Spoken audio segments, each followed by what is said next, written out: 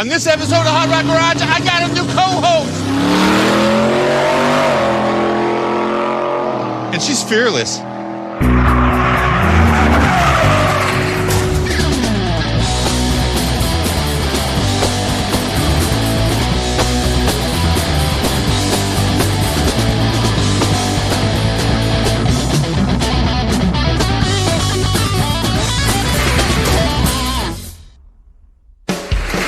Welcome back to Hot Rod Garage. I'm your host, Lucky Costa. This is where Tony would tell us Tony's not here this season. Tony is moved on to browner pastures, as it would be. He is doing lots of stuff at his home garage, hanging out with the family. Nothing but love for you, buddy. You know what? While Tony was here, we had some good times. Many, many good times. Check this out. It's time to test our dad rod against your average everyday minivan. May the best man win. You gonna do a burnout? Yes. Good. I'm getting out. No, get in. No. All right, let's do it. Do it.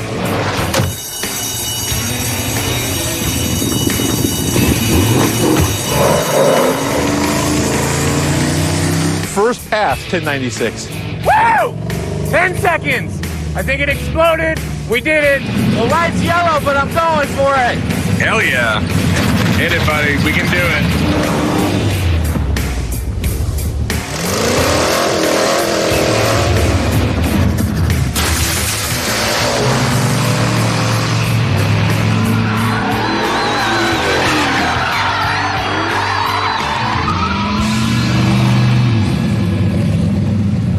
That was unbelievable. Woo! All right, all good times, nothing but love for my buddy Tony. But this puts me in a strange predicament. Unfortunately, I am not an actual host. A host job is Zoom meetings and phone calls and work from home and hunt down stuff. And I don't do any of that. I just crack wise and work on cars. That's all I do. But no worries. We did a thing called a chem test, which is a chemistry test. I got to meet a whole bunch of cool people, do all kinds of fun stuff here at the shop, work with them on camera, and lucky for me, we picked somebody super cool, super fast, and guess who it is? Are you ready for this? Putting on the helmet, strapping on the harness, 211 mile an hour, Arkansas girl that just mashes the gas and super fast, Alex Taylor. What's up? Oh, hey, what's up? I really expected a warmer welcome. What? We're supposed to play it cool the whole time. Okay. I've done extensive research on Alex Taylor before she came here to Hot Rod Garage. She can MIG weld. TIG? I'm sorry, my bad. I know that she's got like a Camaro or something. 55 and Camaro? Nice. And she can like fix engines and stuff. Transmissions too? Yeah. On Hoopty World Championship, there was lots of transmission. I'm really impressed with Alex rebuilding that transmission. Oh, absolutely. I would screw that up 100% guaranteed. Okay. I know that she's won a couple races, I think. A couple. Yeah, it almost sounds like you care. Oh, yeah, no, I've done the research. All right. Tell us a little bit more about you. So, little background, grew up in the shop from literally a couple weeks old in a bouncy chair with my dad running alongside them. I'm just going to say that's good parenting right there. Go ahead. Grew up with cars, grew up working on them, grew up touching and helping in any way that I could. I just wanted to be hands-on and learn. We built my first car, which is actually named Bad Marrow. Started racing drag week when I was 16. Just recently, we built a 55 Chevy, broke 200, and then last week hit 211 in the 8th mile. I crack wise and fix cars. Thank you for being here to save me. I feel welcome, though, so thank you. You want to know a little bit about the bone marrow? Let's hear it. What's going on here? So we picked this thing up, no motor, no transmission. I think we got it for like $700. And we cobbled together a junkyard 5.3 homemade turbo kit and took it to the track. The idea was to try to go 10s for $10,000. Oh, after, of course, that motor broke. Uh-huh. And then we put another motor in and went back with a couple of upgrades and... Broke? It broke. Okay. New motor, dialed in, took it to the track, and it was consistent 1060s all day long. Anybody want to drive this car down the track does 1060s at 127. And then it went off to beauty college, came back from Tony's place looking like this. Oh, at the beauty college, it got a window put in the block so you can look inside and see all the guts. Not the upgrade I was hoping to hear. Check out hashtag Tony Broke It on Instagram. It's amazing. Now I think all we're going to do is swap out the motor, keep the tune the same. I think we're going to do a trans brake. Okay. You know how those work, the trans brakes? Yep. As long as we can utilize it properly with the Holley Terminator X and, work on boost management. Wait, what was that you said? Boost management? We need to use it to go faster. You know your stuff. So what's our goal? Like we're going to go back to the track. Yeah. How fast do we want to go? Maybe like hunting the nines? Hunting the nines sounds like a great idea. Okay, so We should just get into this because I'm getting confused. We should dive right in. Ready? Brake. That went pretty smooth. Super smooth.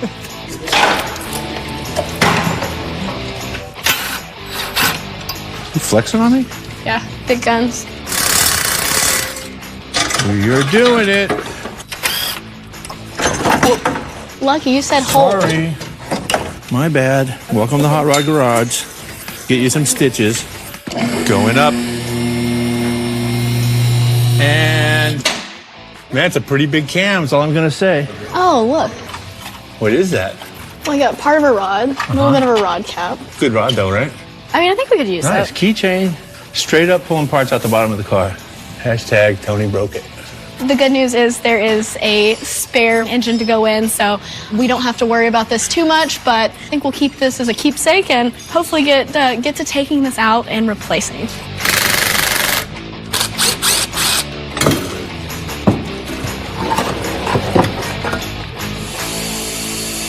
we got the cooling system's out. Yeah. Accessory drives off. Exhaust is undone. Yep. Turbo's missing. Dirtiest hands wins. I just wiped mine. That's not even fair. Winner. Going in. Okay, keep going. Hang on a second. Yeah, we're running out of lift. I was curious. I think we're going to go ahead and cut this right now.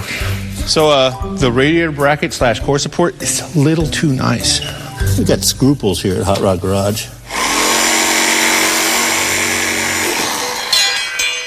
Fries are done. Good job.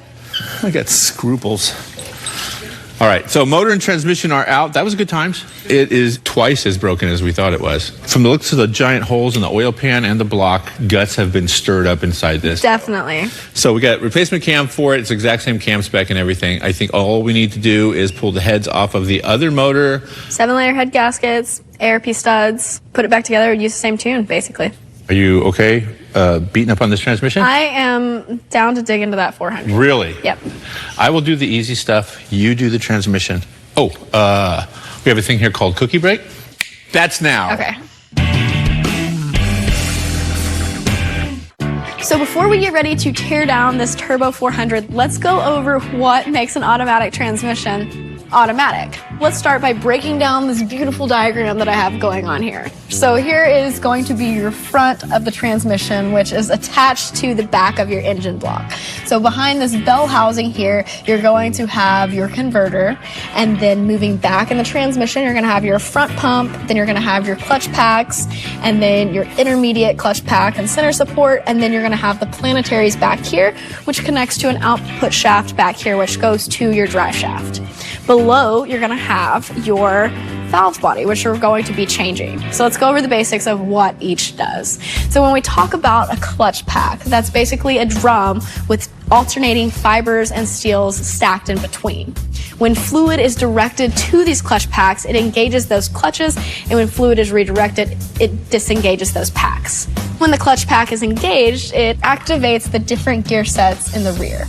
Once the gear sets are activated, that's your first gear, second gear, third gear, and then when the band is applied back here to the rear planet, then that's when you get your reverse. As these planetary sets are activated, it changes the speed at which the drive shaft is spinning. Now, how does the fluid get to these clutch packs? So the front pump here is what's creating the fluid pressure that is directed to the valve body. The valve body then redirects the fluid to where it needs to go to the different clutch packs to engage those gears. The valve body is basically the brains, and in our situation is going to be what also has our trans brake in it. So the main thing to note is that the automatic transmission is a hydraulic over mechanical device controlled by fluid pressure, which is created in the pump, directed by the brain, sent to the clutches, then activates the planetaries, and then outputs to the drive shaft. Simple, right?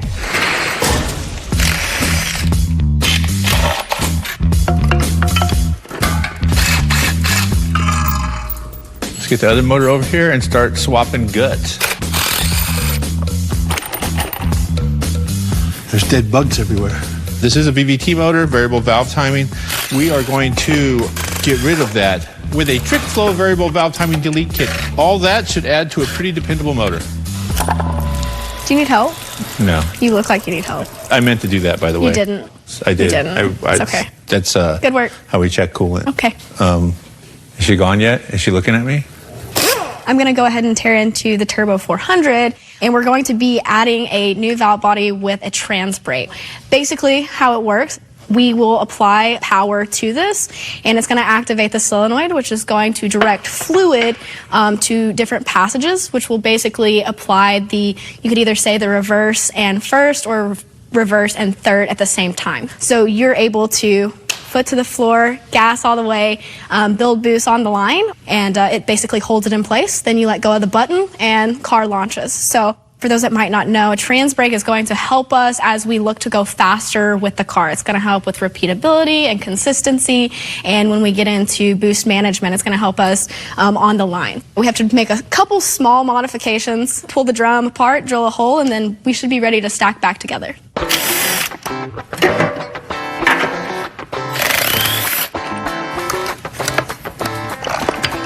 So I just got the old valve body off. I'm going to go ahead and pull the front pump, so then that way we can get to the drums.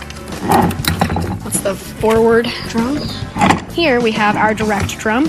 We're going to actually be modifying this drum so that way the trans brake will actually work and apply. So I'm going to go ahead and pull a snap ring out and then pull the clutch pack out, which is composed of fibers and steels in alternating order, and then get into drilling the tiny little hole that's going to be the modification for the valve bodies. One of the upgrades we're doing on this is we have to get rid of the variable valve timing. We have to change the camshaft, obviously change the lifters, change the valley pan, timing cover, and new timing chain and gears.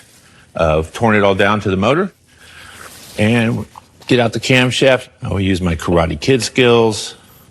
Wah! Camshaft's out. Now we are going to the world of ring gapping. So the idea is when you put boost into a motor, it increases heat and the rings will bind into each other where they're gapped normally. We're going to clearance each ring for each cylinder to allow them to accept more boost and more heat. Okay, so we found the tool. Lucky found it. I think he bought this new back in... How dare you? 1800s, is that correct? It is. Okay. That way we can compress the springs in the drum, so that way we can remove the springs and then drill the hole that we need to. And that sounds pretty simple, but we'll give it a shot. You ever play Mousetrap? Yes. Part of that game. Okay. I feel like our tool is... Out of calibration? Uh-huh. I'll hold this, you put it the other side. There's definitely a picture of this with a circle and a line through it somewhere. Don't do this at home this way. Do you want to release it or me? I'm going over there. You're going to let the springs No, I'll hit get me. it. You sure? Yeah. I mean, what could go wrong? Lucky assisted. Great work. So these springs we're actually going to be removing and replacing with some that came in the kit. Okay. So this is the piston that we keep referring to. It does have a seal around here with a lip. So when we put it back in, we'll want to be careful to make sure we don't bend that lip backwards, but we'll address that problem at a later time. The hole that we're going to be drilling, that's to help let pressure out quicker. When you let go of the trans brake, it will release the pressure so everything separates so the car can take off faster. So I have our total seal rings here. I'm setting them down on the side of the cylinder. I'm using a piston to make sure that they are somewhat straight. Where we got these measurements from is actually from the Total Seal website, and the formula was 15 pounds of boost. So it looks like it measures out to 22 thousandths on the top ring and 19 on the bottom one, which is exactly what the math said. Okay, let's put these rings on the pistons. Get the pistons in the holes. Smooth. Putting in the new Total Seal rings. You need to be careful putting these together because they're chamfered on the lower portion of the lower ring, and there's actually a top, and the upper ring, which is a compression ring, has a chamfer going up. Good to know. So per the instructions, we're going to go ahead and remove the center lip seal switch goes on the actual drum itself, but on the piston you still have 2 lip rings. So we're going to go ahead as we drop it in, make sure that this lip seal doesn't roll backwards. So I'm actually going to take a thin feeler gauge, and as we drop it back down, we just are going to go along and make sure that you're working this around the edges to keep the lip seal down. And then we have these new springs here that's going to go in these little spring pockets. They're a little bit stronger, stiffer springs. So you ready to put this back together? I am. I'm going to hold this straight, and then you're going to panini press. We were trying to be so precise, and then Lucky showed up. We did it. We have the drum back together, piston installed, new springs in. Now we're just going to restack the clutch pack. We don't have to check clearances because we know this was working previously and the clutches look good. High drum is back, reassembled. This piece is ready to go. So going to turn the transmission up, standing it back up allows it to kind of work it back together a little bit easier. We can line everything up and work it down as we go. Good luck with that. The next step is we're going to put the valve body on. The clean neutral we'll discuss a little bit more once we install the shifter, but right now the main thing is this is going on and then we can move forward.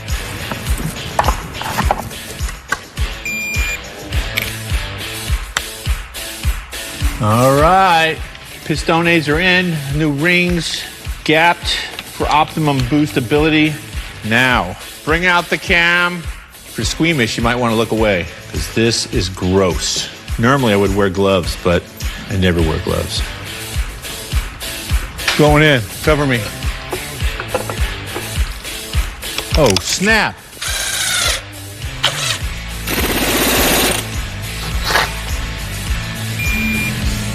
Okay, and that is a wrap on the trans brake install on the Turbo 400. I'm happy with it.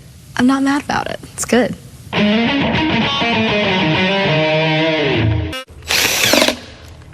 So yesterday we realized we didn't have a couple parts that we needed, so Lucky ran this morning to grab those, and while he was gone out of the shop, I decided to go ahead and tear the rest of this side down. We've got some pretty big goals for today. Go ahead and get everything swapped over to the new engine, get it assembled, ready to go in, put the transmission and engine back together, and then hopefully we should be dropping it in bone marrow by the end of the day. It's pretty lofty goals, but I think we can make it happen. Perfect timing. I'm all about the timing. You got the stuff? I do got the stuff. Check it out right here. Lucky, I don't care about back there. Oh, that stuff. Like the stuff to have a good time. All right. It's my parts chaser. Okay. I see you got a little baby supercharger Heck up yeah. there. Trick flow heads, 5.3, potential of 1,000 horsepower to the crank. Rack and pinion steering, just did that. I like the setup, but the real question I have is, are you gonna let me drive it? I'm stuck with a rental car right now. Yeah, I owe you that. Your stake on it? All right, deal. So with that said, do you actually have the stuff that we need for bone marrow? Like the real stuff? I got that too. Okay. I got the stuff. You got the goods.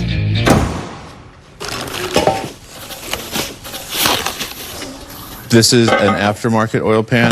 Gives us a nice little spot right here, which I already marked. That will allow us Oil to drain back. put in an oil drain bag. I wanted to take your words. Take my words, just don't take my job. Lucky like.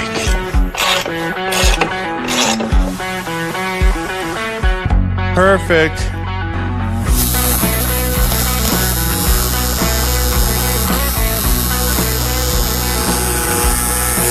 The oil return is welded.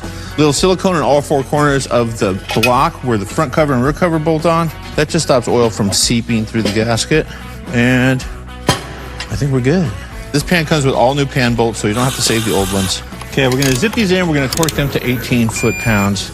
You son of a... I'm sick of your... We're gonna flip this motor over and start putting the heads and the top end on it. And then you know what comes after that? Make it fire. So, you grow up a car person? Yeah. All I did was grow up in the shop. Hold on. Good parenting. When I was 14, started looking at building my first car. 15, we actually started the 68 Camaro. So I drove to high school. Yeah, man. Saved my lunch money at 14 and bought a 63 Galaxy 500. Scared to go to the gas station and get gas because I was supposed to have a car. Cruise it till it ran out of gas. And wherever it ran out of gas, that's where we get our bikes out of the trunk and go get more gas. I didn't get in any trouble when I was younger. I mean, maybe not really. I was valedictorian. I got my high school diploma from the California Youth Authority. In case you don't know what that is. I don't. Jail for kids. I believe, yep. Okay, so these heads are almost exactly the same. They have a little bit larger intake runner, a little bit larger exhaust runner, a little bit larger intake valve.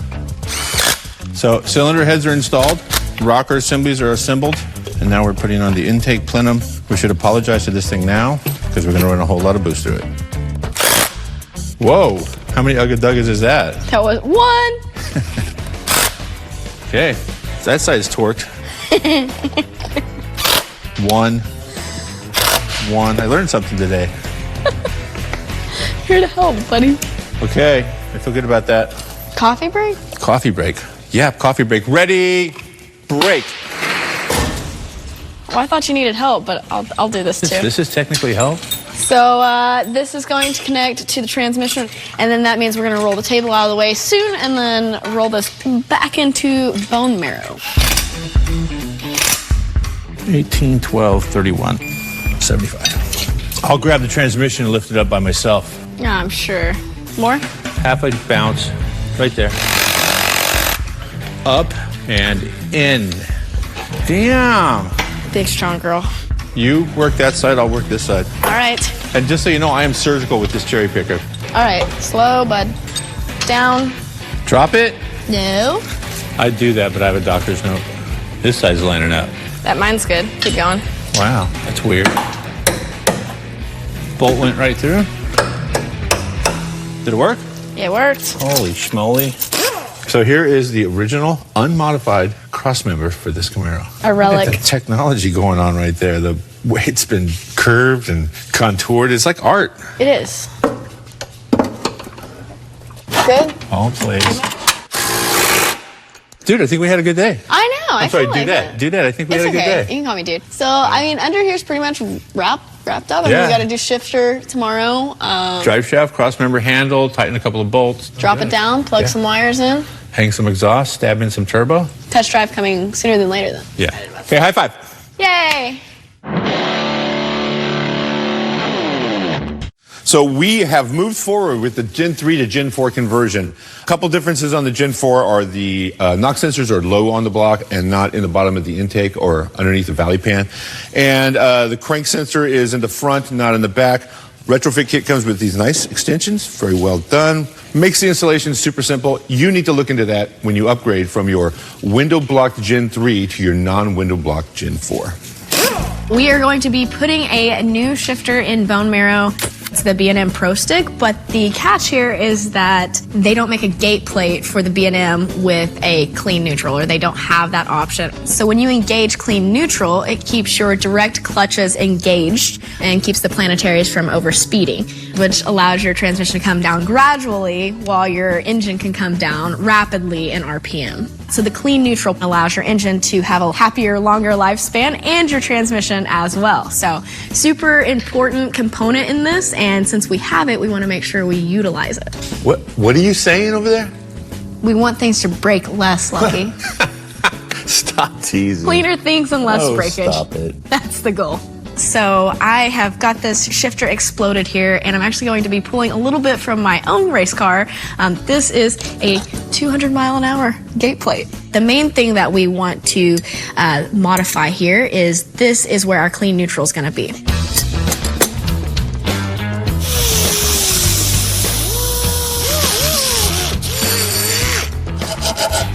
So this is the pattern that I was working off of, and then this is the one that I was just working on. So I've just been grinding and filing and getting it down to where I want it. So you can see that this section right here, I have totally added. I've modified this a little bit, getting ready to grab the welder, and I'm gonna add a stop right here. That's just a personal preference. It would work as is. All right, so just got some welds tacked onto it. So a little grinding, a little filing, and I think we can call a shift plate done after that. I'm happy with that. We got some more fabrication to do in the front where I had surgically removed the core support that Tony had built. By surgical, I mean sawzall.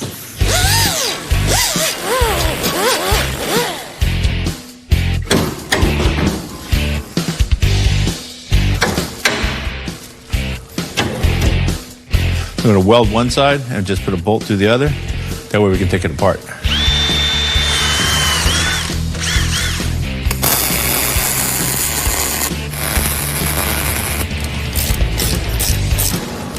Plug live, fool. How'd that shifter turn out? Well, it's still turning.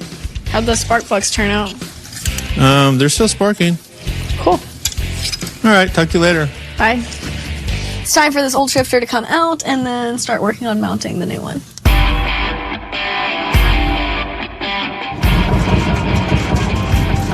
What's going on over there? Welcome to Hot Rod Garage. Typical.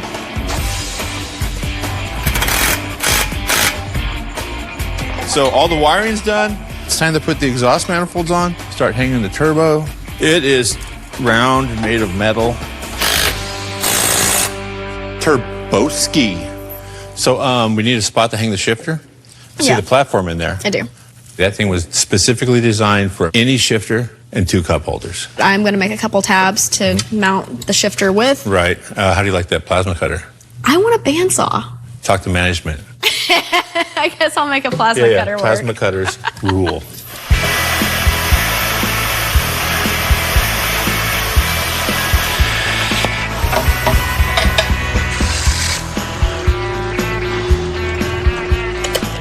We got these tabs. We got 2 of them. We're going to go ahead and tack it with this on there, and then I'll pull the shifter back off and then weld them up, and that'll be a done stamp on that.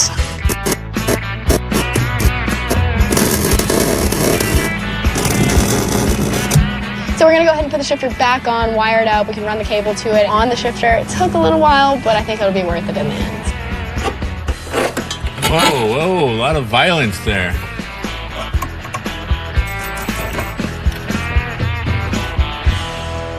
So I was able to get it lined up. The cable is also hooked up. We are ready to just make sure that none of it's in a bind below, but it doesn't feel like it is. So everything feels like it is operating as it should. I think we've done everything. Yep. Trans brake Trans brake, I actually makes clicky noise. Clicky noise. Nice. Okay. You know what it's time to do now? start up. Put some heat into it. Okay, that's his cue.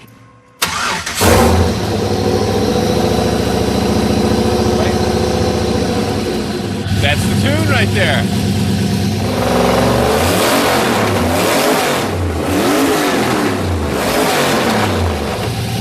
Fire. Hiya. And Okay. scene. We're contractually obligated to drive around the parking lot. That's what we're supposed to do here. Okay. Should we put the front end on? This is a test. No. You passed.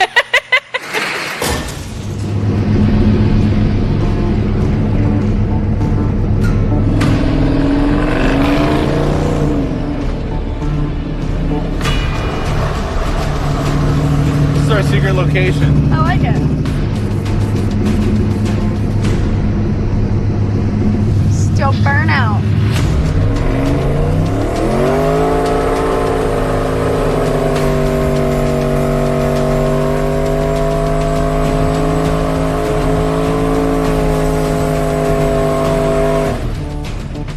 Nice. That was good. That's how I do it. How do you do it? Not that good. What? I'm impressed. No, yeah. These aren't our tires. I see We that. get new tires whenever we want them. Your turn. Okay.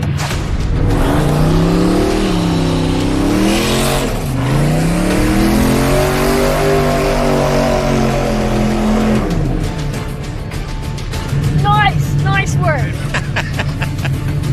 That's pretty good, right? I'd say you burn out like a girl, but that's kind of a compliment. I like it. I like it. All right, this poor thing's getting warm. All right, you drive. Okay. Hey, put the fire out before we go. Okay, that's the end of the day. We spent the entire week hanging out together. I don't hate you. You hate me? Not yet. All right. Appreciate your honesty. Cool.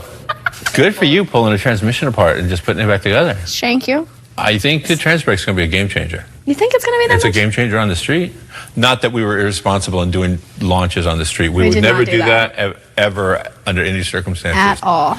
And nor would we do a burnout until the shrapnel of the tires burst into flames. Facts. We would not do that. We did not do that. No, absolutely not. So with that said, we have a big day coming up. Track day. Racetrack. Yeah, track day. Racetrack day. Yeah. let's clean up this mess, load up the car, and head to the track. Yay. And bye-bye.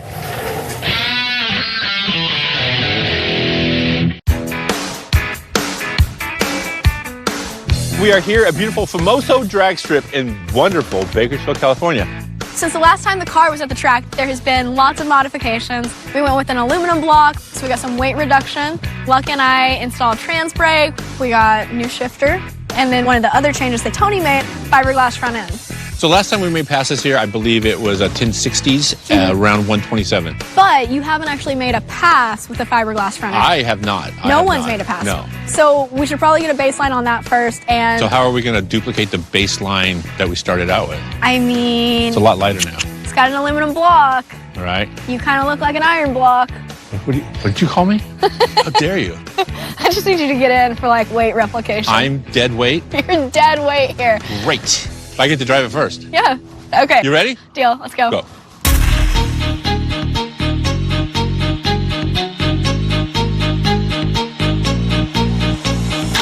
So there's a lot of different factors to consider when you're at the track. Everything from tuning to tire pressure to how much fuel you have in, they all affect how the car is going to react as it goes down the drag strip. We have a fresh set of Mickey Thompson 275 radials on here. We're gonna go with right at 15 pounds of pressure. Lucky is getting ready to make the first pass. He is closer to our iron block weight, so we get our baseline going. I'm going to talk to him when he gets here and give him the words that I'm sure he wants to hear, which is please do a nice smoky burnout. Okay, so we'll see how he does. Big smoky burnout.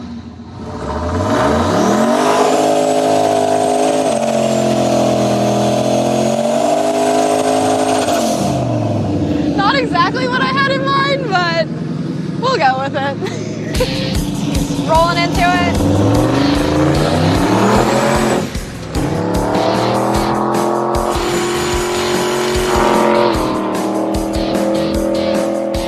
He made it down the track with a 1286 at 87 miles an hour, so gives us a baseline. Warm tires. Hopefully we still have tires. How does it feel shifting? It feels pretty accurate. Is it firm? Not hard, but very firm. You're just trying to get a feel for it. He said he let off about 8th mile, and right now he's getting ready to go make a full pass. For safety.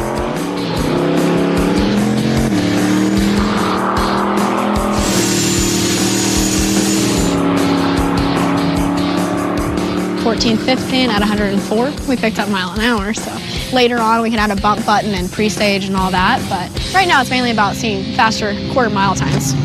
Did you do data? I did. Maybe we can peek and see what the I'm boost gonna look is. at the numbers. Nice. With the Terminator X, you're able to use an SD card that plugs into your handheld display, and then you're able to set up data logging. On that first pass, Lucky was 35% throttle for most of the pass, and then on that second pass, we saw some boost there. Okay. You're welcome. So the boost safety did come on at 14.4, which it was supposed to. So we see that it will make boost. We just got to make sure that it'll make boost safely so we don't have any more windows in the side of this block. So I'm going to crunch some numbers and make another pass.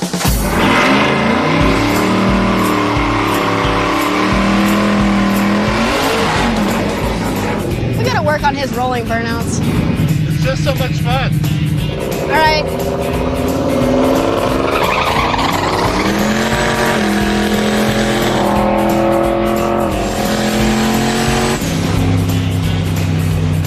Okay, so he let off, I guess, probably around the 8th mile. Okay, so I went into that one a little aggressively because this is a sort of a diagnostic pass. Definitely had some chatter coming out. You can actually see it on the track. So I think that was kind of our goal. We wanted to break traction, so he still probably made boost. How'd it feel? Short shifted into second, felt good, and then third, top of the track is when the safety kicked in and shut it down. Okay, so that means we have a more manageable curve now because it still had the safety. So our curve looks a lot. It's actually a curve. It is, but it still tried to skyrocket on us. How much more do we have to back out? Oh, I mean, a lot. Really? Yeah. basically what we have is a mechanical boost knob. So turning it down puts more pressure makes more boost. So loosen it, and then we have less pressure. We know already with this closed all the way, it's 14 or 15 pounds. So let's take a couple turns out of this and do a light hit down the road. And if it goes to 17 pounds, we know that's the wrong direction. So what we're doing is finding a balance between the pressure we need on the wastegate to still have boost, and then we're going to use our manual valve to increase our total boost later. So hopefully on this pass, we see very little boost, if any, but we see a manageable curve, and now we have a point to work forward from, and we can move pretty quickly now. Lucky! Hi. Fire it up!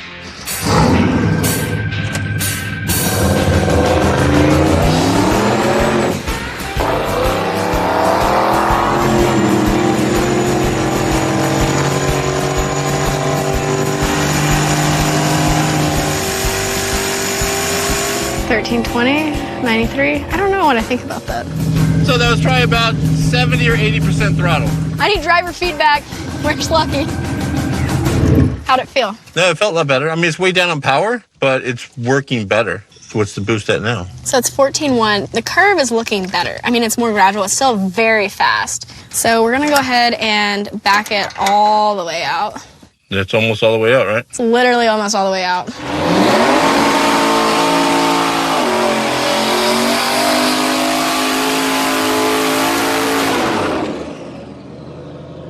We're not gonna have any tires left. Was that too much? That's too much. That may have been a little too much. Small next My time. bad.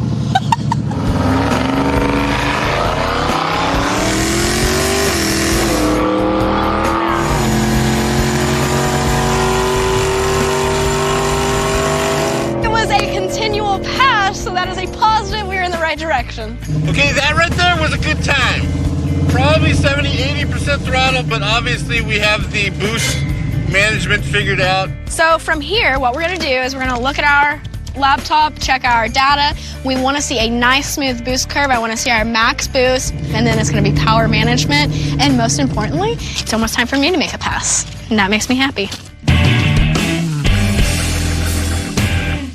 We have a real curve now. It came up. We have a manageable, like a 10.5 to 11 pounds. So what we're gonna do from here, we wanna see maybe a click up, just a little bit of boost. And where we're gonna really make up time is in that 60 foot in that first half of the track. Then what we'll do is work on power management. So we'll try to build that boost on the line and then launch on the trans brake with boost. Wicked smart, telling you. So this is super sciencey and super technical. I turned it some. I have no baseline. I have no clicks. I don't have any noise, actually. So we may hit a safety again. I don't know.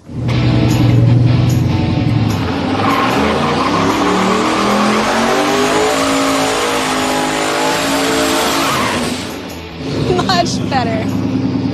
He's getting serious. He's really concentrating on pulling in. No boost safety!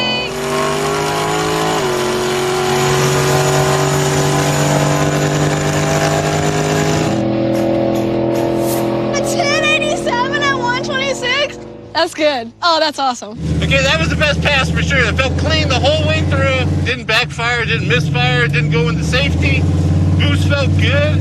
So we're gonna call that good, and then we're gonna work on our next step. So we're back at we got a good baseline here. So this is exciting. You know, 10-second street car, just how we roll here. That was awesome. Good job. That was just a cruise. That was awesome. The gears felt great. It shifted on point. Everything felt good. I say, like, with the boost is like at a point where I'm comfortable leaving that all alone. I say we glue that down and never touch it again. Yeah. For now. I don't think we can do that, but okay. Now we're going to bring some technology into it with the trans brake. Actual professional driver who knows what she's doing. Is your booster seat in place? Booster seat's good to go. All right, let's do it. Track is wet. She's going to go right into the trans brake launches. This is going to be amazing.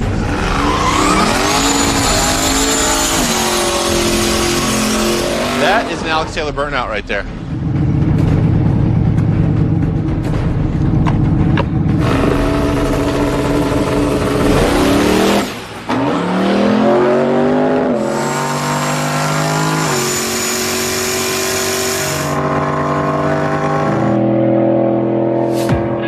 10.82 at 129. Oh, this is sad. Her first test pass is like faster than mine. And the car did a wheelie.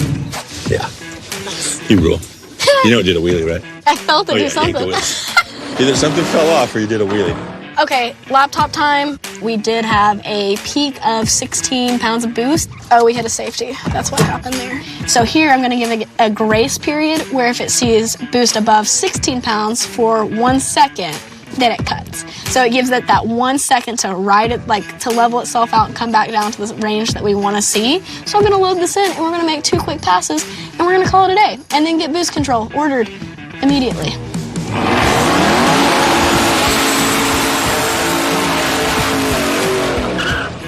She is fearless.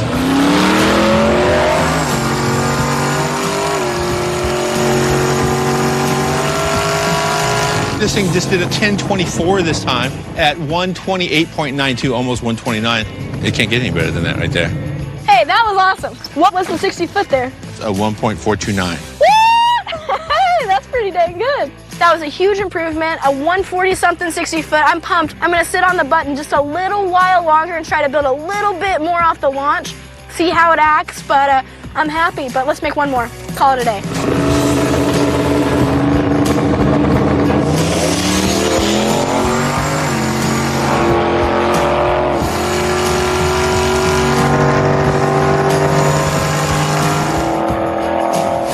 That's a 1016 at 129 miles an hour. Fastest that car has ever run.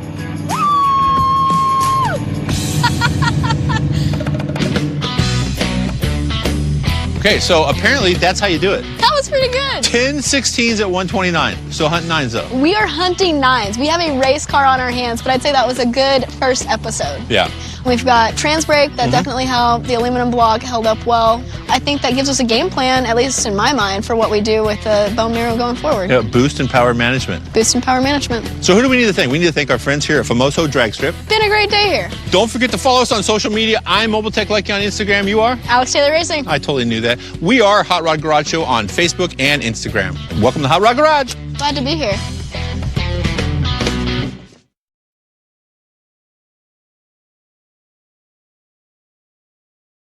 On this episode of Hot Rod Garage, we're cleaning up the trash.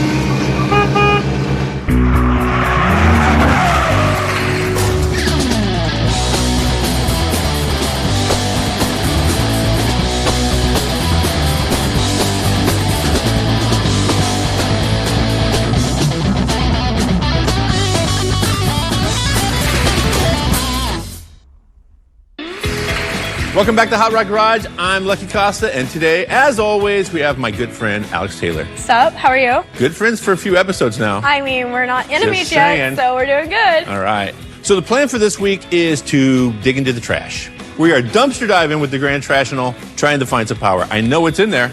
I personally have never seen it. Are you familiar with this thing? I did do some homework. I saw on the first episode, you guys dove into the You guys started with interior, rust repair, and all that. Went to the track and did 1483 at 96.86 mile an hour.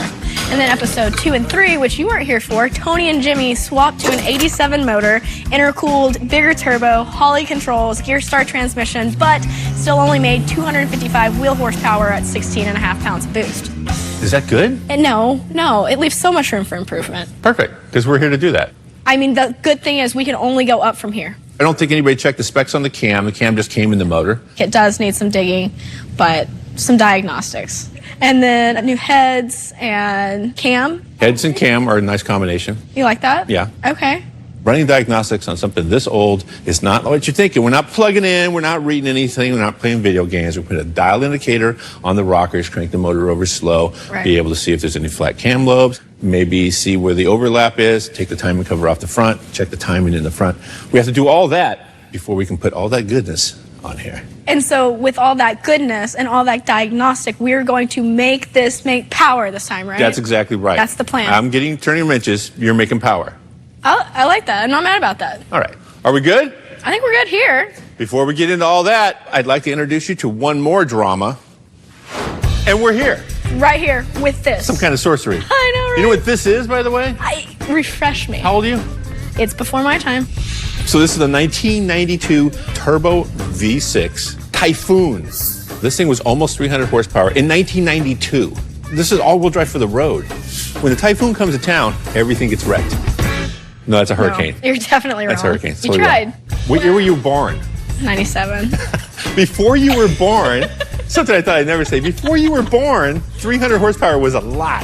With room for the kids and groceries in the back. Yes. Does not get better than this. I actually am excited about it. Oh, none of that really applies to this car. This thing is, I don't know where they got this thing. Okay, so you're telling me we're gonna go for double punishment today. Yes, double punishment. We have a broken Grand National, which was the stuff back in the day. Stuff. And we have a Typhoon. It really fits well with this Grand National over here. And you still need a driver for when you're in town, right? If we can make it cool, then deal. But until then, let's get to work. Job security. Sweet. Check engine light. What do you think that could be? It says check gauges, check brakes, and check engine. Why don't you check the engine? Stand clear.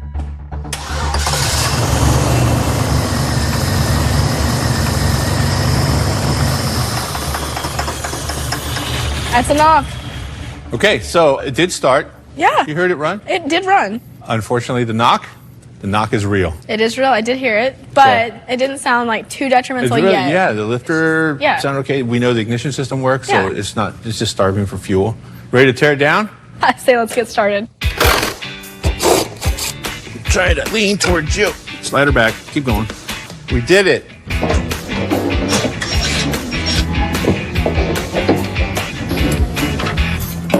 We were getting ready to snatch the motor out. I've done this on a couple other projects. The body only comes in contact with the frame at the body mounts, front core support, brake lines, which is at the front and rear brake line. It makes perfect sense that we spend a couple hours just taking the body off. Sounds complicated. But it's not. It's really not. not. It's simple. Dirty hand contest. Stop. I just washed them. High five. I can't. I can't. I just washed them. She did just wash her hands. She was filthy a minute ago. Somebody's been in here. Every little corner. It's you. Warning. Breaking seal will void vehicle warranty. Oh, no. Let me just break the seal. Are you vertically challenged? I am vertically challenged. Can you reach that? I'll hold that and you can look at it. I can't reach that. I'm sorry, my bad. Take her away. I don't know what this guy drove through, but it tastes terrible.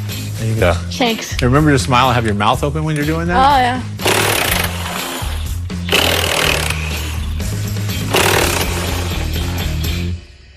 So, yeah, this was the easy way. Super duper easy. Steering's unhooked. I think everything's Brake actually lines ready. are away. Yeah. Nothing in the back. All right, so going up. Watch your nails. Hang on. Hang on. You need a boost. No. Keep going.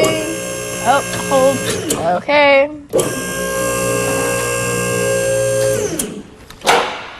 That's it for this episode of Monster Truck Garage.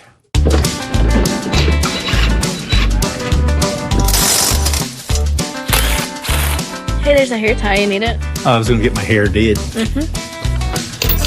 Bring her down. Bring her up. Hold, please. Whoa. Hold it. Oh, that's a mess. 6 hours later. That wasn't so hard, was it? Yeah, super easy. So you want to throw this on the engine stand? Engine stand, get it pulled apart, ready to go to machine shop, get it down to a long block. That way they can do their stuff over there. And then you've got quite the project ahead of you, Right. too. Now, you're going to do something new I've not heard of. What's it called?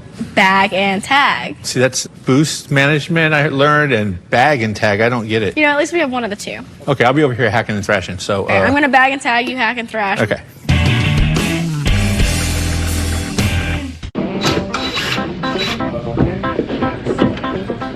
So while Alex is working on that cream puff in the other stall, I want to try and find out exactly why this thing isn't making the horsepower it should be making. It could be a million things. I'm thinking someone was doing some magic with the cam timing. When we get the front of the motor off, the accessory drive, the water pump, we will get access to the front of the cam. Snatch the intake off, take the valve covers, coils, all that stuff has got to come off, and we'll get a look inside there. Cover me. I'm going in.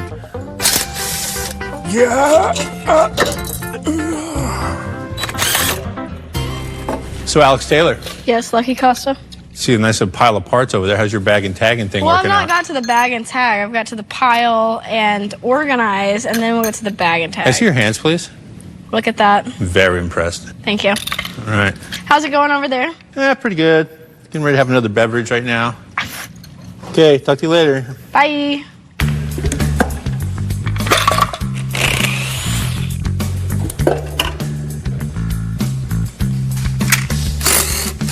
So I have all the bolts, hardware, the harmonic balancer, the lower pulley, the accessory drive, everything is removed. There's a water pump that bolts to a timing cover, which is also a water pump housing. And then the oil pump is attached to it, so there's a little bit of Mopar in there too. I'm going to take it all out in one shot, or I'm going to fail fabulously.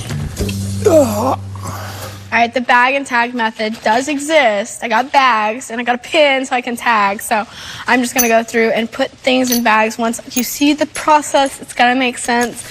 You still bagging and tagging over there? Still bagging and tagging. Me too. You could get everything in one bag. I don't know why you're wasting all those bags. This is California. Save a bag. So I took out the number 1 spark plug, cranked it around until I felt compression on my finger. It comes up twice. Make sure it's a compression stroke. I'm going to use the screwdriver. And I'm going to find approximate top dead center. As I crank it, I can feel the piston coming up. Feel it right there. That right there is about top dead center on the compression stroke. I should be able to look at the pulleys on the front of the cam and the crankshaft. There should be 2 alignment dots for cam timing. So that's all correct. My diagnosis is it could be an emissions cam, it could be anything. If that's a performance cam, I don't see anything performance about it.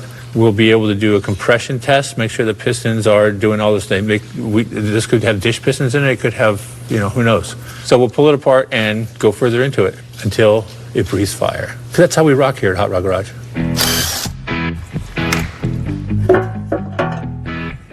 It's really not as... Wow, no, those are parts of somebody's wallet right there. Is it metal? Yeah, that's full on. Oh, that's metal. Yeah. Oh, silicone. Wow. Almost there. Glad I didn't drop it. Look at that. See the little slots for the alignment piece to stop it from spinning? Oh, they're gone. They're gone. Yep, it spun a bearing.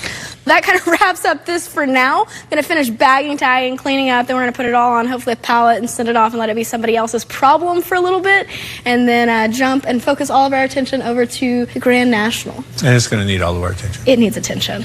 Yeah. Lots of it. But I think that's it for the day, right? Yep. Dirty hand contest.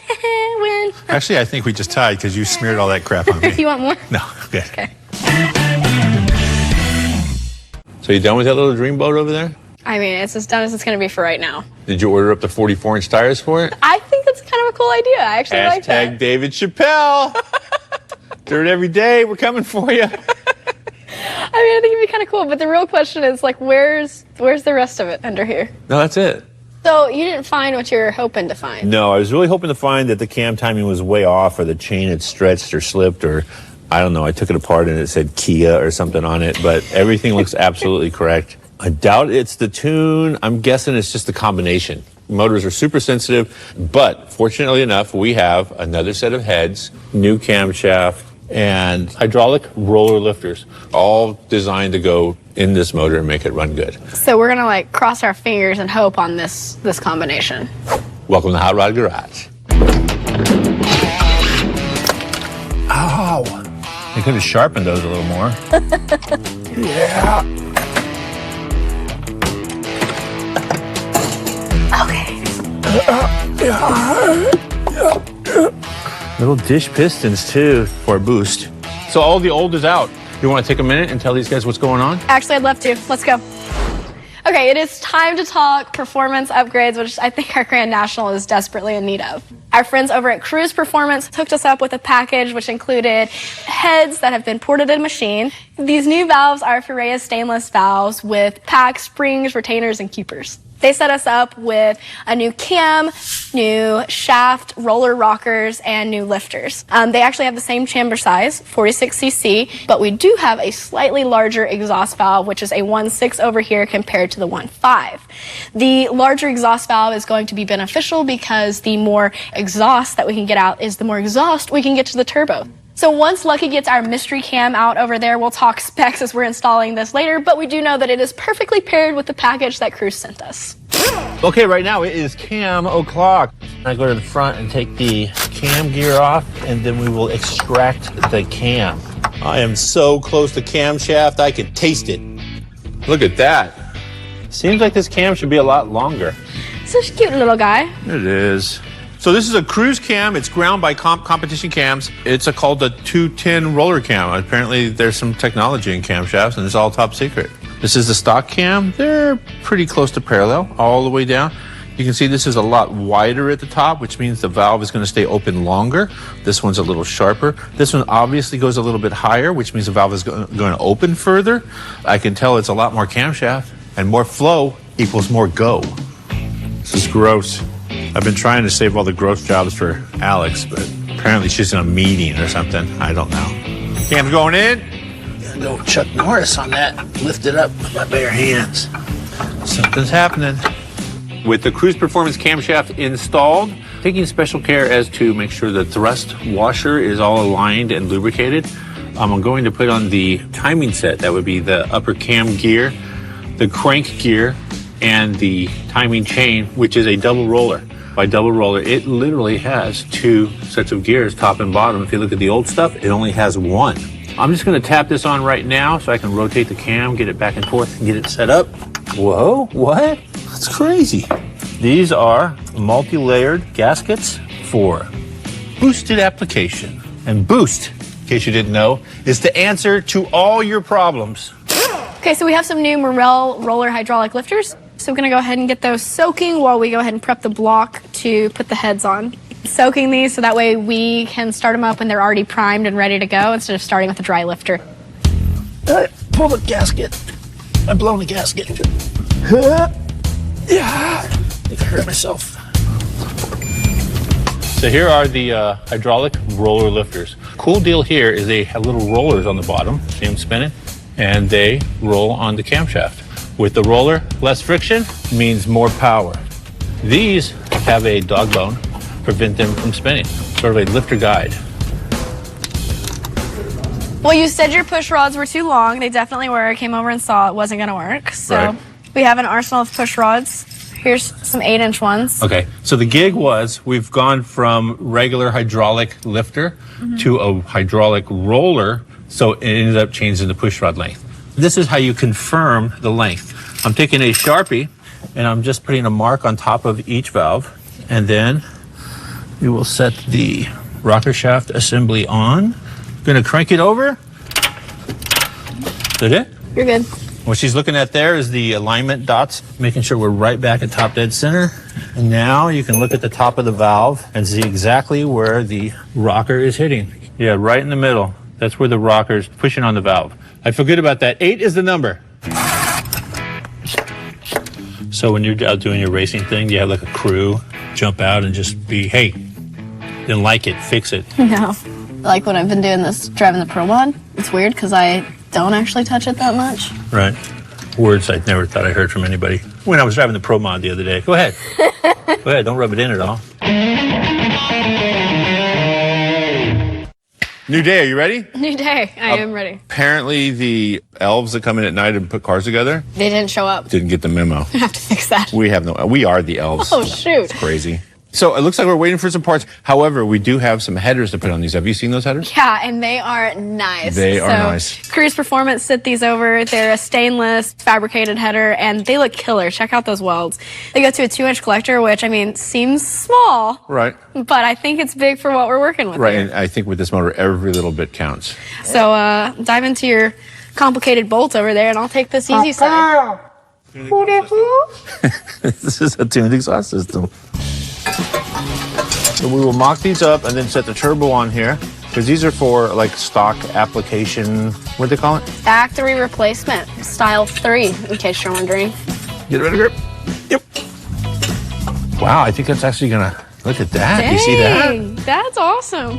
This car has a track day coming up pretty soon. So you know what? I have an idea. We can Camaro nap the Camaro, Yeah. get them both out there. We have that hunting 9's goal. I feel like it was almost dialed. We just ran out of time. So maybe once we get this one under control, get a couple more passes. Yeah, I'm down with that. Cool. So we just have a few parts left, some gaskets, then we start putting on the intake and putting all this super simple wiring back on. And then this thing should be breathing fire. All right, we need parts.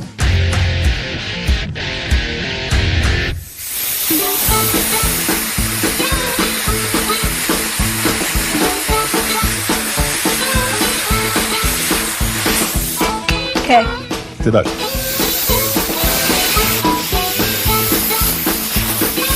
Oh, Grasshopper, you have much to learn. Do it again. I'm passing stuff on. Hold, please. We're doing sorcery here. Burn the witch. Well, these are factory gaskets, and they're already notched. So you can put 2 bolts in to hold the header in place, and then you just drop those puppies right down there. We're going to move on to the intake right now. I have to do it real quick because I made a front valley gasket, rear valley gasket out of silicone. So the deal here is to get it lined up and set down in one easy motion, like that.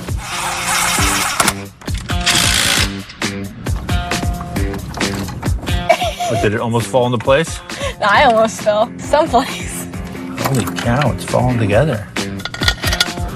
Turbo's going in. Boom. Pretty good fit right there. Yeah. So we're getting pretty close to wrapping this up. Lucky is finishing up the turbo over there, and then he's gonna pop over and put accessories on, and we should be pretty close to making some noise. It is a new day. The gig is this thing has been put together a few times and always looked kind of cool, but has never made power. I think we have a date with the dyno coming up. And if it makes horsepower there, we might go somewhere else. I'm ready to go to track. That's what that was. You like the track? I like the track. Okay. We go home. Let's put it up because we have to put the crossover pipe on. Nice. Ready? Are you ready for magic? Yeah. Ow, that's going to leave a mark. I feel good about that. Give it a shot. Yeah, see if she kicks over. Fires up.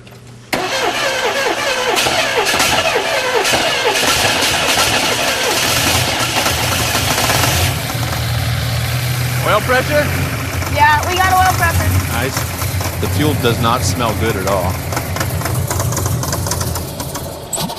So right now we're dealing with stuff like potentially bad fuel. Things been sitting for a while. Injectors out. Things been sitting around for a minute. We put what's supposed to be in here. Still having the same issues. Hard start conditions. Doesn't want to idle. Lots of issues like that. So what I'm going to do right now is pull the spark plug wire partially off. I'm going to crank it over, and you'll be able to see a spark jumping from the end of the coil into the cup of the wire. Crank her over. Stop. All right, so we have a good spark there. Cranky, cranky. Stop. Crank it over. Stop. That's good. All the coils seem to be putting out spark just like they're supposed to. Now I'm going to pull out a wire and see if that spark is getting to the other end of the party. Okay, these things are pretty wet. I wonder if that injector's hung and it's just dumping fuel in it. Oh, you know what, this injector? The clip's broke. Or maybe it just wasn't in all the way. Go again.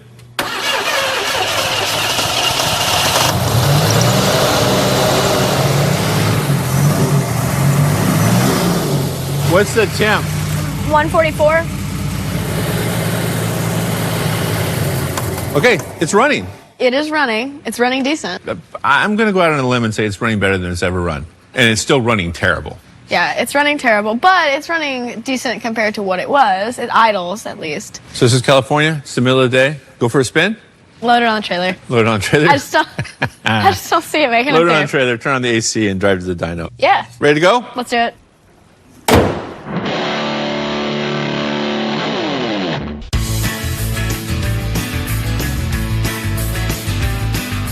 So we're here at Balta Performance. We're getting it up on the rack right now on the dyno to find out. We're going to check a couple things. We're going to check the compression, check the valve adjustment, check a couple things before we put some heat into it. And then it's going to be all about spitting fire and eating imports.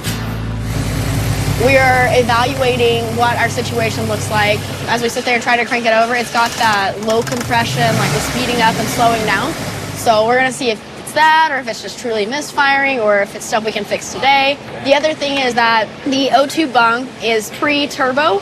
We're gonna move the location of that so you can get a little bit more accurate read. So something tells me the Grand Trational may continue its reputation for at least another day.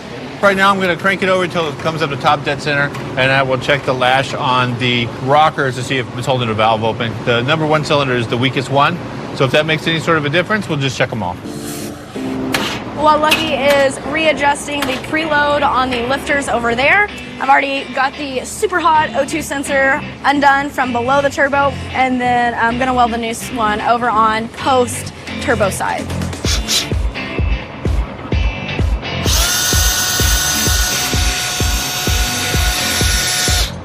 Hey, let me help. Can I get some of your big blockness here? Big blockness, I like that. I'm okay with that. It's the guns, the muscle, the strength, the horsepower. I'll put it in stitches mode.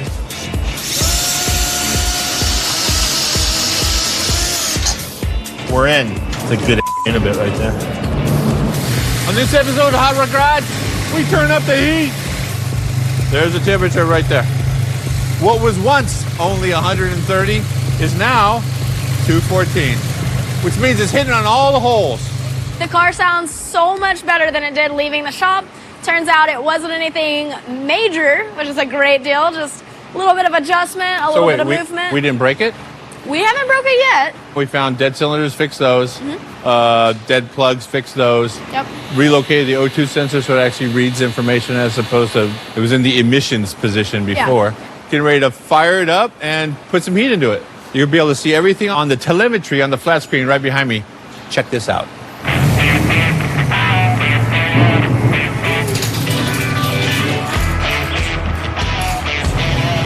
So, Alex, you know the front seal I put in wrong and it's leaking oil like crazy? We gotta hurry, we're running out of oil. We are running out of oil. Okay, here we go.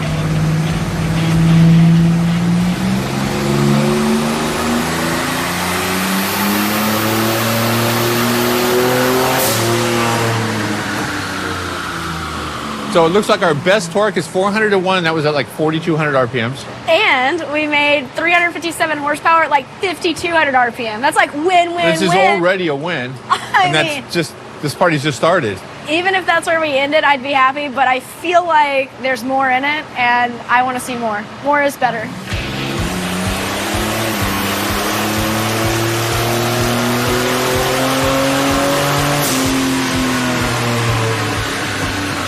We had about 378 horsepower, which is 25-30 horsepower increase. And then we saw 411 pounds of torque. And we're up to 5,700 RPM now, too. Are you a turbo guy or are you a blower guy? You know what? I'm boost. I just like boost. I don't care where I get it from. Okay, fair enough. Ready?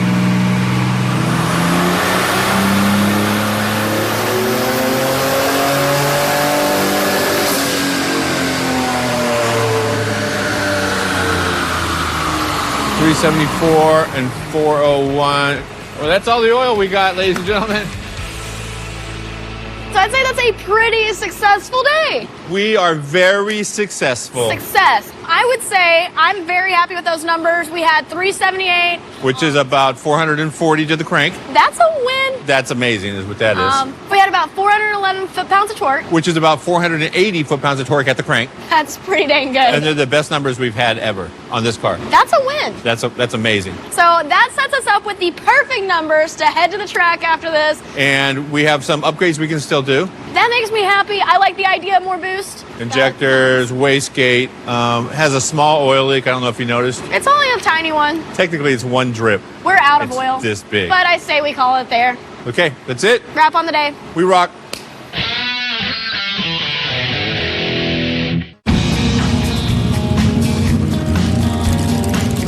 Here we are, Famoso Drag Strip in beautiful Bakersfield, California. Have you been here before? I have last time. Just remember? last time we were here. Yeah. I think you were like doing wheelies or something there. The little baby one. Wheelie's a wheelie. A if you wheelie's a want to wheelie. slice it. So when this thing was brand new and shiny, it ran like a 15.7. I think the best we've been able to do with this thing is right around 15s. It ran just a little bit better than stock, but it had a lot of issues, RPM issues. I did hear on the dyno last time it's only like going right over 3,000 RPM. And we saw when we had it on the dyno this time, we at least saw higher RPM. So that should have some kind of payoff out here as well. Almost 400 horsepower to the rear wheel. We've thrown a bunch of parts at it. Cylinder heads, cam, tune, new headers. So it already has a great turbo on it, and we're hoping for good numbers. Yeah. What's our target? Okay, I mean, I feel like as long as we don't slow down, that's a good first step. Nice. So low 14s, mid 14s, low 14s. We just need to see some kind of improvement. Wow, that's very generous of you. I'm I trying. think we can do that. We just want to at least get it down the track. Nice. And I pretty much just want to drive the Zamboni. You ready to hit the track? Yes. I'll grab the mop. I'll see you up at the line. That is so disheartening. Just keeping it real. She put on the helmet. We set the seat. She's just going to do a shakedown pass. Pretty confident it's going to run good.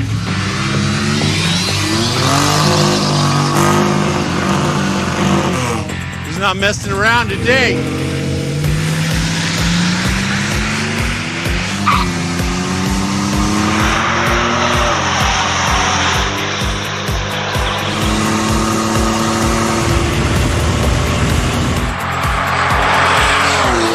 .13 at 105. I'm not going to say I told you so, but that was like the fastest that car's ever gone. When it went from 1 to 2, it definitely squeaked the tires just a little bit, but didn't break traction to the point that it was an issue. I believe on that pass, it was making as much power as it was going to.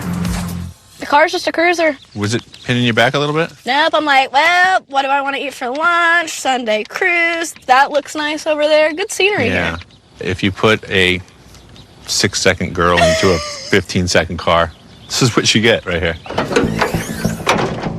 Yeah, so it is a big mess. Is this that seal that we were dealing with on the dyno? No, it's not. From over there. Really? It's a different The area? oil pan's clean and dry. It's possibly the front main. So, still got a minor oil leak. By minor, don't look down and to the left. Oops. We're gonna pull it over here in the shade, and we're gonna put a flashlight on that oil deal. Yeah, so you know the oil leak we had at the dyno? Yeah. Still have it. Get some tools to get this party started.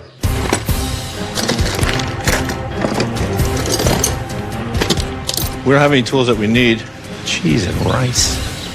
I found lots of oil. I'm just kind of curious as to where it's coming from. So I'm gonna fire it up right now and just spool it up. I'll watch. And yeah, here, use this.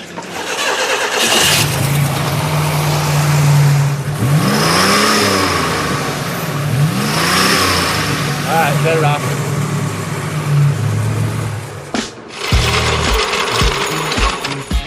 Where's all the shade coming from? Oh, hey, Cleet. There's a lot of oil out there, man.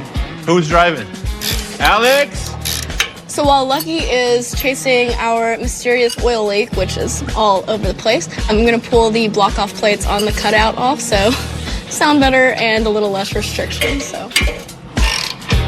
Let's pull the jack stands out and let her down. Lucky has created a alternator excite wire, so we do have a charging system active again. And then I believe he found our oil leak, and then I have removed our block off plates, so we're gonna be ready for a pass. Put the excite wire through there. Now the only way to shut the car off is going to be to unplug the alternator. Huh. Now there's some technology I'm sure you haven't seen on your high-tech race car. You're right. Okay, so we may have fixed oil leak. We did make it louder. We are gonna run faster.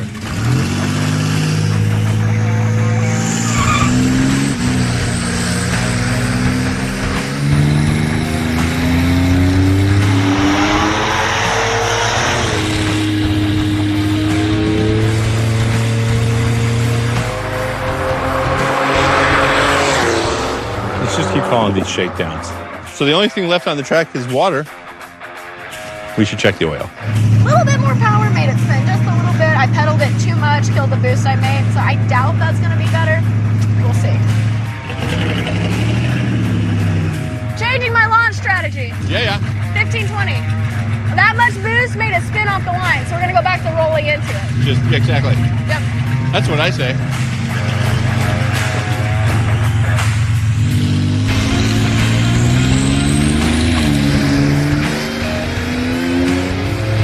Comes to life right there. Back out! I'm moving now!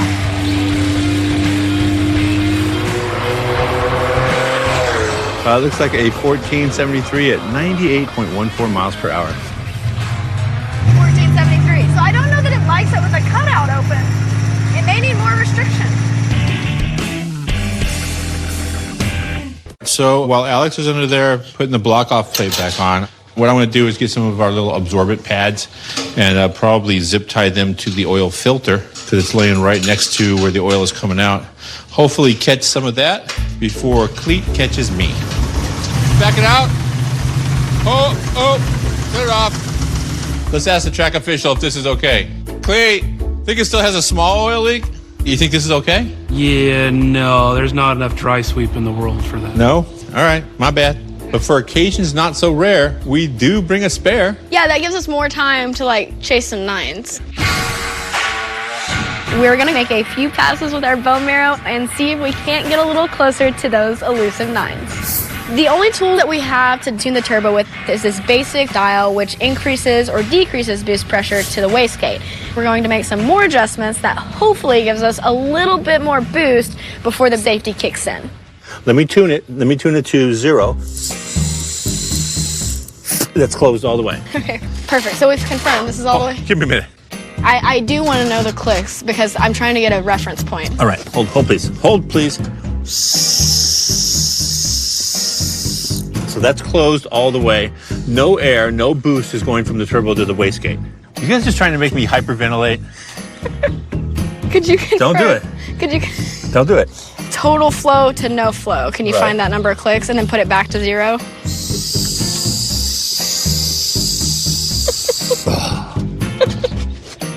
Okay, that's open How all many the way. was that? It's 5 clicks. Okay. So this should be the exact same setup that it was last time when we ran the 1016, except now we have a little bit more pressure flowing through here, a little bit more air flowing through here, so the wastegate won't open at as low of boosts. So now that I have a close personal relationship with the boost management, I'm proud of you. let's get on the track.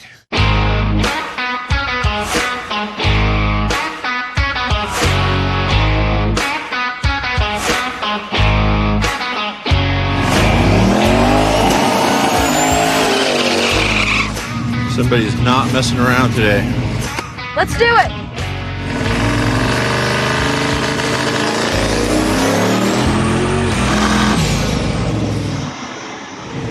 We hit a safety. That made a lot of boost, considering we were supposed to be ramping into it slowly. Maybe all that blowing onto the valve, I could have been backwards. I don't know. It could have been the other way. My bad. We'll have to go pull a data log. The launch decent. I think we hit a safety. You could take this and plug in and do all that other stuff you do. Do the thing you do. Yup, that definitely says safety. I say we go all the way in and back off, like you said. Okay. It's been too many cars ago. We've got our thoughts backwards here, but Lucky is, really using his method that he figured out earlier. Look at him go. Tried to burn my nose on the turbocharger. Tried to cook my beak off. Sounded pretty sticky.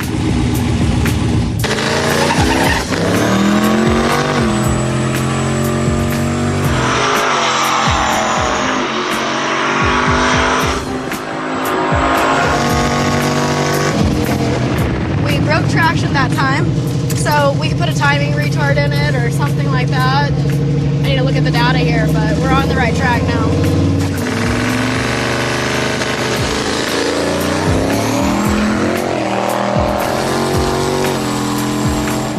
Good pass. So it looks like 1124 is at 120.77 miles per hour. I feel like this thing's low on water or something because it's getting hot so fast. We are still fighting that boost management issue. My contention is analog is good. She's trying to get all digital and CO2 controlled and I don't know, technology involved. I don't know. Yeah, she's going to win this battle. It's making 18 pounds of boost, which I'd be happy with that. And then the rest of the pass, it slowly trails off to like 8 pounds. I'm trying to science it out, but with the limited passes, we're playing a guessing game of what one turn does, what one click does, which direction we go. I want to take that little thing that Lucky's playing the tune into, rip it off, throw it very far away, not out of anger, but out of happiness for the progression we're going to be making with this car.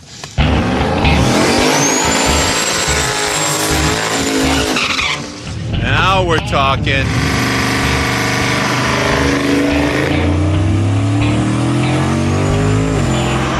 There it goes.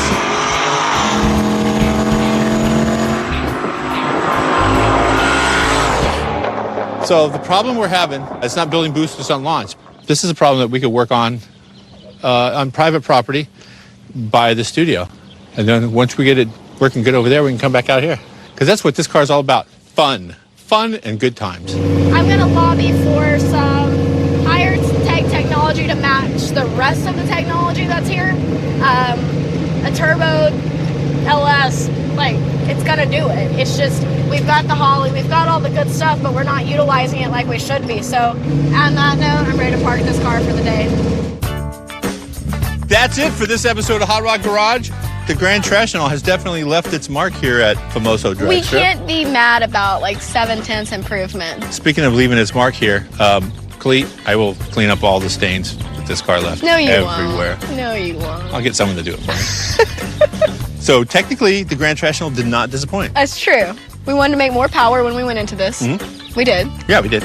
We wanted to go above 3,000 RPM. Did that. We did do that. Nice. We wanted to get at least a faster pass, and we were hoping within the low 14-second range at minimum. Got there. We did do that. Mm-hmm. And I think we could have even done better, but we decided to have an oil leak all over everywhere. But it gave us more time to drag the bone marrow out. Gave us more time to figure out all the things that we need to do to the bone marrow before we drag it back out Test this and next tune. time. Test and tune. But those nines are so close. We're just dealing with those finicky little things. We didn't do any better this time than I did the last time, but it's hotter, it's all the things. That's what you call excuses, right? No, those are explanations. Explanations. Right. All right, so we need to park that and we'll revisit it with better stuff later. I'm going to actually give you a little street name. Your street name now is Wheelie. Okay. So I think it's all behind that trans brake you installed. Not mad about that. Let's not forget to thank all of our friends. Holly, Gearstar. Cruise Performance, Yep. Balto Performance. Balto Performance, And where are we right now? Famoso Drag Strip in beautiful Bakersfield, California. Once again, we'd like to thank our friend Cleet for not stomping on me for leaking oil all over this entire track. Don't forget to follow us on social media. Who are you again? Alex Taylor Racing. I am Mobile Tech Lucky, and who are we right now? We are Hot Rod Garage Show on all the platforms. Ready to go? I'm ready to do it, but I think you got a mess to clean up. Yeah, but I get to drive the Zamboni. Probably ought to talk to Cleet about that. Ladies and gentlemen, please take your seats. The show is about to begin.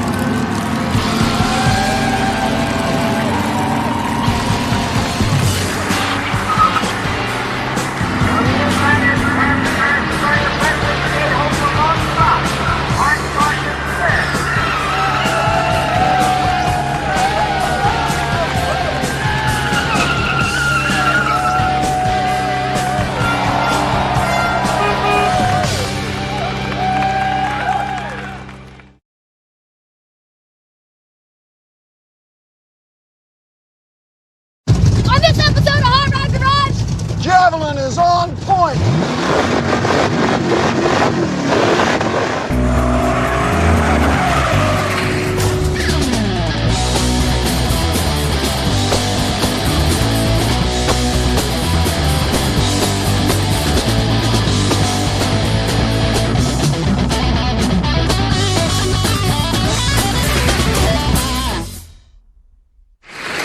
hey guys, welcome back to Hot Rod Garage. I am Alex Taylor, and this is Lucky Costa. Hello. How are you? I'm super. How are you? Well, so I'm pretty excited because I hear that you guys do a lot more on the show than just going drag racing, going straight and fast. Which is what you do. Yeah. So I'm You ever- excited to try this. Do you ever do the turn thing? No, but I'm excited to try. Oh, you got one turn in your thing. One. Well, actually, if you do it right, you only have one turn. Right. I've seen some. Yeah. I've seen some footage of some crazy. But I hear this. This is a cornering monster right here. Really? Okay. I know it doesn't look like it. It's like I don't look like a triathlete. Yeah. Because I'm not. But still, this doesn't look like a race car, but it actually is. This has a full control freak suspension front to back, has a wicked rear differential, has the right gear ratio, a 4-speed, a 401 that made, I forget, 400 plus horsepower. Ground pounding, fire breathing, crazy Willwood brakes. The brakes are better than the ones in my Chevelle and my truck put together. Couple things it's missing. Safety. Yeah. I hear about it. I've It's a seen thing. pictures of it. It is a thing. We don't really have it in many of our cars here. Uh-huh. So I think, what were the upgrades you were talking about? Safety, like roll cage and seats. Seats, two. Seats. This With thing an left S. here to the track with two. Yeah. And they were adjustable, as in one of them ended in the middle of the track and the other one was adjusted back over to the driver's side. Okay. On a side note, I didn't put that seat in. So I am excited about it, but I'm also excited that we both get to get some seat time with this, the adjustable seats that we're going to have. Right. That's going to be cool. Yeah, good times. But other than that, I heard you complaining about your leg a little bit Oh this yeah, morning. the clutch thing in here. So it has the prehistoric, it has a hydraulic clutch, Okay. but it goes to a slave cylinder. So all the pressure in your left leg to push this mechanical, it's a pain. So we're going to take the transmission out. We're going to do a full hydraulic throwout bearing. So hopefully it should shift a little bit more. Okay. Okay, so contrary to the way the car looks, Yeah. it's actually got a bunch of cool stuff on it. Here, pop the hood. Oh, by pop the hood, I mean grab the hood. Gotcha. Yeah, it's just there for That's looks. surprisingly heavy. This you is a know? super light hood. You got it? Yep. You didn't tell me it wasn't attached anywhere.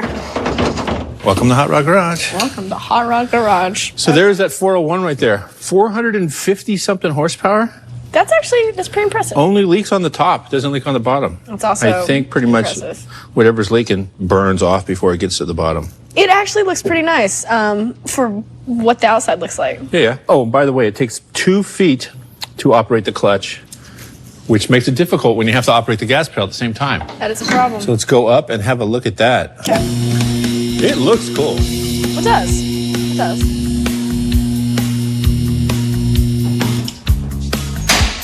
Nice. All right, cool. So we have You know what? That's easy to reach, though. I like that. Yeah.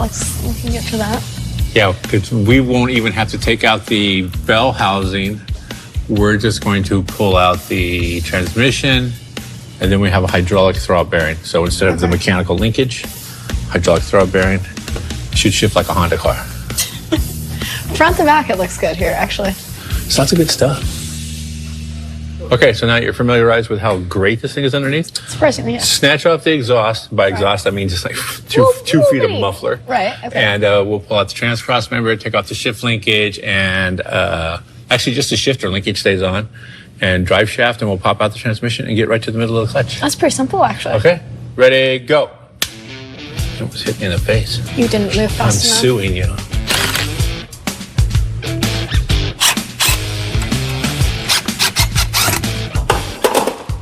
You want to see a trick?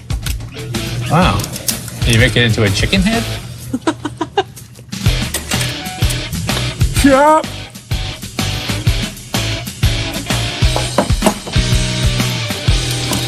Nice. Catch my breath. We're good. Okay, so Alex, manual transmission? Don't use them. Okay.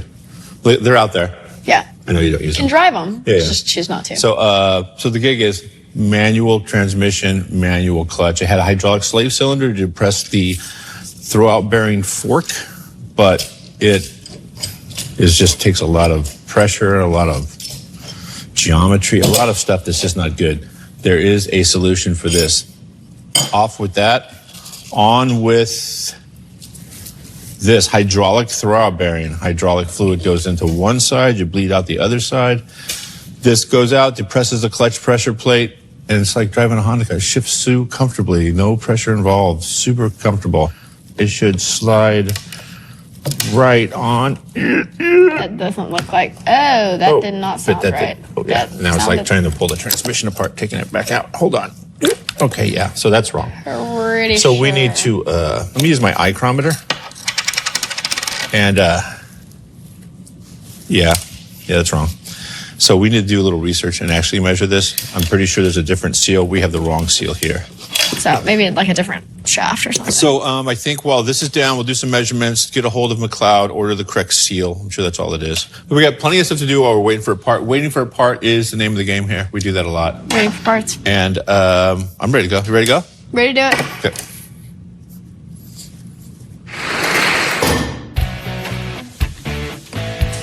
Let's put it over the fire exit. Solid plan. Okay. Hey, Lucky, my seat's already out.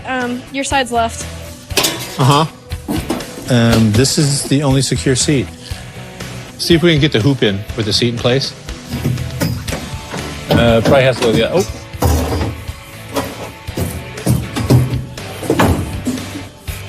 That actually fits nice. I am so surprised right now. That's a good fit. That fits really nice.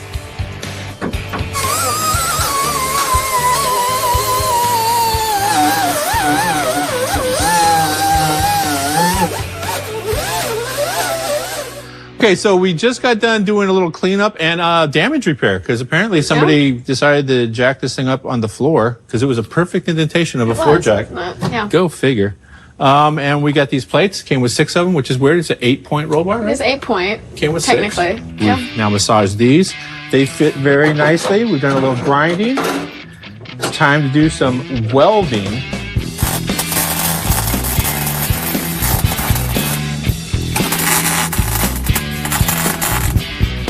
The floor on this thing has had a little creative repairs done to them. So we've got them knocked down, got the plate in there, and I'm going to use the floor jack to push the floor metal back up flush with the plate.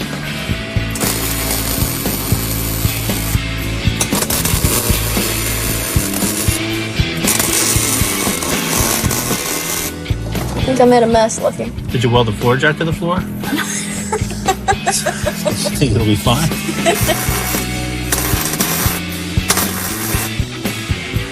Did you see the flames come up? No, it's not working. Oh. Yeah, look at my hair. So I'm welding and I smell something cooking and it smells like bacon. I'm like, that's not bacon. That's Lucky.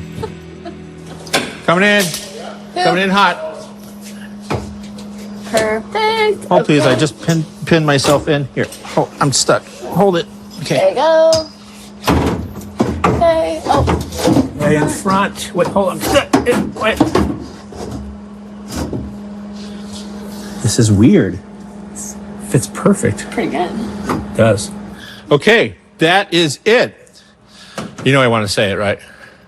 Go for it. Hoop, there it is. Okay, so We'll hoop it in tomorrow. we're gonna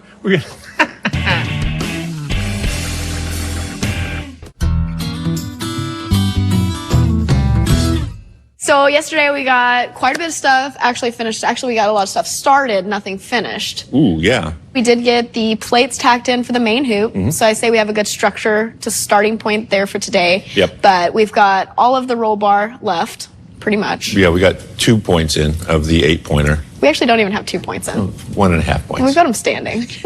And then crankcase ventilation. Yeah.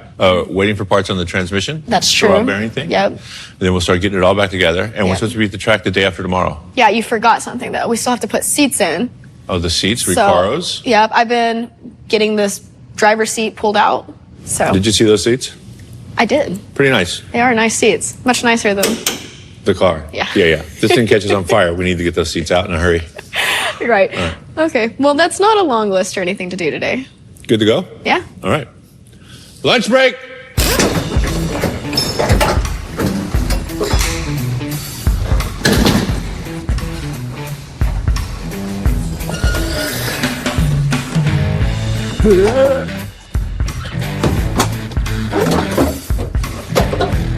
Fancy. What could go wrong? You touch any of the pedals? No, but wait. Oh, fancy. I know, right? Okay, so we have the Recaro seat just kind of roughed in. Needs to go to the right, so it's not correct left to right. And the back needs to go up, so it's not correct up and down. And then the whole thing needs to go forward a little bit, so it's not correct front to back. That's everything. Yeah. So we're going to do a square tube in the front, square tube in the back, probably weld it to the floor, and then put some nutserts in it, possibly. Or if we got the thick wall stuff, we can just drill and tap it. Yep. And we'll mount the seat bases left and right. 2 seats. Too much fun. Okay, so while Lucky is working on seat brackets, I am working on getting the main hoop in and level. So since we're still missing that bandsaw, Lucky gave me this paddle grinder here. So I'm gonna grind some off and then we're gonna go back and forth with test fits. And then once this is all ready, we'll square it up, tack it in the car, and we'll be good to go as far as main hoop goes.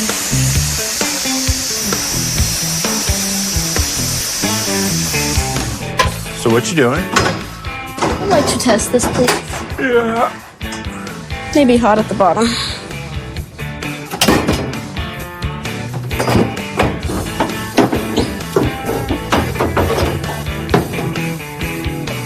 That was put it right underneath the reinforcement there. So yeah, it's definitely pretty level now. I'm just gonna put a little tacky tack right here. Okay.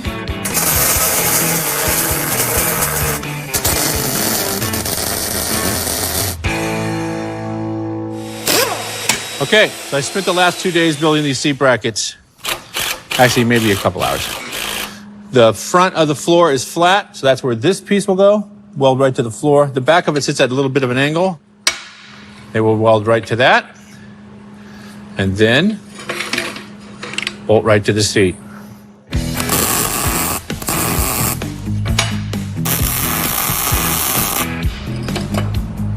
Lucky got this angle roughed in just a little bit ago, and I believe he's working on seat brackets right now. So I was welding the plate in for the door bar at the front, and while he's working on that, I'm gonna go ahead and shorten this bar up because we need to move it back just a little bit, and then I'll regrind that angle in smoother once we get done with this. And then after that, we get to repeat it on the other side.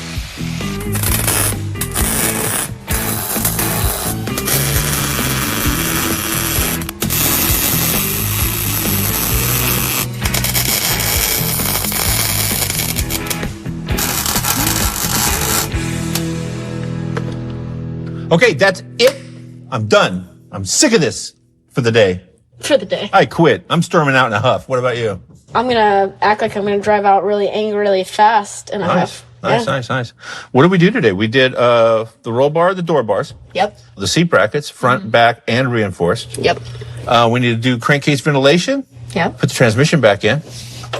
Yep. You got that? Got the shifter. Things are shifting. Down bars for the back. Correct. And then burn some tires off this thing. All right, ready? Yeah, my legs are tired. Ready, break. And go.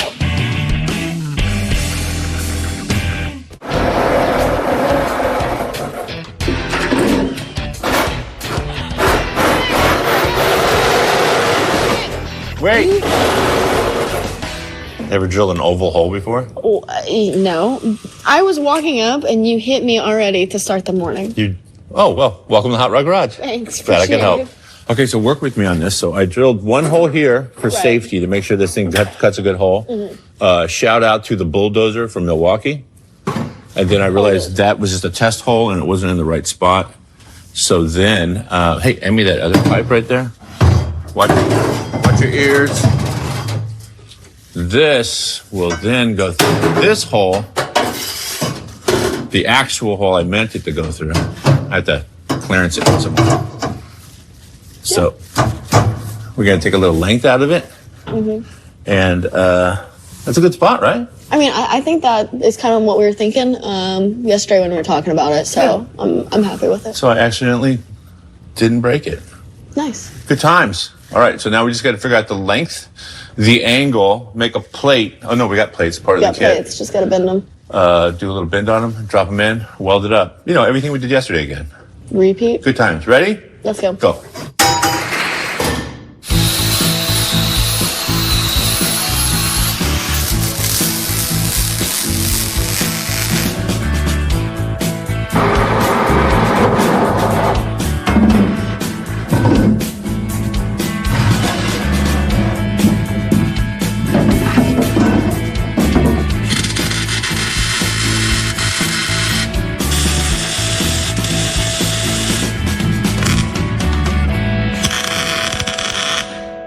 Okay, so while Alex is in the back playing Weldmaster, buttoning up the down bars for the back of the roll bar, I'm going to tackle this crankcase ventilation issue. The gig was at higher RPMs, everything in there spinning pretty fast, and it was slinging oil out of a vent hole in the back of the manifold. When we had the manifold off, I remember making a mental note. You gonna be okay? Yep. All right. Making a mental note to drill and tap the back of the manifold so we can put a plug or a vent there. We didn't do that. So I made a little grommet, put a little fitting in it, got a hose on it, found one with a couple 90s and 45s and stuff. I'm going to vent that right over. This is a oil canister, oil separator. Crankcase ventilation canister is what it is. The gig is the ventilation from the crankcase can blow right in here, be filtered through the filter, prevents it from coming out. And if oil does build up inside there, which it inevitably does, has a little drain cock at the very bottom of it. So let me just cut this hose.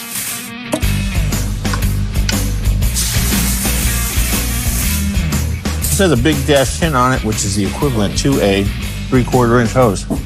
So that's going to sit just like that. I'm going to make a little clamp mounted to the firewall. And as it breathes, it will no longer drain oil all over the track. Done. You already done? I'm done. I'm almost done. I'm Did done. you safety inspect the cage? I mean, I don't think it's gonna pass, you know, any real Oh, certification. no, let me just check it real quick. It's not gonna.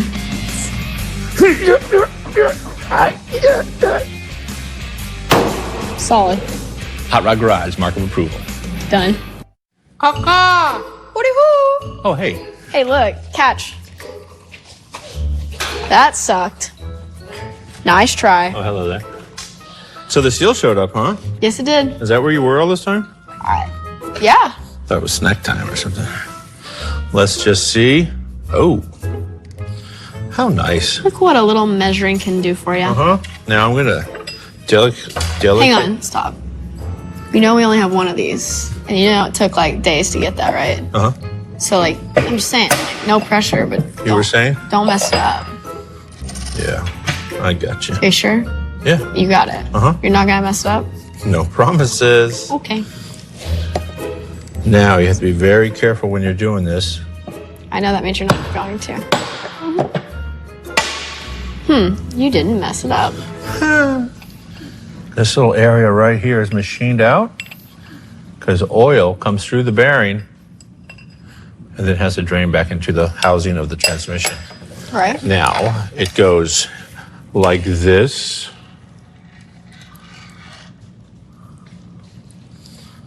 Does that seem like magic to you? I mean, I just thought you were putting it Holy on. cow. Something weird going on here. There is something odd. Yeah, it went right together. You need a socket. I do, of the 1/2 inch persuasion. Luckily, the gasket was still in great shape. Will you give a couple ugga-duggas on those? Yep. Cool. Hear that? And that is how that's done. Grab the cable. Probably it. Super. I believe right there. Feel good about that? Yep. Cool. Okay, push down on it slowly to the floor. Hold, please. Holding. Step on it, you should have a clutch pedal. Yep. It feels nice, huh? Yeah, it's very solid. Let me just look in there and watch it work. Nice.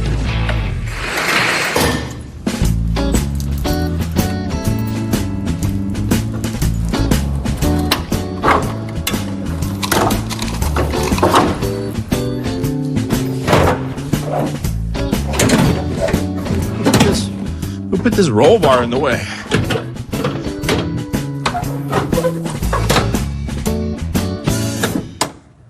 So short of about 8 bolts that don't go in very easily, I think this thing's almost ready to go.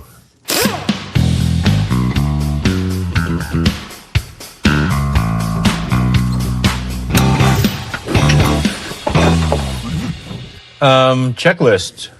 Did you get the socket out of that? I actually did. Wow, nice. All right, that's the whole list. Yeah. But seriously, I think we were supposed to do a couple of other things. We got seatbelts in. Well, you know what? You know, interestingly enough, I can't. Yeah, that's the other thing. You I can't. We need a switch panel up here. Or a dashboard. That's for another thing. Yeah. Like you get in our- trouble, you kick this button and it shuts off. Perfect. All right. So we're like a semi-safety episode this time. Sure. Faux safe. Faux safe. So can we faux show be done and go to the track? Yeah, I'm ready. Ready, break.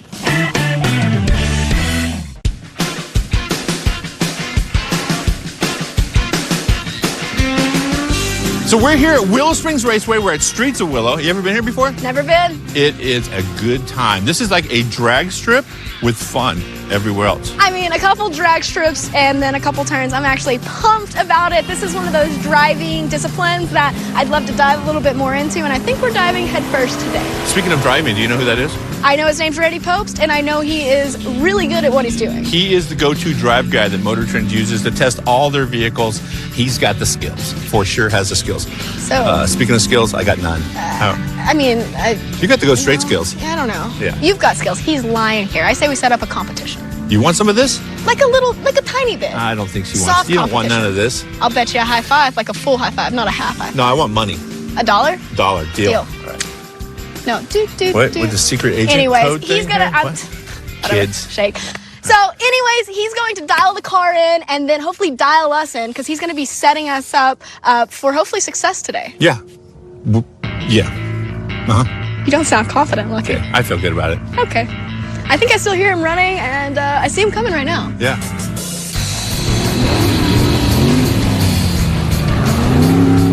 That's why the mufflers just bailed out. It really is a cherry bomb. It was a legit cherry bomb. Yeah. Here he comes.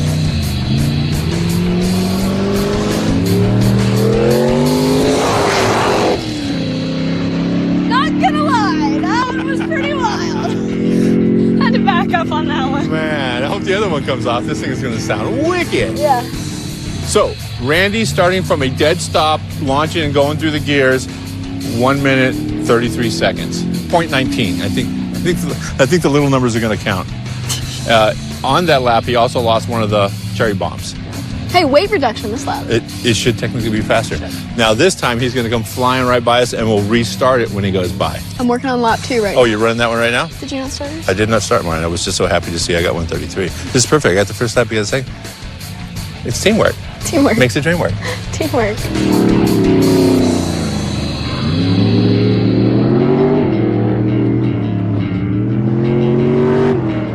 Yeah, this is crazy right here. Yeah. Like he's drifting.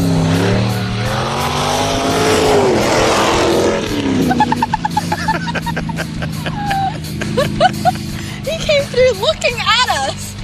So on that second lap, we got a 130.75. I'm sure I was like slow or fast on that. But regardless, he sped up. So about 3 seconds from the standing start to the flying lap. And then he came around the corner drifting with his face looking out the window, like fully sideways smiling. Very happy.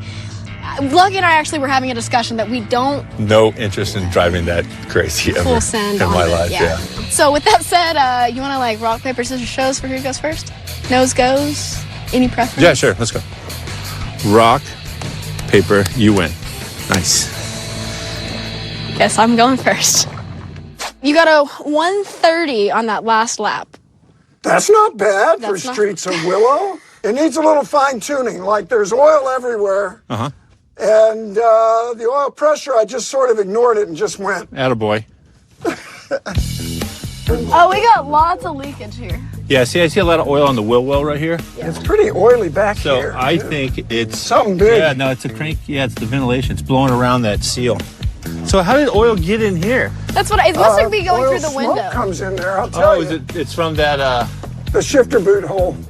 No, I think it's from that hole in the middle of the Yeah. Oh, wait, we've around also the got steering a. column. There's also. It's coming in those little holes. Yeah. That's a serious leak. Now when we left the shop, this thing was in perfect condition. It was. It didn't leak close. anything. Yeah. Everything was secure. So yeah, right now we're just going to mop up some fluids that are draining and put the muffler back on. And then Disconnect. disconnect the rear sway bar. That's right. The thing is a little bit loose in the back, which I think we figured out where that was coming from. Faster I go, the more tail happy it is, and it's pretty tail happy. Who would dial a car in like that? What? It feels like it's set up by a drifter. Set up by a drifter. All right. So yeah, we'll sway bar, mop up some mess, top off some fluids, and then it's on you. It's true. Alex Taylor Racing. That's your name, right? That is my name. Alex. Well, we're gonna see about that today. I don't know about Alex Taylor turning racing. Hey, racing's racing. All right, so Lucky just put the muffler back on. We'll see how long it lasts, but right now they're gonna go ahead and unhook the rear sway bar. So right now the back of the car is wanting to come around. So you'll see him come through a couple of the corners and the back end is swinging around. So disconnecting this, Randy thinks it's gonna make a huge improvement. So keep the car a little bit more planted, and then there's always shock adjustment. But honestly, we're probably gonna get out there, make a couple laps, be Lucky's turn, and this will probably be good for right now. So just unhooking one side, and then it's no longer a sway bar at that point. All right, so you ready for this? Now, number one, everybody's got natural hand-eye coordination. So look where you want to go, because you go where you look. Okay. And it's a good idea to minimize shifts. Okay. This car is geared so low, you might be able to do the whole track in fourth gear. Okay. Or maybe third. Okay. You'll figure that out. You'll be good. It's got a lot of power, so make sure you're pointed into the corner and it all looks good. You're going to make the corner before you start rolling on the power. Okay. Then roar down the straightaway. You'll be good at that. That's what you do. But then quickly to the brake. Okay. So I have an idea. I'm probably not going to hear you. You're not going to hear me. So how about we establish some, like, hand signals? That means brake. Brake. A fist. Okay. Yep. And then this means wait. And it will usually refer to the power. Okay. What else we got? Left, right. And if you're not looking ahead, I'll actually block your eyes. Perfect. So you have to look that way. This means you're not looking far enough ahead. Glad we know. Okay. All right. That But one. really, brake's the most important one. Okay. And then wait, and then roll on the power. All right. How do you say we fire the steel up, back it up, go get a feel, and then set some lap times? Yes, ma'am. Let's go. Yes, ma'am.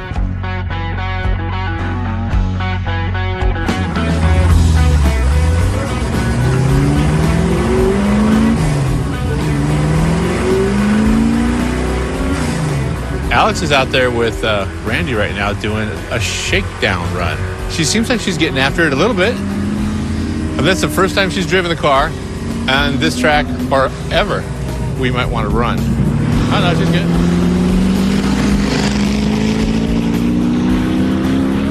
So the gearing is such that you can leave it in fourth gear and drive around the track. Maybe drop it down to third in some of the tighter turns. But Randy said that you get right on the power band of the RPMs and left it in fourth gear for most of the time and then dropped it down to third a couple of times and got back into it.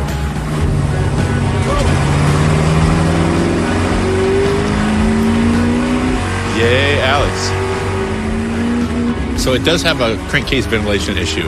Thought we resolved it, and we did. Lower RPM. You keep it under about 4,000 RPMs, it doesn't leak a drop. You get up in 5,000 and 6,000 RPMs, it comes out everywhere. And so we put a diaper on it, back of the manifold. All the oil that blows off the motor goes to the little absorbent material and doesn't get down on the clutch or the ground. But we may have to change the diaper after a couple of taps, though. Go, Alex. I think she's feeling confident. Well done. That's hilarious. That was fun. Is that enough? I'm done. You're doing a great job. I'm crying, but it's from the speed that we were feeling, not from fear. Oh, is it? I think you're ready to turn a lap. Okay, will Lucky be my flag girl? Lucky! I think you should demand it. Hey, Lucky!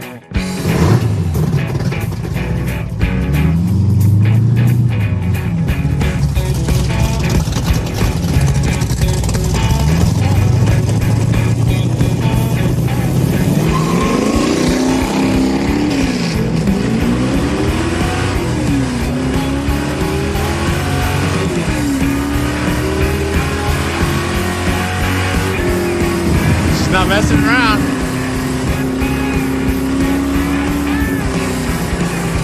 Oh, good entry speed. Is that her doing this? Atta girl. I think we need to do more The bond. natives are sending up a smoke signal. It says, I spun out in turn 2. We're going to call a mulligan on this one? Oh, yeah. I can't get it started, so just a second. Oh, there it goes. Yeah, still doing donuts.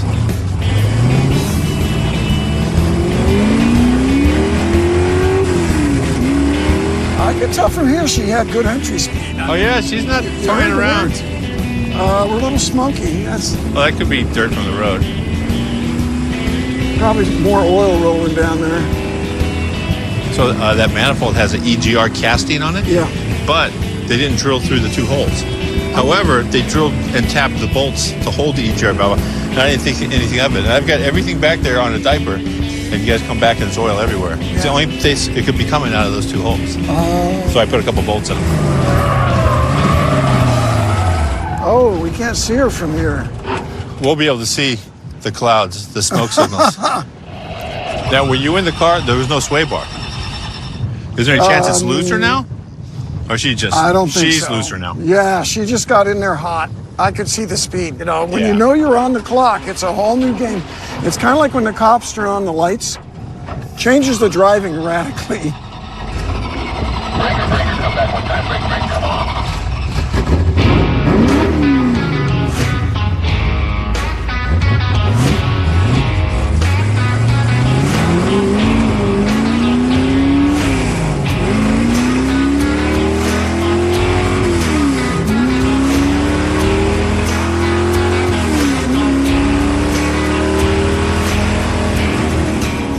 I hear it. There we go. There we go. Oh, she's being extra cautious in the turns. Yes. Lesson has been learned. She got a little greedy. Everybody get ready to run. Good point.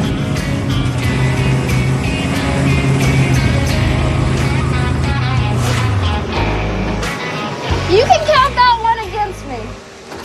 So this is what I know. That was practice. What? They're not excuses or explanations.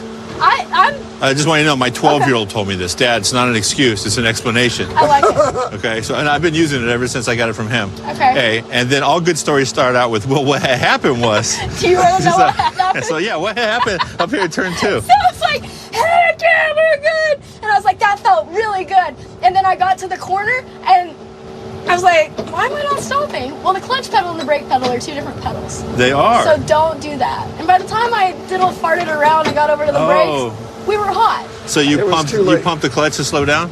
Well, yeah. Okay. Yeah, that was my All right, bad. that's funny. All right, let me get some tools. I want to take this valve cover off and see if it ate a gasket. Wow. I already broke it. For real. Well, this is a super saturated gasket, and it's just like falling off. I'm trying to figure out the best way to resolve this problem. Silicone seal. If we had new gasket or some silicone sealant. What if you flip it over? That's what I was, No, that won't work. That's my other option. Or will it? Duct tape. I like it.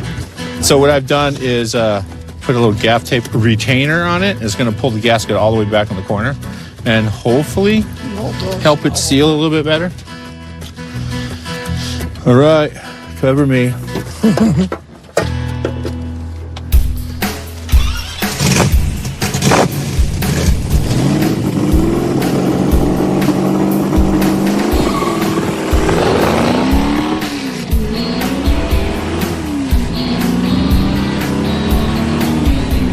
Close ratio. It is pretty close.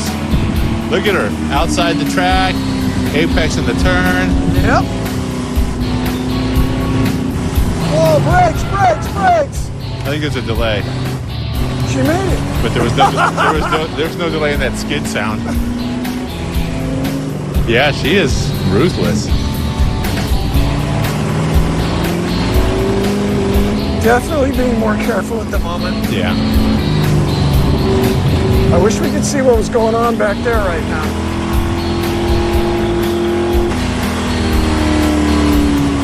Still going. Oh yeah. She's getting after it too. Be ready to run. I know.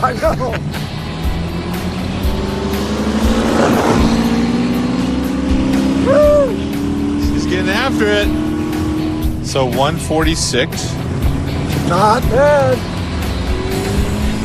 And that was from the standstill. Yeah. Man, we should send her around again. Yeah, we should. She's getting the hang. I think we're corrupting a drag racer right here. I hear it. I'll give her the go-go. Yeah, give her the go, go, go. Flag her on.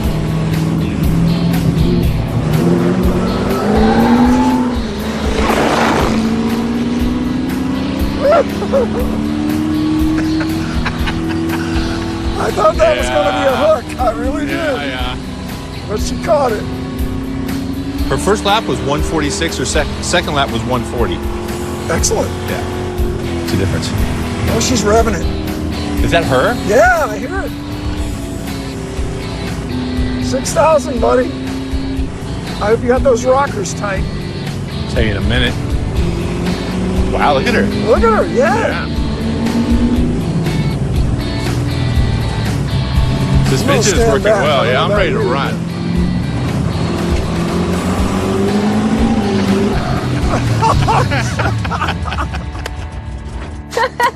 What was that time? Lucky's never going to beat that. 146 was the first one, and 140 flat was the second one. Heck yeah. Did you happen to time that last one? I think you had a 39 That on was the the last last one. 139. 139. 46, 40, 39. Yeah. Heck yeah. 39. Nice coaching. Yeah. Okay. The first You one. did good. Man. That felt good. Like that time I was like, okay, that's a lot of fun. Your turn. All right, my turn.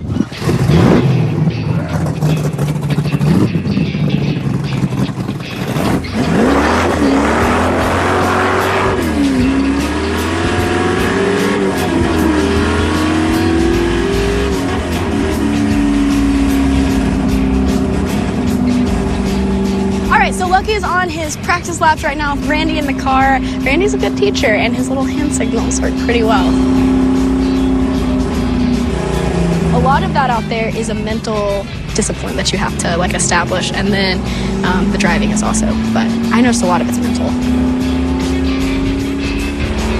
The car actually felt pretty good. The steering is very touchy coming in on some of the straights. It definitely like a little bit of movement is a big input in that. Getting ready to laugh Lucky here. All right, so on that first practice lap, he had a 2:05, and again, this is literally just practice with Randy in the car, so not that it counts, but just cool to see.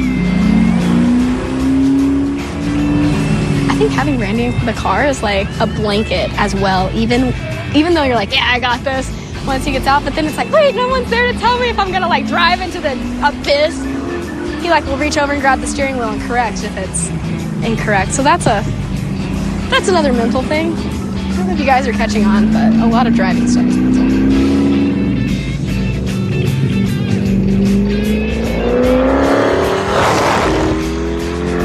All right, we saw some improvement on that one. 150. So that's an improvement. He's definitely, you can see he's getting into it heavier now.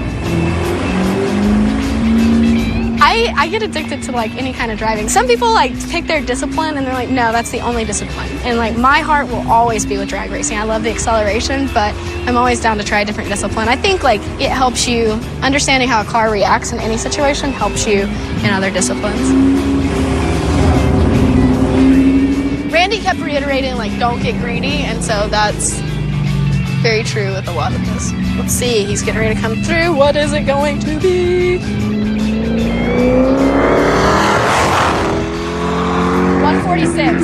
It's a great improvement. So he's going back for another lap.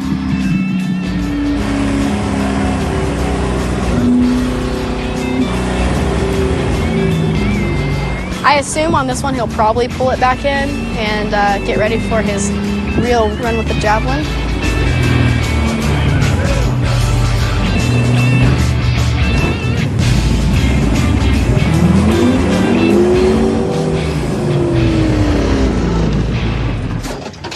How'd you feel about that?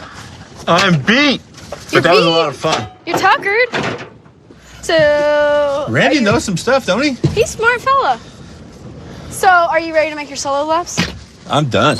You're done. I'm ready to take a break right now. Are you telling me you're turning down track time? No. Can I take your track turning time? down driving this oven around the track anymore. You did a great job out there, Lucky. Thanks, buddy. Thanks for all your pointers. Especially on the straightaways. Yeah. What do you think? I mean, it looked good. Do you want to hear your times? Oh, yeah. Okay, so on your first practice lap, which I guess doesn't really count, was a 2:05. You had improvement, then you ran a 1:50. Right. Your best was a 1:46, which was your third lap. Right. And then on your fourth lap, you were a 1:48. I'm good with all that. Yeah. Are you really done for the day? Yeah, I'm done. So you're saying that's it? You can put a fork in me, I'm done. All right, people. Well, I guess that is it for this episode of Hot Rod Garage. So a huge thanks to, obviously, Willow Springs for having us out. Who do you want to thank? I'd like to thank my buddy Randy. Oh, we forgot. Thanks, Randy. Thanks for having me. I enjoyed the car, and it was great to run with y'all out on the track. You don't always get to drive jewels like this, huh? Not like this, man. Nice. Rockin' V8. Cool. Who else do we want to thank? We want to thank Wellwood. Even though we put these brakes on a couple episodes ago, these things rock, do they not? Yeah, they did the job. Never let up, never overheated. And then we were living in style. Yep, Recaro. And Simpson hooked us up. Yep. And don't forget, we are Hot Rod Garage Show on Instagram and Facebook. You are? Alex Taylor Racing and Riding with Alex Taylor. You are?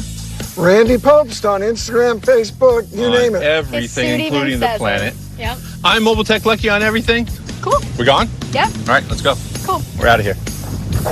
You guys going that way? Whoa, what's going on there? Can I at least get one more?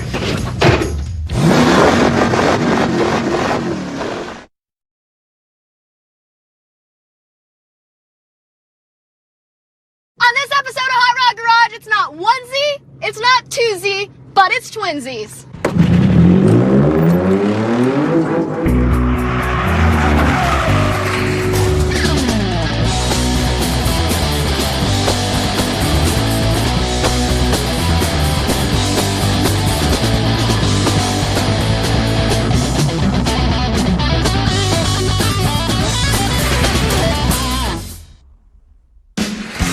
Welcome back to Hot Rod Garage. I am Alex Taylor, and this is Lucky Costa. Hello.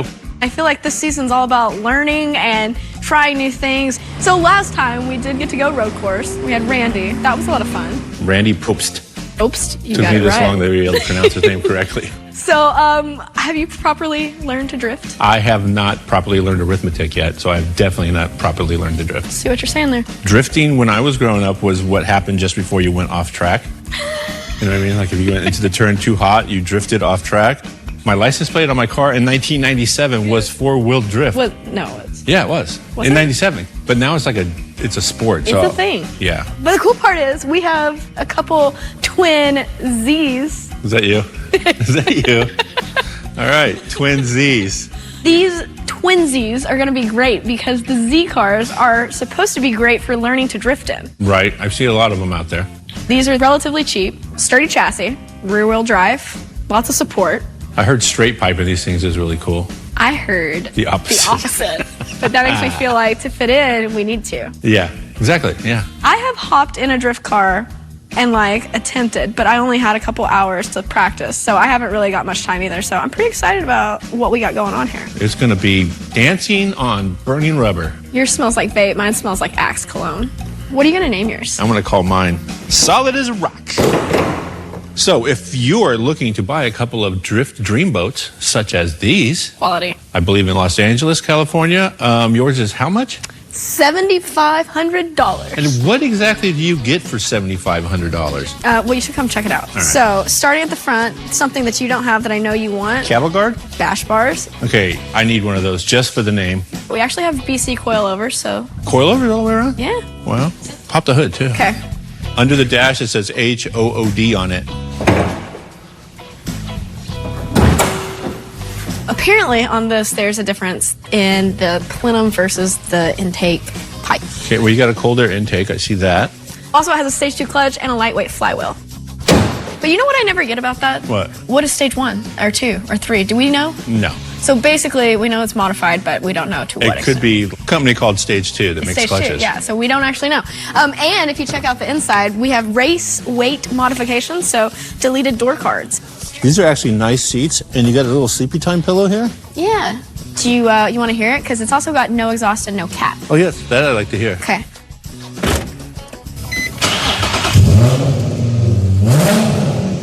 That's,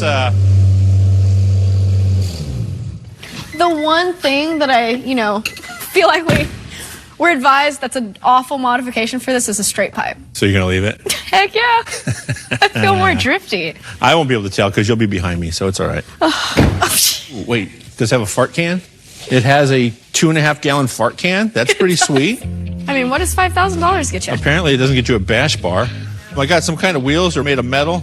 Let's just get right to the good stuff. Get to the motor. You got struts adjustable. I have not adjustable. I do have the enlarged plenum right here. You see that? Yeah, I do. Nice. And cold air intake.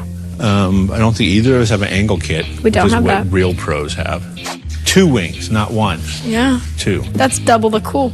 Drill a cup holder in right there. Keep the beverages cold while you drive. How excited are you to see what it sounds like? Hopefully it sounds as good as mine. I have a problem with this seat. It looks like a porta potty, and I won't fit in it. Ooh.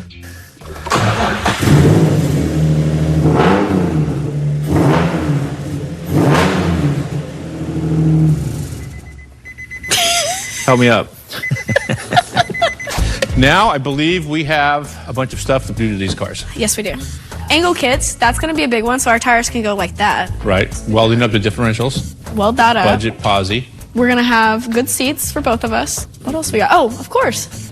A brake. Kind of brake. Oh, yeah, turning brake. Yeah. Last thing. Not that it's important, but it's important to me. If we have twin Zs, we got to be twin Zs. You gonna get your nails painted? Because my hair rematches my car. No, we are going to be twinsies. Okay. That'll happen. You ready to get this party started? Oh, Lucky, you're so silly.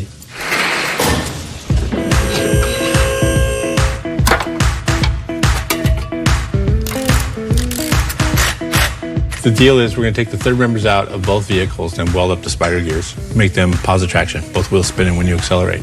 This enhances the drift experience. The correct way to do this would be take off the half shafts, take off the drive shaft. We're not going to try to do any of that. Right now I'm going to try to take the bolts out to hold the third member up, leave the half shafts hooked up, leave the drive shaft hooked up, possibly drop the sway bar just for more clearance. And then if this thing drops down far enough I can get the rear cover off without removing the rear subframe, I'm just going to take the cover off, weld it up, put it back in. What could go wrong, right?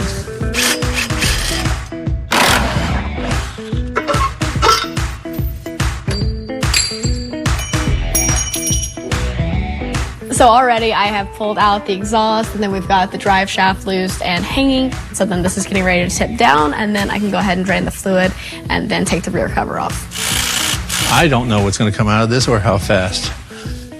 Handled. So this is the drain plug from the rear end, and as it looks like a Chia Pet. Do you remember Chia Pets? It is definitely full of metal shrapnel from something. It's magnetic. There's something broken in there. That doesn't look bad at all. So I went ahead and got the cover pulled off, and something that we didn't know was different or could be different between these cars is what type of rear end that it has. Mine does have an open carrier housing, and Lucky's does have a closed one. So we can both weld on ours, but mine's going to be a little bit easier to get to. His is going to be a little bit more difficult. So I'm going to go ahead and clean this up, and then we can pull out the welder and get to it. Okay, so right now I'm trying to wash all the gear oil out of the differential. This is the carrier that is pretty much sealed up. It just has a couple of access holes and a couple of squares where you can see some clutches. So right now I'm washing it out with non-chlorinated brake clean because apparently it makes some hazardous gas if you heat it.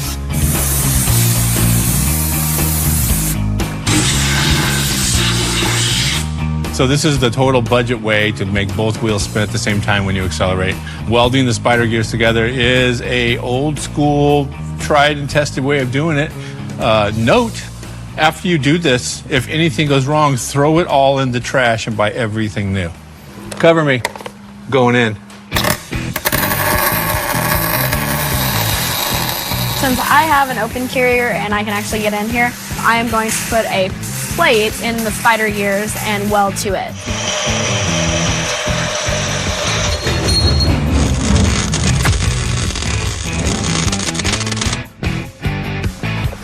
It's like we're building a race car here.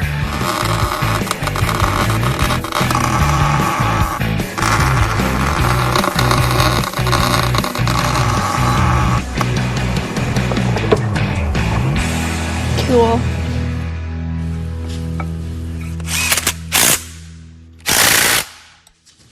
Does that look right to you? No. Does it look like yours? Yeah. Perfect. We've got all these boxes, and I know that they are for our angle kit. But in all honesty, I've never done anything with an angle kit. You know what? Luckily for you, neither have I. Awesome. Our friends at GK Tech called them, and they actually helped us get all of the things that we need, so all the pieces should be here. You know what I just spotted? The instructions are right there. But that's the Instagram and Facebook. I bet you it's there. Yeah, but I'm just going to open a box. There's instructions. An artist rendering?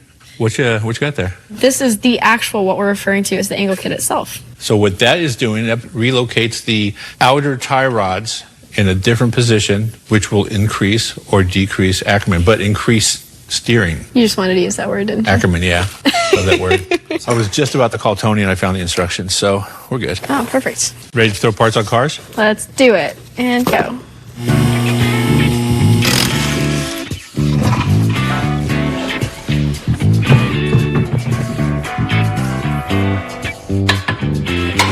Oops. There you go. Thanks. Yeah. So you can clearly see where the old tie rod end used to be. It's up here. So this angle kit relocates the new tie rod, which is a Heim joint, lower and further forward, also further inboard. It will allow the car to ride lower without having to bind on the tie rod end, and also because it's a Heim joint or a spherical, it allows it to go further. This is the old inner tie rod for the rack and pinion. It threads right into the rack. The new one is obviously longer, making a big difference here. So we don't need this anymore. This is what we're going to use. It threads right in. Once that's threaded in, I will swing this down. So now as I tighten this, it will allow it to turn even further than it used to before, comfortably, which then will allow us to drift, what we're here for. What are you building? Oh, you know, the same as your twinsy. Whoa, we're even. I think you're a little bit ahead of me. Like 2 bolts. 2 bolts, yeah. We got both differentials done. Yep. We've got the angle kits figured out. Figured out. Inner tie rods, both racks are done. Yep. I think that's a good day. I feel like we did get a lot done. I feel like getting the rear diffs finished and all of that, that's like the dirtiest part of this job. It was the smelliest. It was. Yeah. I'm done. I'm done for today. You sure? Yeah, sure. I can act. Why did you, really, the filthy hand? That's disgusting. Okay, it is a new day here at Hot Rod Garage. Today, I think we're going to finish up our angle kits and then drift brake. Cutting brake? Cutting brake, turning brake. Hand brake? Hand brake. Extra brake. Whatever, some brakes. Those are the brakes. Did you notice, though? You did your hair? No. Painted your nails?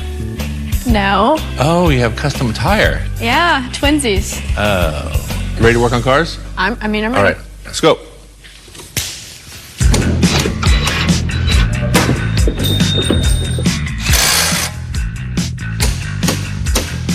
So a couple pieces for our angle kit came in a little bit late, so we have to go back and add these. These are steering rack extenders. And basically, this is going to help take the bind out of our steering. It gives another 3/4 of an inch per side to the length of the steering rack. Not only do these lengthen our rack, but they also realign our inner tie rod with our outer pickup point. Basically, the way this works is it moves the pickup point in and forward closer to the spindle center line. So the same amount of steering input actually makes more of a turn. Okay, little tech tip. The rotor is fused to the hub. If you're going to throw the rotor away, just use a metal hammer. It'll come off super fast. But if you're going to try and save the rotor, maybe use a dead blow. We'll put a lug nut on it and then delicately just tap the edge. Is that what you were doing, Alex, for like 10 minutes? Yeah. Tapping the edge, okay. So, fries are done. It's time to install our cutting brake, hand brake, second calipers. There's a lot of removal for this to happen.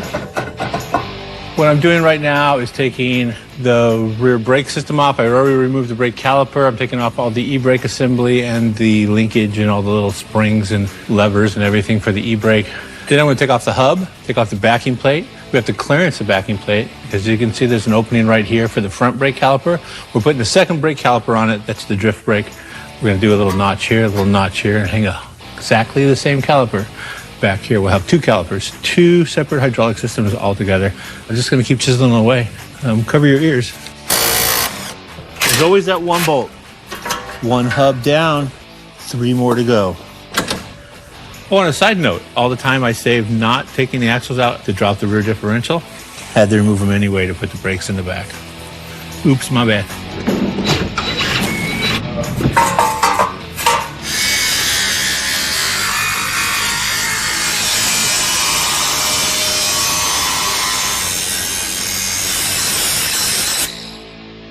So I've done some trimming, some cutting, some hacking, some fluffing. This is actually the rear caliper adapter. It goes behind the backing plate. It comes with new hardware. Here's the backing plate. As you recall, it used to have a big piece of metal there because we didn't have a caliper in the back.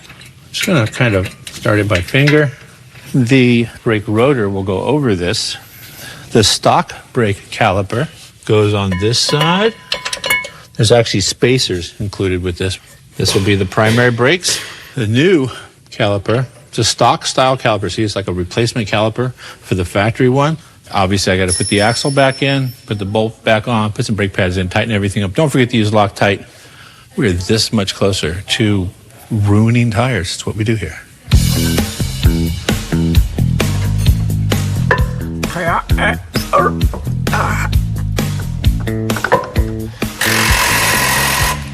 That's it. It's a wrap. That is a wrap. We did a lot of stuff today. We are learning to be drifters. I'm trying to remember when I asked to learn to be a drifter. No, never You happened. didn't ask, Never but happened. you shall receive. Yeah, still a good time though. But we only have a few things left to do. Yeah. You've got seat and Oh, lever, brake penny master. brake, hand brake, thing brake. Oh, coilovers for you. Oh yeah, and then that's it. Then we're hitting the road. So with that, let's call this day a done day. Bye-bye. Bye. It is a new day. What we got here is the GK drift brake mechanism. This is actually vehicle specific. It holds the brake on the passenger side forward of the passenger's knees. Comes with hydraulic lines. Everything is included. Little T-fitting. I've kind of installed one of these before, and it's a very simple install. No flaring, no nothing. It's the right length. It's all thought out. So we are separating safety brakes and not safety brakes. Correct. So we are installing not safety brakes right now. They're funner. They're more That'll funner. work. It is now. They are funner for We sure. gotta do more worker so we can get to more driftier. Right. I'm gonna go ahead and hop inside and pull the console out so that way I can mount this. This has the master cylinder here with their brackets and everything. So basically, center console pops out and then the shifter boot will come off and then these bolt right on. I think it's gonna be easy. I know that's how I jinx myself, but we're pretty close to having a handle in here.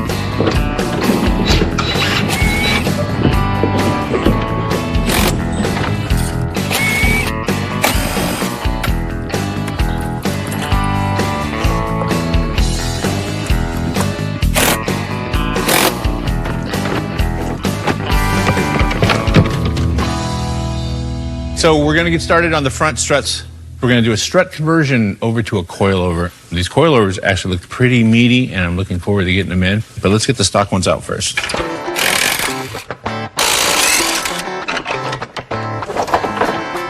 I'm calling it a strut because that's what it is. It's not a coilover, it is just a strut, which is a gas shock with a spring attached to it. This, however, is a coilover slash strut. It is adjustable in 2 or 3 different ways. There's an adjustable valve on the top, which adjusts compression, possibly rebound. I haven't read the instructions. It has spring adjustments right here. You can adjust the spring pre-tension or preload, which affects ride height a little bit. And it has an adjustable like lower cup or mounting cup, which you can change the ride height without affecting spring rate, which is all very important. It's pretty cool. Completely adjustable coilover slash strut.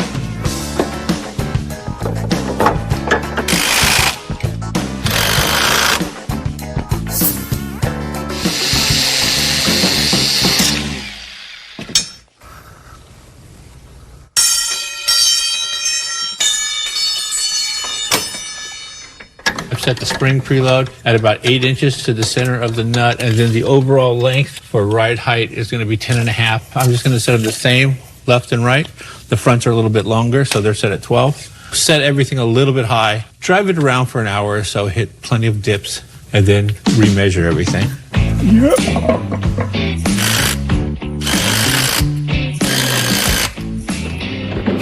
So new half shaft made it. We went ahead and decided to replace this because the old half shaft had a boot broken down here. So just in case grime got in there and wore it over time, we wanted to go ahead and put a new one in. Since we already have it out anyways, it's an easy fix.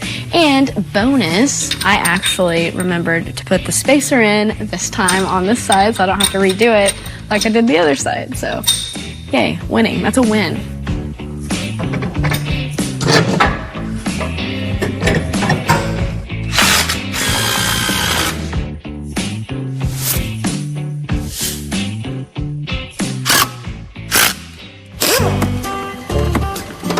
I got it figured out. I know what I'm doing now.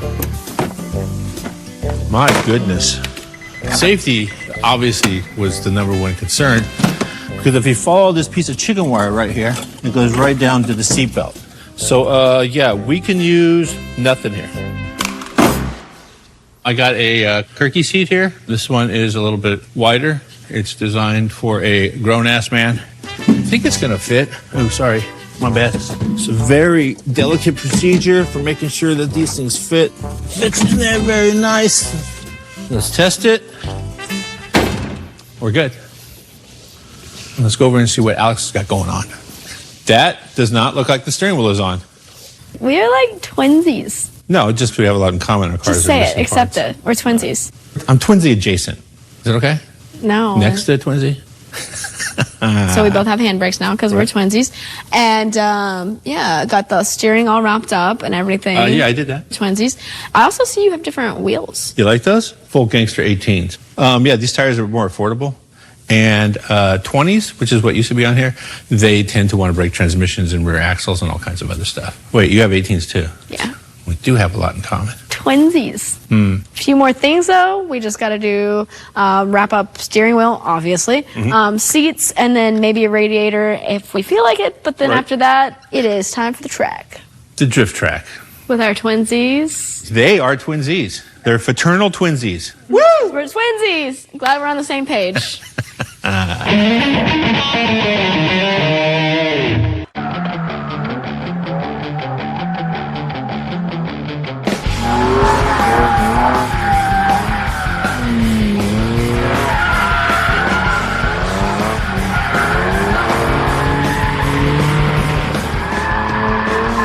It is Twinsies Day. We have both of our Z cars out at the track. We are at Apple Valley Speedway, about 2 hours north of LA. It used to be a go-kart track. It's an 1/8 of a mile long and has 15 turns. Check it out there. Lucky is pretty sick, isn't he?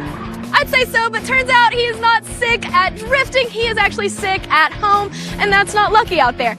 That is actually Rome Charpentier, and he is a pro Formula Drift driver who flew in to coach us with our Z cars. I am so pumped to be out here learning from Rome, learning from a true professional, and actually getting to try something I haven't got to do too much of yet. All right, let's go meet Rome right now.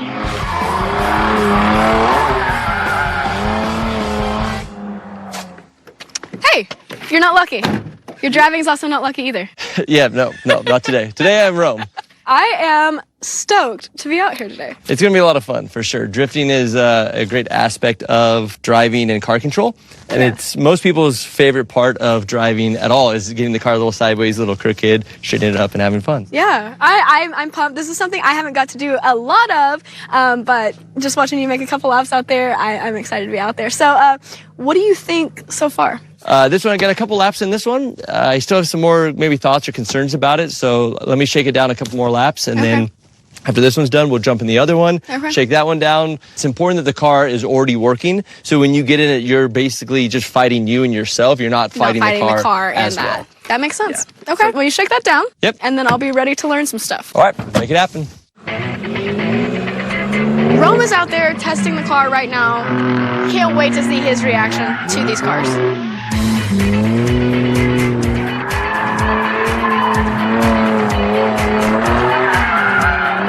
Watching him, like the thought of me being out there sooner than later, it's really exciting.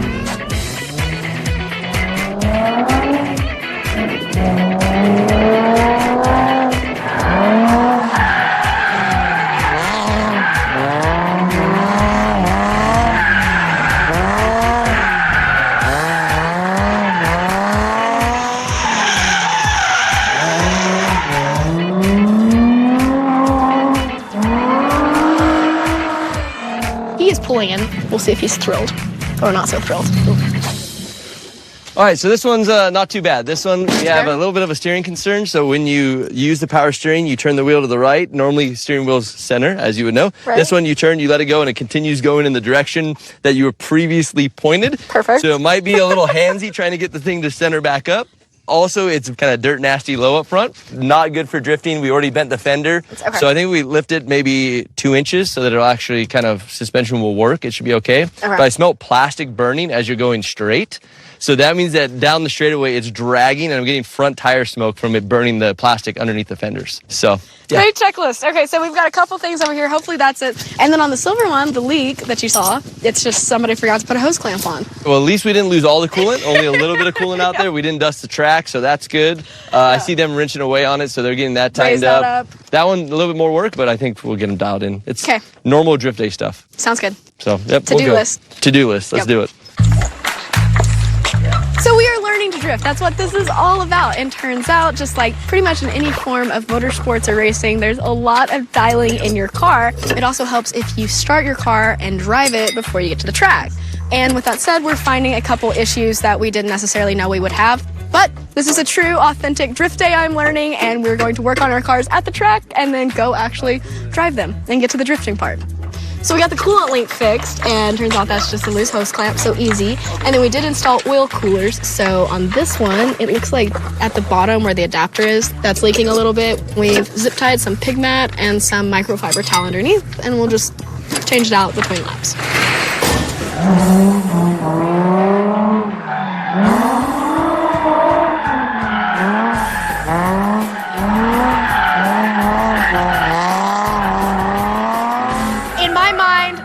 They're like mad driving, and it's not. I actually talked to Rome about earlier. He's like, have you ever watched ballet?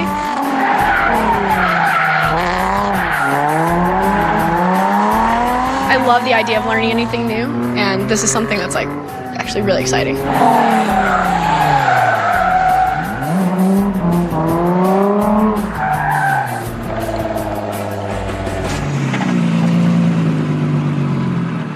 Better? The car drives a lot better, has a lot more horsepower, so it's easier to spin the wheels. Sounds like it, okay. However, when you turn the steering wheel, it does not return back. Raising the car did not fix that. The other problem now is maybe a new problem. The clutch is stuck halfway down. Okay. And I think there's some bolts falling out of the seat. Here's some bolts. If you want to stop finding problems at any point, you're welcome to. Yeah, I think that's it. So out of the two, I'm thinking probably the silver one would be easier to learn. I'd rather you drive in a car that's kind of properly set up than a car that's a struggle to drive. Let's do that one. And then like we can, if it works out, we can hop over here. All right, let's go for it. Deal, done.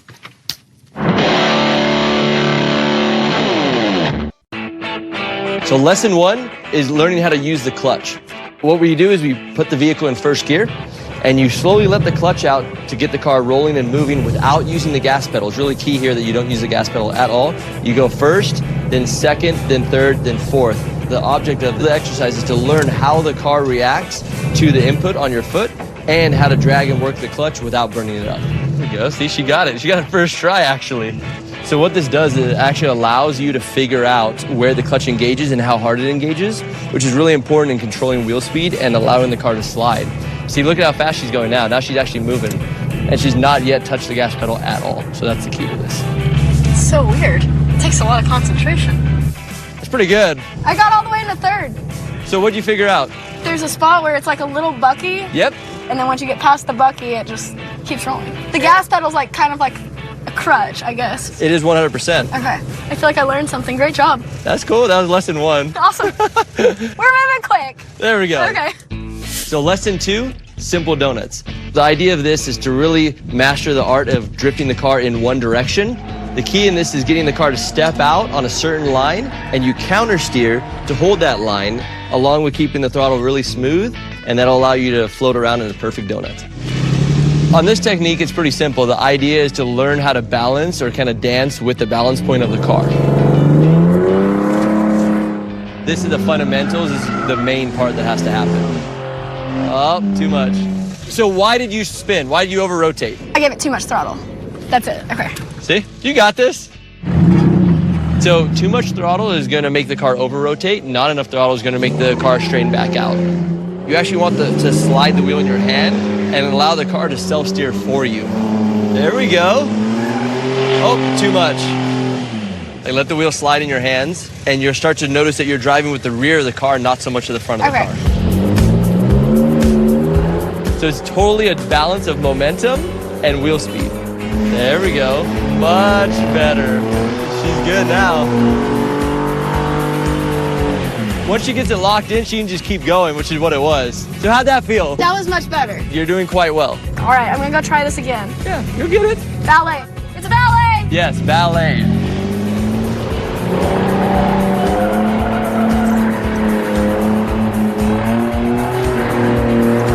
There we go. She's got it now. Yeah, she got it. Way more in control, like a million times better. Okay, that felt too smooth to be right. But that's how you know it's right, is when it's smooth. Okay. So lesson 3, we're doing the same donuts, but now what we're doing is we're increasing the circumference of the circle and decreasing it with throttle input and angle on the steering wheel. The purpose of this is so she can drive different radius curves on a racetrack or on a road course. There we go. See, she's starting to open it up now. There we go. She has no problem going outward, but sometimes it's harder to bring it back in tight again. I think when I'm trying to make it smaller, I'm turning too much, I feel like. Like I'm trying to turn into the circle. Control it with your foot, not with the steering wheel. Okay, so it's like a graceful close it in and then open it back up. Yep. Okay. So something else that you notice that we're doing in the background is we're actually spraying the car down. It helps a lot with bringing engine temps and intake air temps down. It's also keeping the tires alive for a long time. It will save you tires, and it'll save your car from blowing it up. So she has the small to big concept. She just hasn't figured out how to go from the bigger circle to the smaller circle. So it's totally a balance of momentum and wheel speed. Keep in mind the car's gonna go where you look. So the second you look at the cone, I watch you spin around. Dang it, So okay. actually, I got a better idea. Okay. Let's try it again. No cone? Yep. Oh, shoot! Okay. The car tends to go where you look. When she was going outwards, she was fine because she was looking outwards. But as soon as she stopped and started looking at the cone, she just would over-rotate. So she's doing a really good job. She's actually learned it pretty quickly and picked it up pretty quickly, which I imagine I've seen she's a phenomenal driver. There we go. Perfect. As the arc would get bigger, you tighten it up. As the arc would get too tight, you'd widen it out. So now you're using all of the pieces to your advantage to make it happen. That actually felt really good. Lesson 4, the box. You come flying in, pull the e-brake, slide park the car into a box, point it in the direction you want to go. And the goal of this is really to learn how to position the car, pitch the car sideways, and get ready for the next step. So how hard you pull the handbrake and how much you drag on the handbrake will position the car into the box. Her drag racer instincts are very good. She's light it up, go down, and then she's like, wait a second, the stopping thing is something new for me.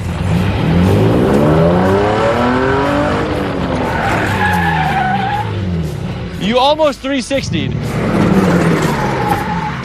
Almost.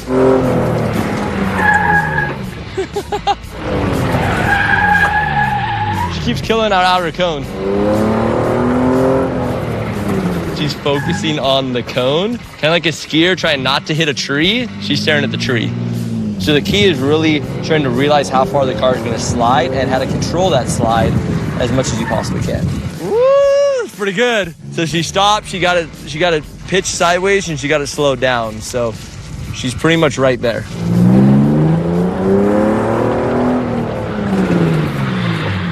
There we go. That's pretty damn good. Lesson 5, drifting out of the box. You use lesson 1, 2, 3, and 4. You come in hot, grab e-brake, go to slow down the vehicle in the box, but instead of stopping, you let go of the e-brake, you let the clutch out, get back on throttle, and start to do donuts around the inner clip of the box.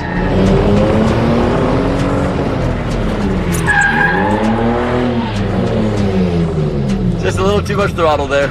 I think I know what I did there. Yep, we're watching, we got you.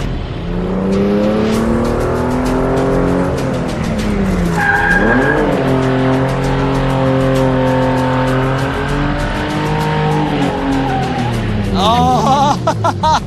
It was so close! You were very, very, very close. That was a good feel. That was good. That was good.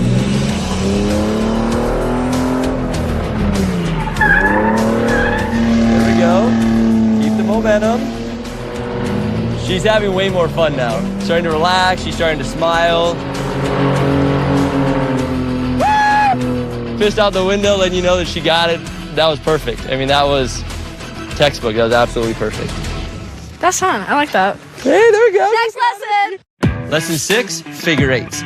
So what you're doing is you're coming down past the first cone, you're pulling e-brake, sliding sideways, getting on throttle immediately, driving halfway around, transitioning the car, and then driving around the other side of the bigger arc on the other cone, transitioning the car again, and coming around the bottom one. Teaches you how to decelerate the car properly, accelerate the car back on throttle, control drifting to the right, control drifting to the left, and then you're good to go. So the figure eights are very important because it allows you to now have a transition, and most people mess up the transitions. If you don't kind of manage yourself through the transition, then you carry so much side momentum that just hucks you around in a circle. Almost! I thought I had it. There we go. There we go. Too hard? It's the windshield wipers that did it. Yeah, I know. I can see your hands flailing around from here.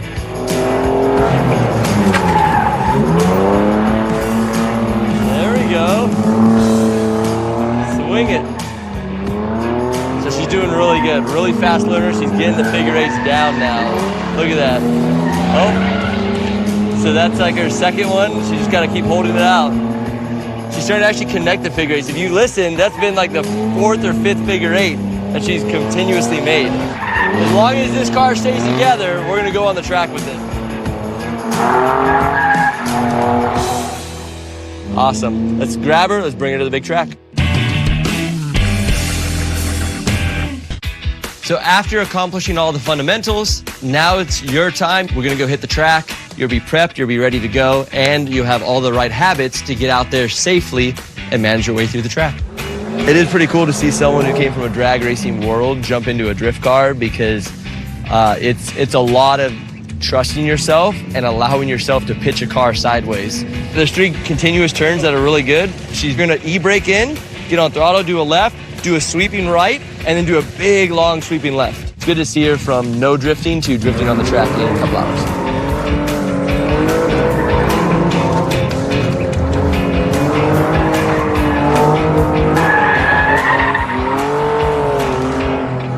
Honestly, that wasn't that bad. Just make sure you get that e-brake on the initiation so you can start to set the car and drift early. Got it.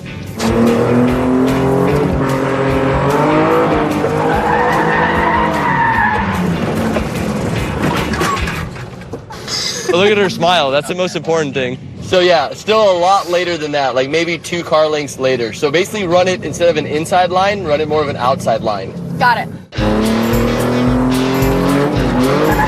So she's probably done some little bit of road racing, so she's always looking to apex it on the inside, which is what gets her stuck. So in drifting, it's more about positioning the back of the vehicle than it is the front.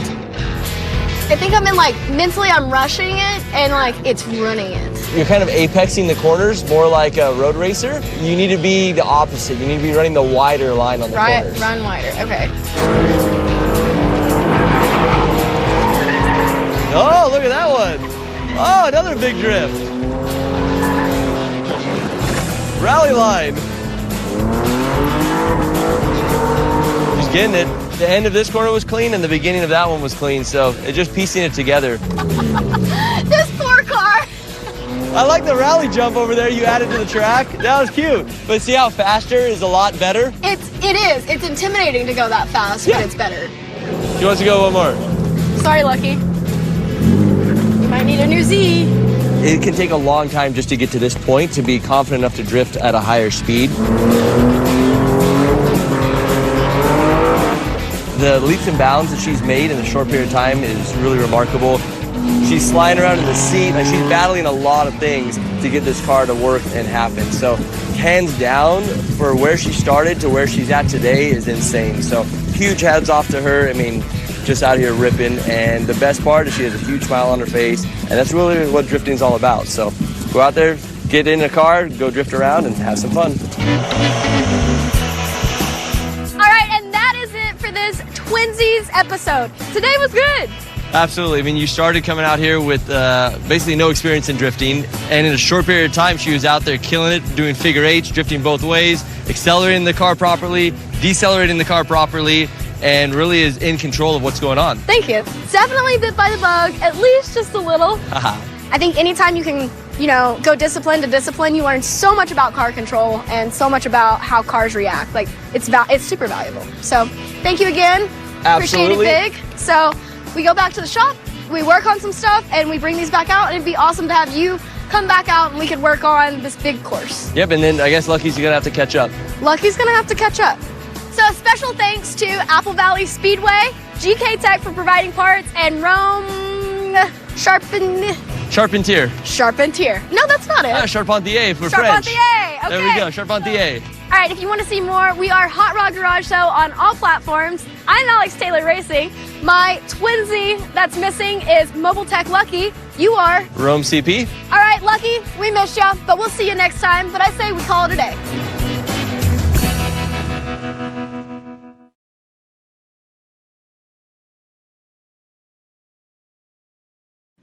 On this episode of Hot Rod Garage, Bone Marrow gets a big brother.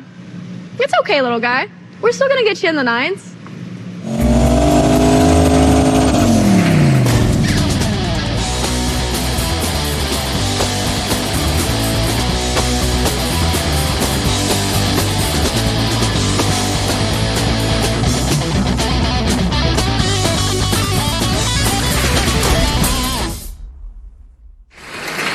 Welcome back to Hot Rod Garage. I am Alex Taylor, and this is Lucky Costa. Hello. So today we have a ton to do and a little to do. We'll get to the ton in a second, but tell me about this beaut right here. This beaut is a 1990 Plymouth Voyager, I think they called it. Okay. I call it the Scaravan. I like it better. Just because I've been scared in this thing a couple of times. It has a 2.5 liter 4-cylinder, nothing big. Front wheel drive, honestly, who cares? Here's the gold. It has a factory 5-speed floor shift in it and a turbocharger. When you sell it like that, it's still not cool. But we can... How dare you? I mean, maybe it's got potential. Yeah. So when it showed up here last time, I think we threw a chip in the thing. Oh, no, we put a whole ECU swap in it. Okay. Also, I think we did some minor exhaust repairs in the tune of a straight pipe out the back, because that's what, race cars do. I mean... And then struts and brakes, I think, and fixed the power steering and some other minor stuff. Other than that, I think it's relatively stock. I mean, so when you say Scaravan, yeah. What was scary about it? Is it super fast, lightning speed? Yeah, for a brick, this thing ran like 16-something at 85 miles an hour. I am almost blown That was a away. quarter-mile pass, mind you. Dang. Okay, that's what I'm saying. So then that was after we took all the seats out of it. After we took 800 pounds of weight out of this How to thing. reduce the weight, yeah. Yeah. Okay. Good times. So what's our little bit of work today? I think a couple of things we're going to do to it that we've always planned on doing it to it is putting a legitimate turbocharger on it. So we're putting a better turbo. I think it's the size of Bear Claw, apple fitter. Opposed to? Like I don't know, small donut with sprinkles. Okay. Rainbow donut with sprinkles. That's what's on it right Agreed. now. Then we're going to do a chip. Now let me tell you about chips. Let's talk about it. It's not an apple chip. I know it's not a kale chip. It's not seaweed chip. Okay. It's actually like an EEPROM. You use like a Curtis Nam burner. We're going way back in the day now. Mm-hmm. And you have to put a binary type code into the thing. And then you take the chip and you put it on the board, put it in the car. And that's how those work. Chips. This little bit of work sounds like some fun, but I have a ton of work over there that I'm excited about. I ain't scared. You want to see it? Yep. It's actually a 1955 Plymouth Savoy. Really? And you got to see this. This has all of the potential to cut the floors out and put a front half and a back half on it, put big tires on it, and make it a go fast down the drag strip. I can see it. Car. I can see it. The fastest car in Hot Rod Garage. You like it so far? So far. I'm excited. I'm sold. So actually, back in 1955, these came with both an 8-cylinder and a 6-cylinder option. We have a nice 6-cylinder option here. Yeah, I looked at it. It's a flathead. Looks like a slant 6. Well, yeah, when we open the hood, you'll understand what she's saying. She's being very accurate with the flathead slant 6. So, well, this has, somewhat cool patina, has the potential. Mm-hmm. These weren't historically very cool cars. In 1955, 700,000 of these Plymouth body styles were sold, and then 1.5 million Fairlanes were sold, and then 1.7 million 55 Chevy Bel Air body styles. So I think this kind of speaks for itself on where rareness versus not wanted comes into play. Well, we want this one. I mean, we don't necessarily want it, but it was $2,000 for all the good basics, a full frame car, rear wheel drive, all that. Not that we're going to keep any of that anyway. Yeah, we don't need all of it. But $2,000, how can you argue with that? Can't go wrong with that It's at all. got potential. Mm-hmm. So how many horsepower was this? 110 in 1955. Out of 6 cylinders? Yep.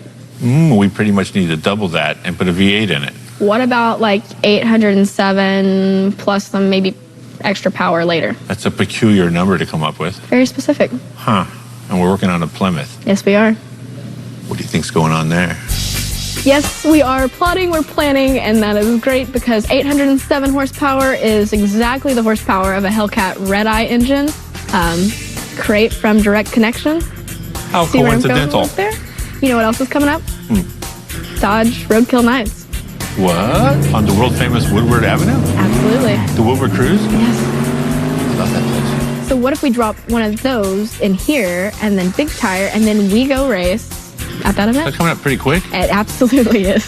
Pretty much need to stop talking and start cutting. Weight reduction is going to be one of our friends. Uh-huh. So I see some leaves and some dirt. Ooh, I think we need to go deeper than that.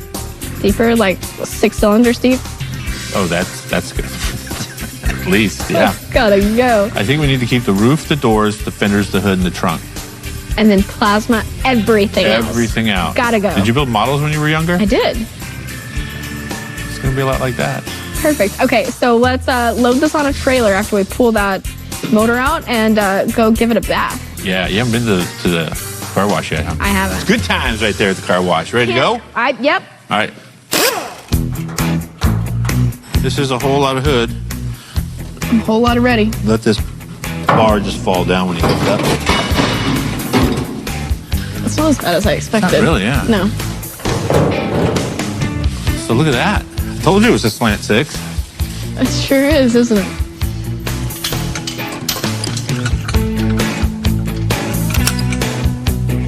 Up and away. You know the cool thing is? Anything can be broken right now. It's okay. We're gonna like lift up on one side? Yeah, lift up on one side. There's no lifting up this. Take the oil pan off. Nah, get a couple people to push down, sit on the front fender. Yeah, there's 60 pounds. Hey, Heavier people. have a seat, Luke. Just sit, don't stand. There you go. Oh, that made a big difference. Okay. We may need one more.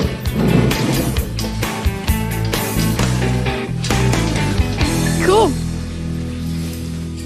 All right, the only place to go from here is up, but that means we have to go 1 step or 2 steps, 3 steps backwards to go forward, which means removing everything, stripping everything, taking everything out, major weight reduction so we can go clean it up and then actually have a good base to work with. So we want to get a good shell, and that way we don't have anything in the way as we build back.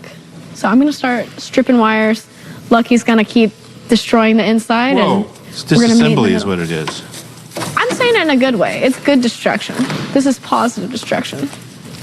We like it.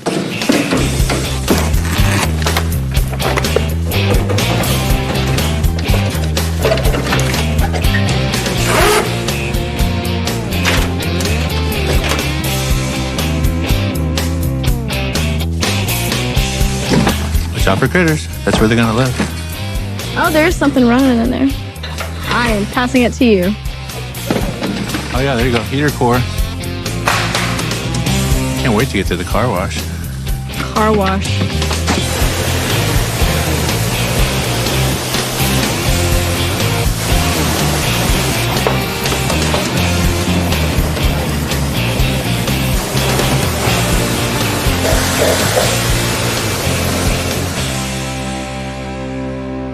Okay, so I'm gonna walk around and spot it wherever we missed, a couple little spots, and then we'll get back to the shop and I'll start cutting it up.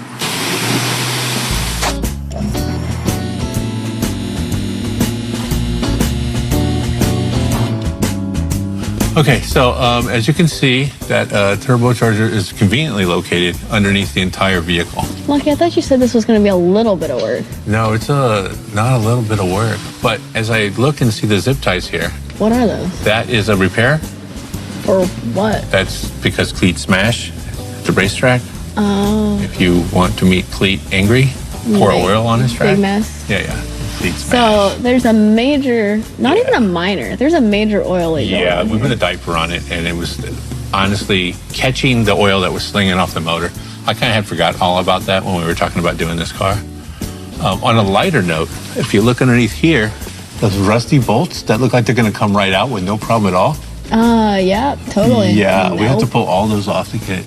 So I vote. Wait. Question, real quick. The only way to get that out is what? Drop that, or it's either take the entire K-member out and drop everything down the ground. That's how these vehicles do. When I say old, I mean just a couple years older than you. Okay, this is like a new car to you, I guess. But yeah, you have to drop all that, but then you have to unhook everything on the top. So that's an easy day's worth of work. And then once it's down, we hope the exhaust manifold bolts don't break. The other option is taking the head off, which is the same thing, taking the entire top of the motor off. At which point we have a giant oil leak. We need to go to the bottom of the motor. We need to drop everything. I don't think we have time to do this. When we have like a ton of work, literally, on the other side, this was supposed to be just something fun we could take to test and tune night. Right. I vote we think about this tonight. You know what? I am not going to veto your vote. I'm going to support you in your decision. I like that. Okay. Should we at least soak those bolts just in case we decide to proceed forward? Well, they're kind of soaking right now from all the oil that's leaking. You know what? I'll spray some more stuff on it. You have a good point. I'll spray some more stuff on it, and then let's try and talk the producer out of not doing this vehicle, doing something else. You think we could get the van out of our life? Yeah. I wouldn't be mad about that. Drop it off at the mall. Maybe someone will steal it. Okay, ready, break. Okay, so if you can't tell, this is not the minivan. I think the last we talked, we were going to soak the bolts and work on it today. Yeah. But what we did is we soaked the bolts, took it over to offsite storage, dropped it off, got in the bone marrow, and brought it back here. We just ditched it. Just absolutely. I like it. This is the same bone marrow, same owner, just new management. Tell us about that, Alex. I like it. So, as you can see, we have a treasure chest here of goodness and greatness. You want to take a guess? Boost management. You got it. And this boost management is actually provided by Lucky's Garage. And I got it from Holly. Thank you very much. Perfect. So this is actually super exciting because this is the thing that I feel like we have talked about a million times since the very first time we took this out You together. have been talking about that And I'm excited. So while we wait on parts for the Savoy, and I mean a lot of parts, chassis tubes, roll cage, rear housing, front struts, spindles, basically everything to build a car. That's a big list. Yeah, we're just kind of sitting around, so why not add some boost control to this? Right. Because the van was going to be a whole lot of work. Yeah, the van was a short list, but the list was way up, hard to get to. So it was. Yeah, this will be a short list also, and a lot easier to get to. We don't even have to disassemble. We just take the hood off and then start assembling. Right. That's pretty cool. You go ahead and undo these, and I'll take the rest of Those them are off. fake. I'm not doing that. Ready to get going? I'm down for it. Air 5. All right, so let's dive into boost control and the components that we're going to be working with first. We're actually using Holley's high flow dual solenoid boost control kit. So basically what that consists of is this block here, which has 2 solenoids already mounted. It makes a really clean setup, as well as the wiring that you'll need for it. We also have, in addition, a dome pressure sensor, which is just 100 PSI transducer. So this is referencing the air that is directly on top of the wastegate, and the sensor ties back to the Holley and allows us to, 1, read our dome pressure, and 2, control how much is being added or subtracted to maintain that pressure that we're targeting. So this will actually just mount on the firewall, which we're getting ready to do. Lucky's gonna do that, and I'm going to do the wires on the inside. I've already got my wiring map figured out, so let's dive into it. So no motor, no brakes, no tranny, no parts. We got nothing. So now's the perfect time to learn what's going on with your project. I use a little sweet patina sauce, and I wipe this whole car down The one cool thing about wiping them down, also, the theory is you put it on in an even coat and then go back and wipe it all off. And that's where you get your sweet patina. But the one thing about wiping down every nook and cranny, you start to learn the story of the car. I can tell this person drove by Braille pretty frequently. Somebody had a BB gun, that's obvious. They favored the right side because that's where most of the damage is. And they frequently picked up hitchhikers. Lucky? Yeah. There's a giant Is that not the biggest hitchhiker you've ever seen? giant hitchhiker. And it's got extra hitchhikers. Yeah, and the gas cap's missing. And I think I see something down there like waving. Do you want to catch it? Yeah. No, I do not. Huh. At least the car looks good. Yeah, looks sweet. Patina. See what I did there? See what you did. See what you did? All right, you have fun with your friends. Thanks. I'm going to go have fun with no friends. Alex, I'm running out of paint to wipe down here. You know what? That's a good thing. Is it? Because I'm running out of wires. Well, that's good. Looks pretty good. Pretty sweet patina, huh? Pretty sweet patina. All right. So I ran all the wires, and basically we're just waiting on lines at this Fittings point. for that And side. bottle. And Yeah. a bottle. Yeah. And I did just wiped it down with help from Luke and sweet patinaed it. It's not going to rust no more. But we're waiting on parts for this. I'm waiting on parts. You're waiting on little parts, I'm waiting on a ton of parts. We need a stack of parts waiting on us when we come back. When we get back, there should be a pile of parts. And a special guest. Special guest is coming? I mean, I think we need all hands on deck on the Savoy because we're going to have our hands full with it. Oh, we're borrowing some hands? We're borrowing a set of hands. Cool, because we're doing a full chassis. Full chassis. Whether it needs it or not. Yeah, it needs it. Full cage, whether it needs it or not. Absolutely. And then, big tire strut. This is going to be a real race car. It is. And I'm excited about it. And then, really, that's it, right? Yeah. I mean, I say we call it a day. Okay. Day! All right, so new day here at Hot Rod Garage, and we have some good news, some bad news, some bad news, and just keep adding to it. There's a lot of not as great news going on here. So last time we checked in, we said we better have a lot of parts, and we're gonna have an extra set of hands. Turns out we have no parts and the same amount of hands, but they're different hands. So it's been about a week since Lucky and I were in the shop, and in that time, he got COVID.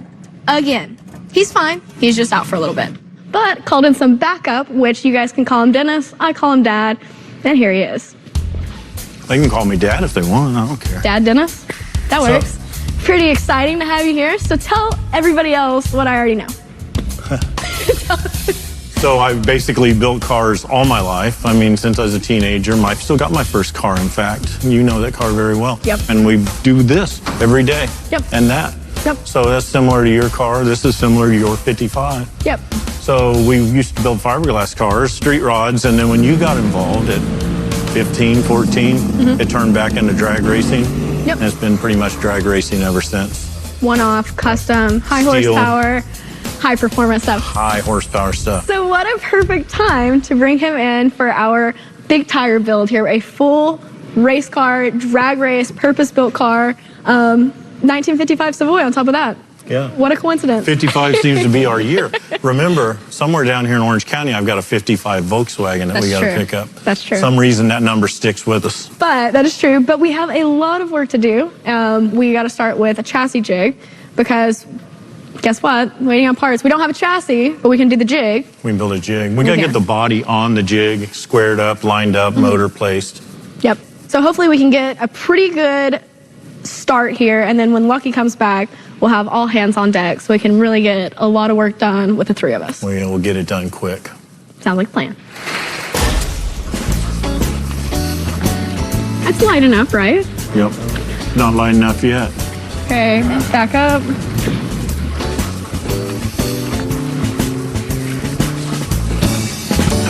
Okay. There you go. Okay, so I think you can see now the beauty that we're working with. It's a beauty. It's a beaut. So with that said, I say we take everything out of the inside, which is not that much, just some roof line. Headliner bows? Thank you. Okay. And then all of the trim. All the thingy-majigs? Yeah, all the trim. We take all of that out, and then we brace, and then we cut. All right, so you want to do that before you take fenders or anything off? I'm gonna take doors off. Okay, let's get the doors out of the way. We'll get some braces in. Let's do doors, and then I can work on cutting. Lucky's favorite tool. I kind of feel bad he's not here to use it today. The one day I'm actually excited to use the plasma torch. So I could cut, and maybe you could work on front sheet metal, and then we can work on glass and all that later. But I think that's a good. I want to see no floor in this shortly. Yeah, you're desperate to get those floors out. I want a Flintstone mobile. I don't know. You're a big tire race car chick. I know. I'm excited. No floors is progress. No floors. That's going to save a lot of weight. I And know. would make a lot of room. Yep. Okay. Doors. Okay, let's do it.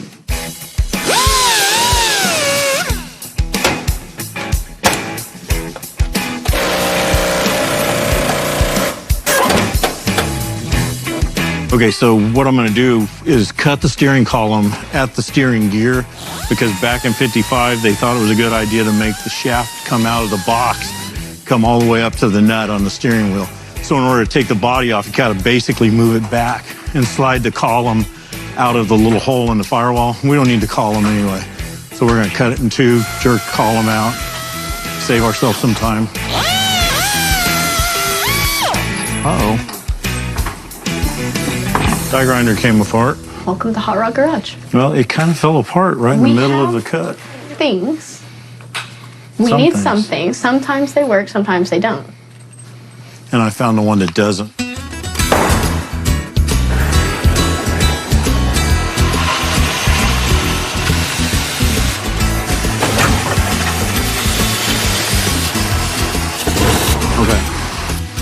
Okay, no more torch. Will that come all the way out now? Normally, I'd take a razor blade or a utility knife and cut this rubber, but it's not going to cut. So I'm going to go around here and break it, and then we'll push the window out. All right. We just saved 50 pounds right there. Okay, you should be able to pull the window out.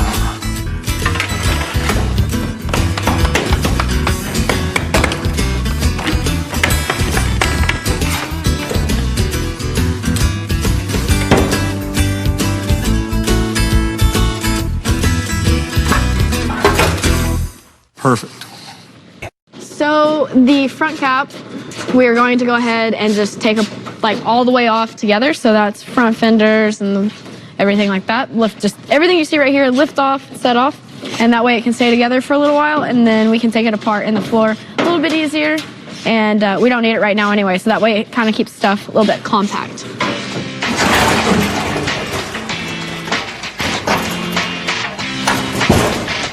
That kind of keeps it together. Nice. So I just cut a 10-foot piece of 3/4 inch tube down. I'm going to weld from one door post to the other door post, because once we cut the floorboards out and we get this off of the frame, there's nothing to keep it from spreading out. The gaps here are very critical, so we'll just keep it from moving a little bit, and then we'll be ready to lift it off of the frame. This is a part we've all been waiting for. It is plasma time. I really feel funny doing this without Lucky here. This is his favorite tool. It's gonna be fun. We're gonna have a Flintstone mobile sooner than later, and that makes me happy. It's crazy how you go from having a car to having a shell, but that's actually progress. Perfect.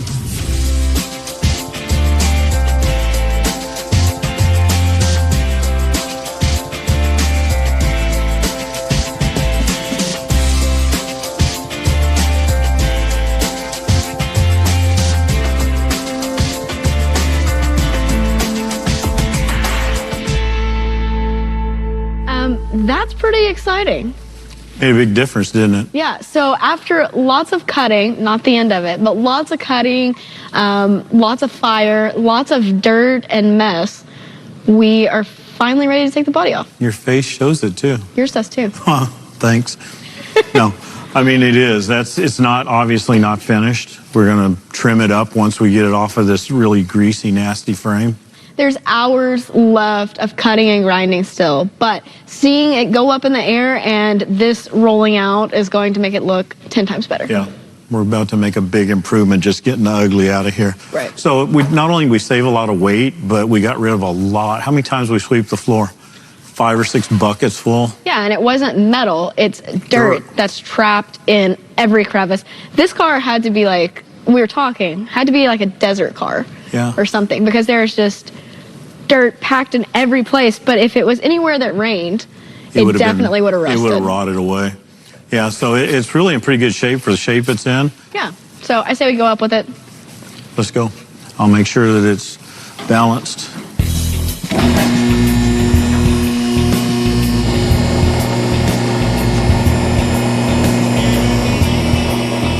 Want to call it good there? I think it'll go. There you Would have you it. look at that? This needs to go. You know the cool part? What? We still don't have a chassis. We're getting rid of this if we still don't have anything to replace it. So we'll cut and clean, grind, and get rid of the rest of the crap, the sheet metal and the dirt. But while it's up here, but when we set it on a jig, that's the next step. We'll level it, square it, laser it, have everything squared up so you can start building your new chassis under it. But that means we need to build a jig first. So I say we do that now. Let's do that.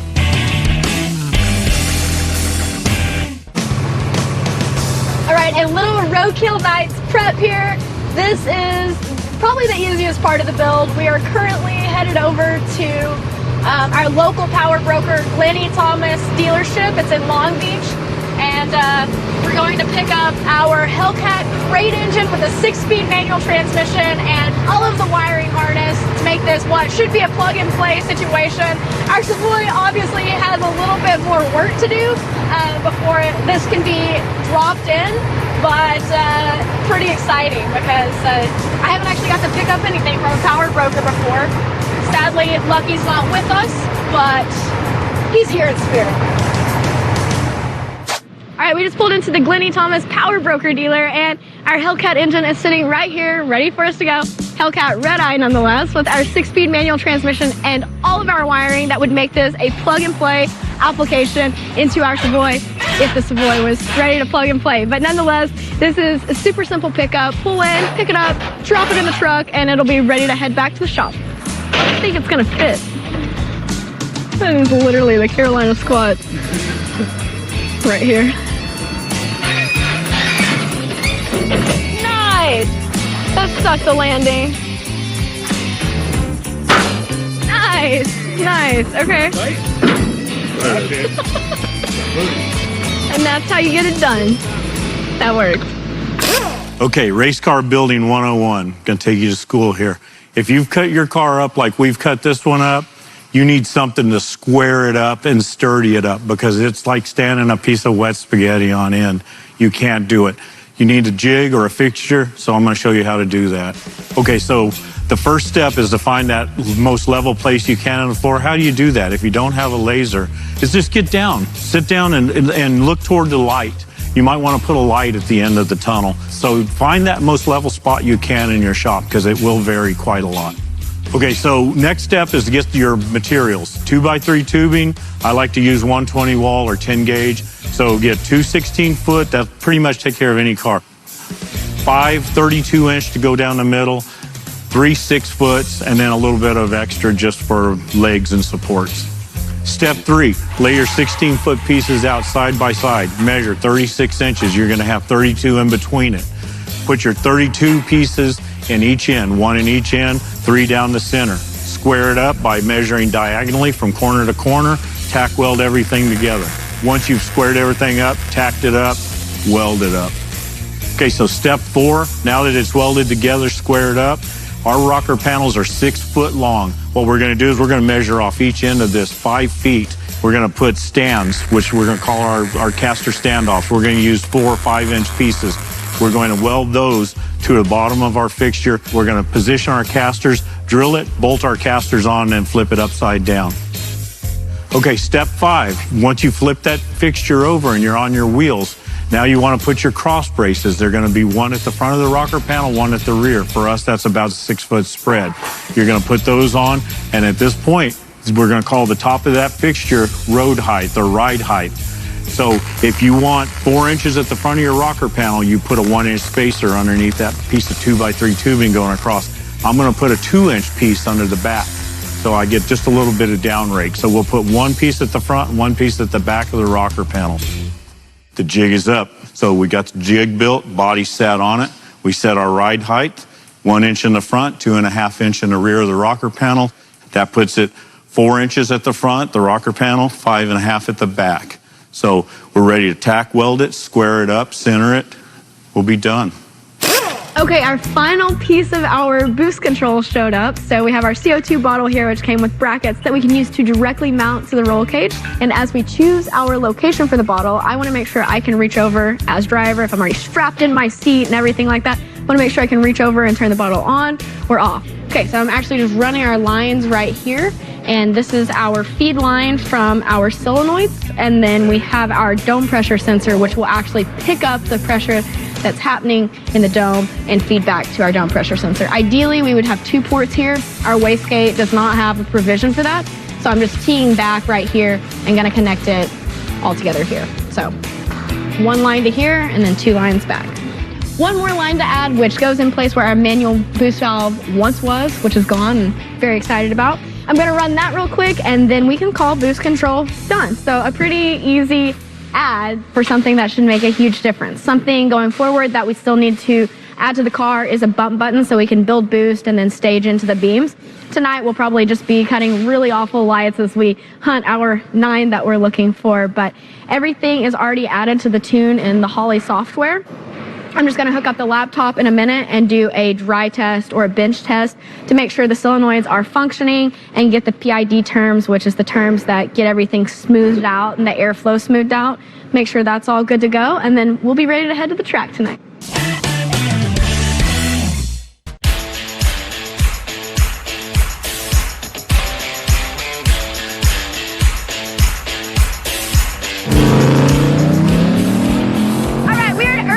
Speedway for a Thursday night test and tune with Bone Marrow. We're still missing Lucky, but we have our boost control here and on Bone Marrow, which is exciting.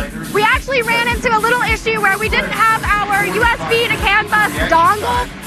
Racing community's great. We went and knocked on a couple doors, got our cable, got our tune uploaded, and we have some kind of a baseline to get us on the track, get us a pass, get us some data, and then we'll come back and dial this all in.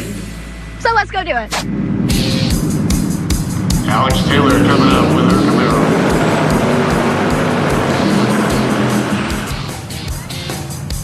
Get some RPM and some smoke out of those tires. Don't mind you know.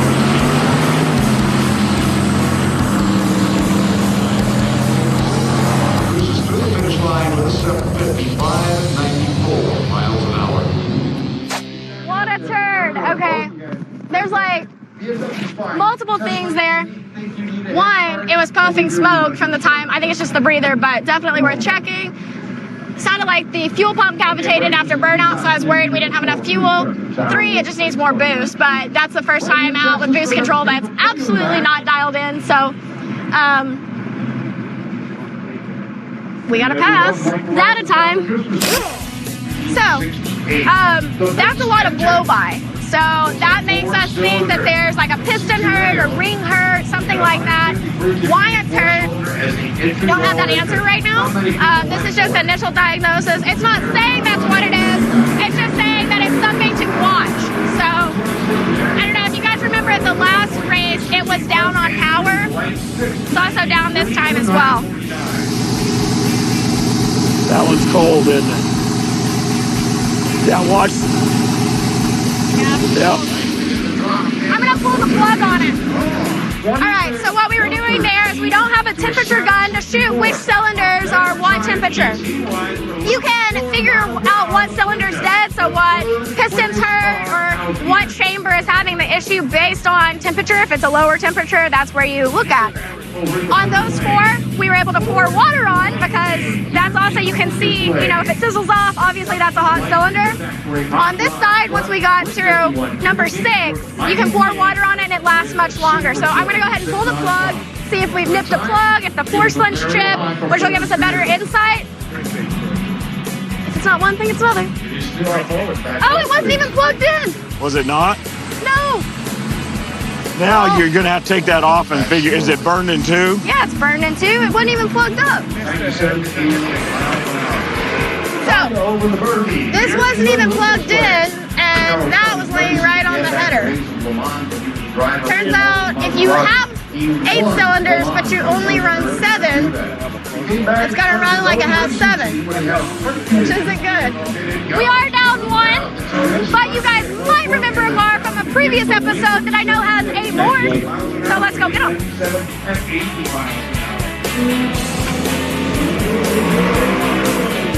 It's so wrong, it's almost right, it's not, but it's tied up. So I pulled the data log to see if we built this, but there is no data log. It still has the potential to be hurt with all of the blow-by that we're seeing. There's nothing we can do at this point. So let's go make another pass on 8 cylinders and hope that it does okay.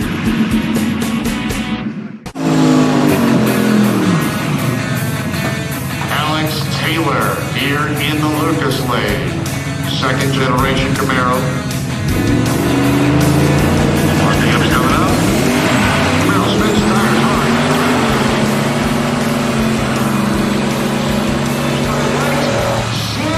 697, 105 miles an hour. All right, so again, we did not get a data log, but I'm gonna go with my onboard data log, which is myself, and I know that it spun, and I think it was about where we hit full boost. So I'm gonna slow the boost curve down, leave like we did, because the car seemed happy there. I mean, we're not gonna get a 9 out of this, because this is a 8-mile track. So we're out of the strop, and we're not covered in dust, and we're gonna have a really fast race car sooner than later. So this is a good time to get out there and make another pass and have a good time. Alex Taylor, the birthday girl, here in the Lucas Lane. A little bit of smoke coming out of Alex's car. Pre-stage lights lit for both cars. Full stage, both cars. Lights begin to drop. Here we go. The race is on.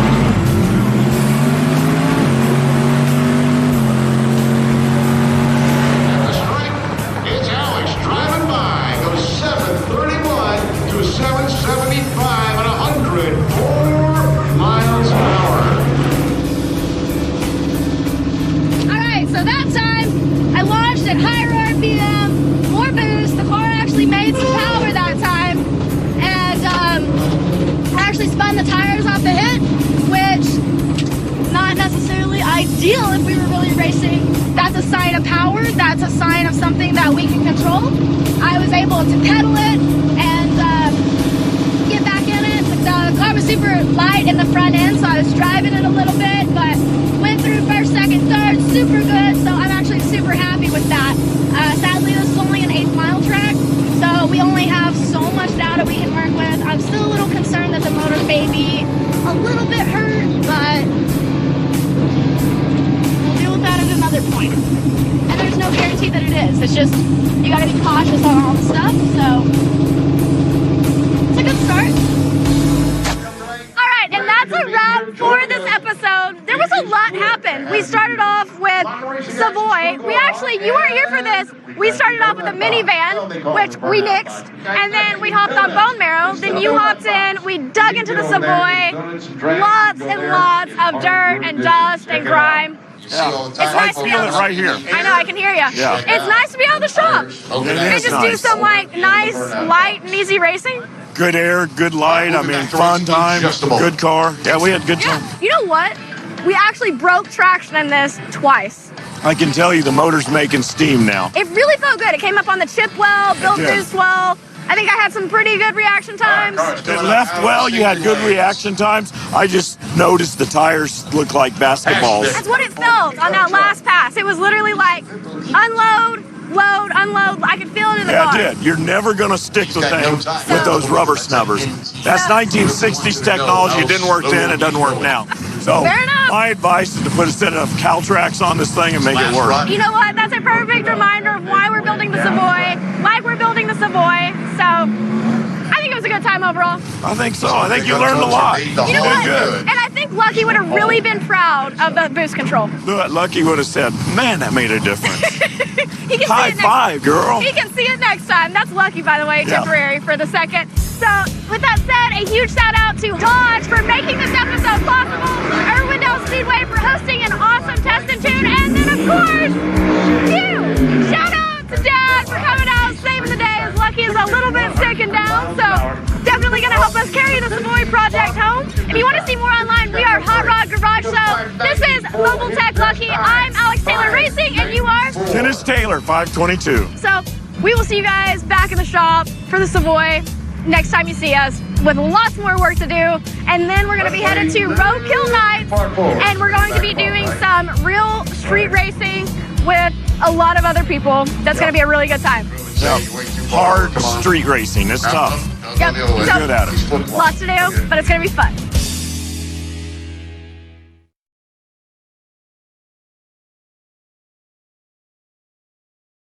On this episode of Hot Rod Garage, we're taking it to the street.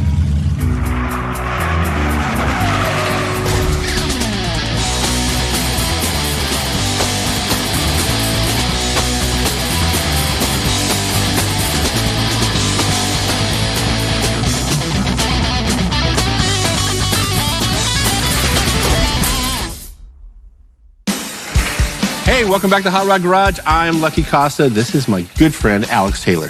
Hi. How are you, Alex? Pretty good. How are you? You've been having a busy week? Yes. You recognize these things back here? I recognize them. You watch the show? Yeah. Okay. Did you know they ran? I did not. I did not either until they showed up here.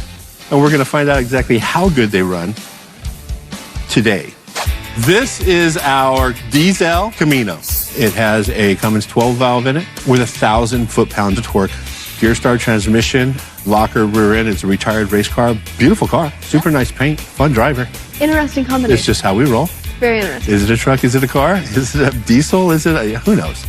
This, on the other hand, is a 1966 F100 Ford pickup truck. It was a total survivor, long bed, nice driver. And then somebody gave us a Crown Victoria police car. Put the entire body of the truck on the chassis of the Crown Victoria. In addition to that, we supercharged it, and it's got a gear star transmission, billet suspension, and we call it the Crown Hick. We have to take these things out and drive around our lovely community in beautiful Manhattan Beach, California. Yeah. I'm sorry, I said that wrong. Manhattan Beach, California. And evaluate any issues that they would have. We have To do it. Yeah. It's our duty. It's our duty here at Hot Rod Garage. Aren't we supposed to be taking these things at Roadkill Nights? Yep. I keep saying exhibition, you keep correcting me. It's like Self-declared burnout competition Yeah, during the Roadkill exhibition, whatever. they invited us to go there and do some burnouts. Yeah, which sounds great. Big mistake, David Freiberger. Big mistake. Last year, you were at the Hellcat Grudge Match at Roadkill Nights. We took our big tire Challenger we built, and we won first round, and then the next round, and then we won the whole thing, and it was great. That pretty much puts a target on your back for this season. It does. I kind of feel Does like that spell Savoy to you? it Because I'm going to tell you right now, that's what the Savoy was for. The Savoy is to defend the title. the title, okay, which makes perfect sense. We've actually been doing a lot of work on the big tire Savoy. I think it's going to be a really strong competitor, but we have a little bit more to wrap up. So a couple days here, a couple days wrapping up the Savoy, Right. and then we head to Roadkill Nights. Okay, I'm ready with that. I like it. What do you want to drive? The red one or the white one? I'm gonna go with white. It is a very comfortable truck. Yeah. I will take the brute strength. Perfect. Ready? Brake.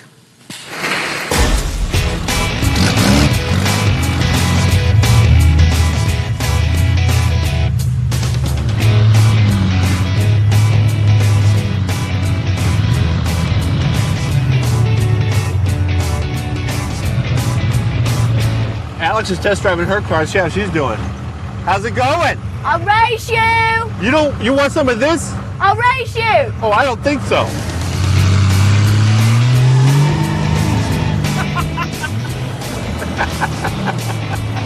Everything seems to work. Also, when you let off the gas, the front end wants to just keep going because it weighs 1,000 pounds. I wonder if Lucky wants to race again. Here's my bud Lucky now. I'll race you!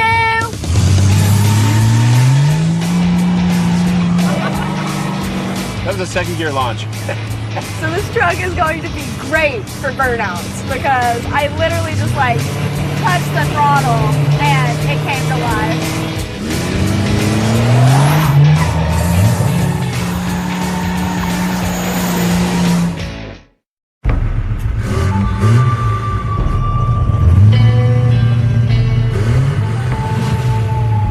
Oh, you don't want none of this, tough guy.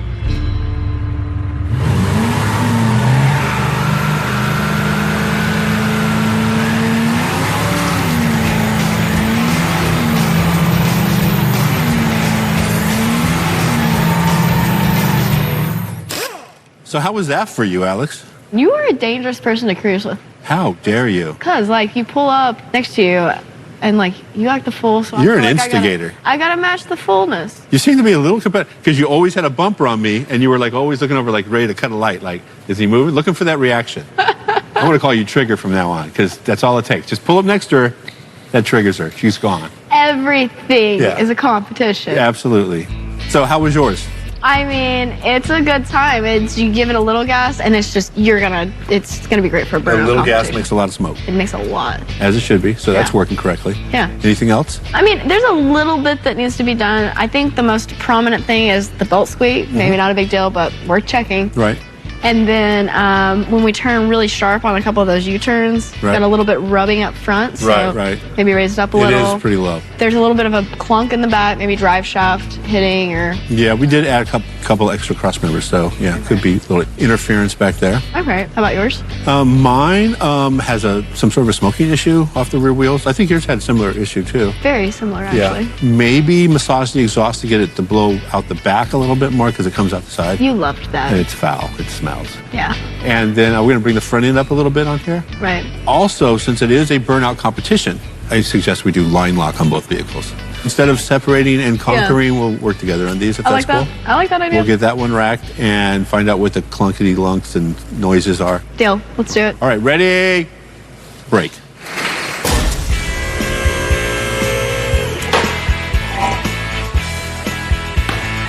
These have coilovers front and back. This is part of the ADTI suspension kit.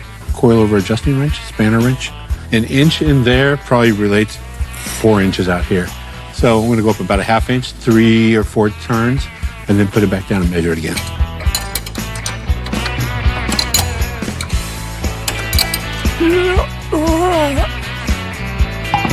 So shocks are adjusted. I'm going to put the tires on, put it on the ground, just check it for level, which I'm sure it is.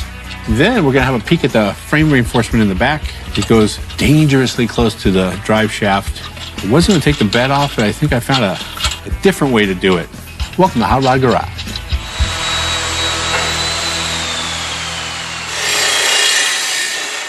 All right, so what I'm getting ready to do is the rear cross member. This is an aftermarket piece. We fabricated it here. Stock body mounts are on there. The bolts, they're still tight, so that's a good sign.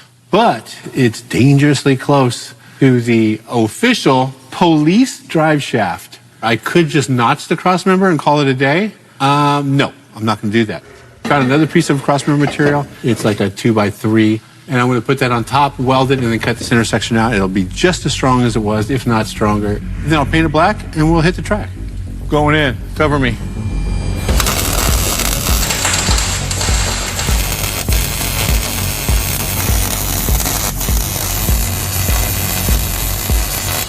I'm just freehanding this.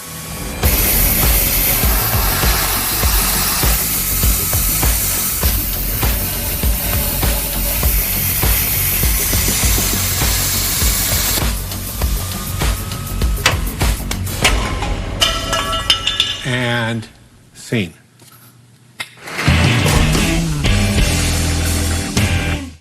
So I haven't told Lucky this, but I have no intention of helping him on the El Camino or the Crown Hick because I want to spend some time with the Savoy finishing it up and getting to know the car.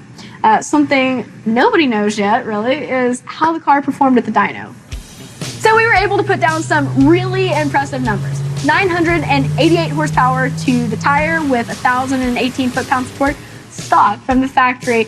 The motor makes 807 horsepower to the crank. So to have that at the tire, we were super happy with that. But right now, what I'm going to visit is getting a memorization of the driver cockpit. We've got the seat and the steering wheel as close as I can get it and feel comfortable with right now. I'm in a good position as far as being able to depress the clutch and reach the pedals and everything there. I like to sit in the car and get a feel for where all my switches are, what each switch does, get a memorization of that way in case I need to reach up and turn the car off, I can grab up and remember it. I've got my line lock over here on the shifter, nitrous purge, nitrous activation and all that. So I'm just gonna sit here, go through a shift pattern. It feels good right now, but once I actually get on the track, there's gonna be different stuff, like my belts will actually be strapped on, I'll have my suit on, I'll be more restricted in movement. So I'm just gonna try to get that muscle memory of stuff and then spend some time with the car and getting to know it and then finish up a couple other little things shortly. One of the things we forgot to do was put basically the back of the exhaust system on. So we hung the mufflers. It sounds great, makes boost, screams down the street, but get under here and everything is filthy. It's been dumping the exhaust right into the rear housing, just making a mess back here, all the carbon and stuff. So I decided real quick to whip up a couple of little 90s or little dumps off of some scrap we had laying around. These things fit right in. We are going to a burnout exhibition. So blowing the smoke out where the tires are burning, it's going to be good.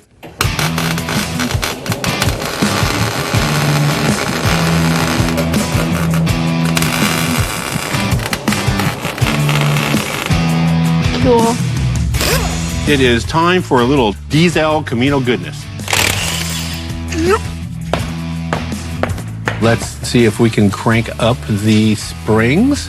This is the same basic theory as the shocks on that one. If we get this thing to move about a ½ inch, it should probably relate to around 1 inch of lift. Just want it to be high enough to cruise down Woodward Avenue. Man, somebody got crazy with the anti-seize on this. I'm trying to do this without it slipping off and me getting stitches. Okay, so I've gone up probably a ½ inch on this side. So I'm measuring from the lower control arm all the way up to where the jam nut is. And I'm looking at just barely under 3 inches. And this side is just over 3 inches. So to compensate for that, we'll put a little more lift on this side. Plus a round guy drives it, so I need a little more compensation for that. Okay, so that's a wrap on the day. Waiting for power steering lines over here. Piece of cake, nothing going on. We have exhaust diverters in the back. Diverters, I like the words. This little dreamboat we've raised. We've tried to level or compensate for twistism. Mm-hmm. We'll save these for ice racing. We're going to put a little bit of a taller tire in the front, firm up the shocks a little bit. And line locks tomorrow. Tomorrow is line lock day. It's going to be nice. Pretty sure we got to test those. Building management, sorry. We're out? I'm out. Okay. See you tomorrow. What are we doing today? Oh, line lock. That's right. Line lock. Roll control, if you will. So the theory here, this is a one-way solenoid. You can actually use it a couple different ways. There's a couple different inlets and outlets. I generally put them on the front brake. And what they do, it's a one-way check valve on the front brake lines. You activate it with the push button, and then you pump the brakes. It builds up the brake pressure. But then, because you're holding this button, when you release the foot brake, the back brakes release, and your front brakes are electronically being locked. We use them to do spirited burnouts. The rear brakes are just rolling free. That's nice smoky burnouts. It's a good time. I'm going to mount this on the core support underneath the fender in a safe location. I'm going to do a little bit more flaring, a little bit more bending, and then we're going to make some smoke. No, we're not even going to make smoke yet. We're going to go to the other car and do the exact same thing again. Then we're going to make some smoke. Be right back. This is how easy it is to flare this thing. Yeah. Operation 2. Okay, I'm not joking. When you look at this flare, you're going to think it was done by a skilled flare technician. So this is what you call a perfect double flare. Made by a human being, not by a machine. Well, by a machine ran by a human being, not by a computer. This is the front brake line out. This is the front brake line in from the master cylinder. This is an electronic solenoid. When you trigger these wires with voltage, it closes the solenoid. So I activate the solenoid. I then apply pressure. The pressure will go through the solenoid but not return to the master cylinder. Great for if you're on a hill, you have a manual transmission, or you don't want to burn off your rear brake shoes doing burnouts. You just push the button, pump the brake, mash the gas, have a good time. Done like a true professional. We put some BFGs on here. These things work great. They're a little bit taller sidewall. We've lifted it up a little bit. Are you kidding me? It's like a production vehicle. We didn't have much travel before, but we got some now. Now let's hit it with a torque wrench and then hit the streets. Cookie break. Okay, so one of the last things that I wanted to do before we ship our car on a transport to Michigan is try to get our bare metal that we're working with here protected. As we've worked on this, we've gathered a little bit of surface rust. So instead of just getting to prep with T9, which we'll talk about in a second, I'm going to go through a little bit of a process, starting with these door bars. So I'm going to take some WD-40, spray it on a red Scotch-Brite, and then wipe the rust off, the surface rust that's there, just to get a clean surface. Something you could do is just put WD-40 on if you didn't have T9, but it does have dust that sticks to it, and it's kind of just like it's a little bit oily, a little bit messy. But since we have a product like this, we're gonna go ahead and use it. Then I'll go through with some acetone, or if you had wax and grease remover, anything like that to get the oiliness off. And then this is something that I've never actually worked with, is this T9. It's a corrosion protector, so no rust, and it's waterproof lubricant. That's going to protect our bare metal and leave a protective coating. If this dries as it looks right now, and it's got that gloss, this is gonna look awesome because it's gonna be bare metal that's protected, and it's really gonna be cool. In the meantime though, while I wait on this test bar, I have some scaling to do, and that's also an exciting part. Okay, so power steering fluid is handled, it's topped off, I bled it. Can you hear me over the chirp? There's a bird in here, and I'm gonna find it. Sounds like an angry bird now. So the little bird in here that is chirping, I think it's either a bearing or idler pulley. I grab a hold of the belt and I can pull it, and it actually moves quite a bit. You can hear something making a funny noise. I think it's the actual idler. Try to get this thing off, pull the belt off, and I'll be able to spin each pulley and see if any of them have any problems. Wish me luck. Cover me going in.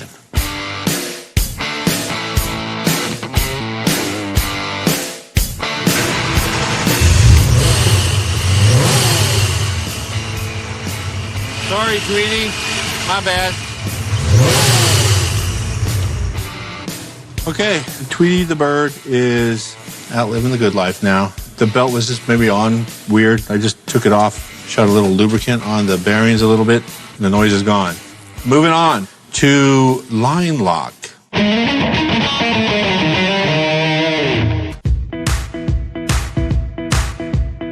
So here is the activation switch for the line lock. It comes with a kit. It's sort of a very inexpensive little simple switch. There's no frills here. I like to put a little plate on it and hook it over the carpet right by the high beam, low beam, so I can reach over with my left foot and just activate it with my foot. Right now, if you push the button, you can hear the solenoid engage. When the solenoid engages and you pump the brake, it keeps the pressure. See, pedal stays right at the top. Now I'm going to start it.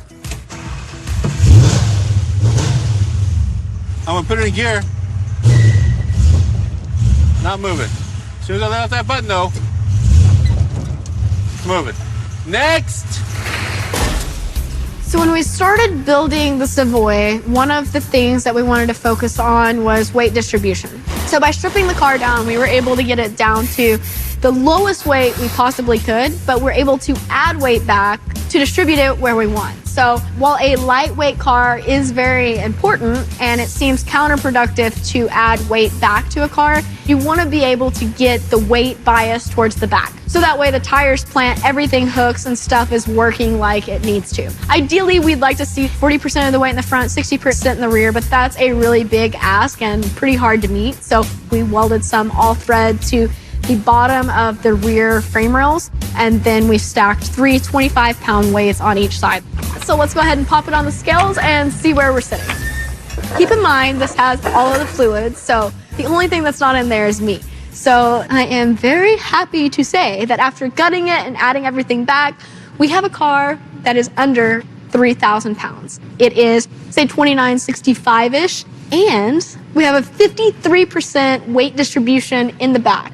Once I'm in the car, I'll be sitting back a ways, so that puts a little bit more weight towards the rear. So that's really going to help us with traction once we get to Woodward. Overall, I'm super happy with this and very proud that it turned out how it did. This is going to go on a shipper, and then we should be pretty close to being ready to going to a burnout competition and a drag race. Okay, it's all hooked up. Switch is located same as the other side. I just zipped it to the floor.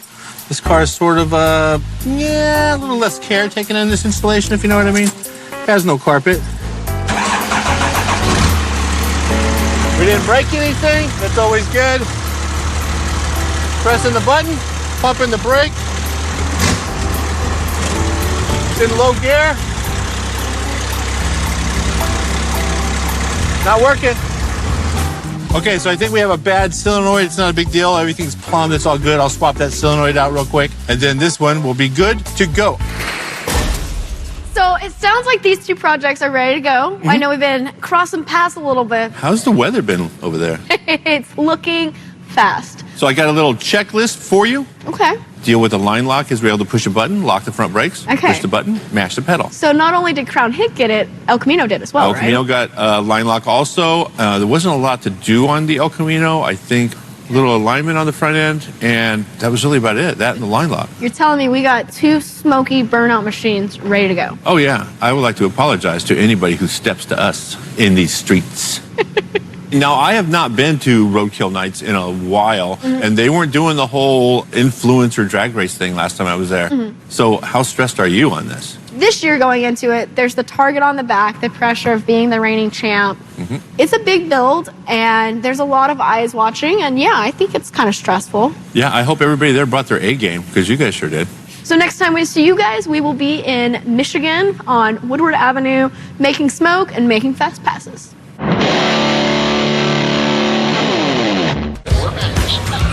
55 was the year that Chevrolet launched. Thanks, buddy. Nice to meet you guys. This car is super rad. We made it. We're finally here. This is not green screen. This is Pontiac, Michigan, roadkill nights. So we're getting ready to do burnouts with our friends over at the Roadkill Burnout Pit. And then after burnouts, you know what time it is? Stomp some pedal. That's correct. The Savoy is sitting and ready to go. We've got a couple test pits in. I'm feeling good about it, which sets us up for a great day of testing and Savoy race for the Hellcat Grudge match. Yes, we get paid for this. You know that, right? It's the best job ever. We're going to take the diesel Camino, and you're going to drive the Crown Hick. And we're going to go make smoky treats. Detroit, this is how clouds are made.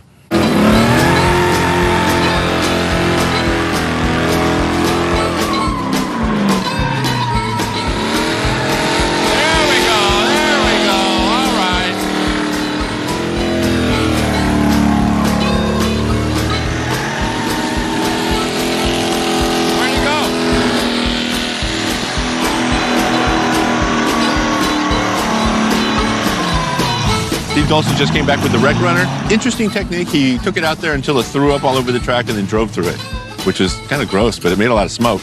Now Alex is getting ready to pull out there in the Crown Hick. Supercharged mod motor on a cop chassis. This is nothing but good times right here.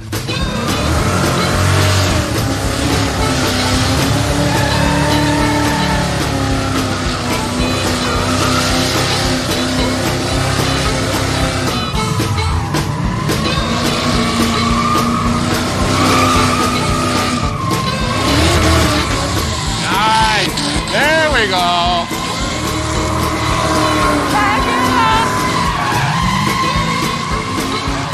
I think the blinker's a nice touch. Yeah.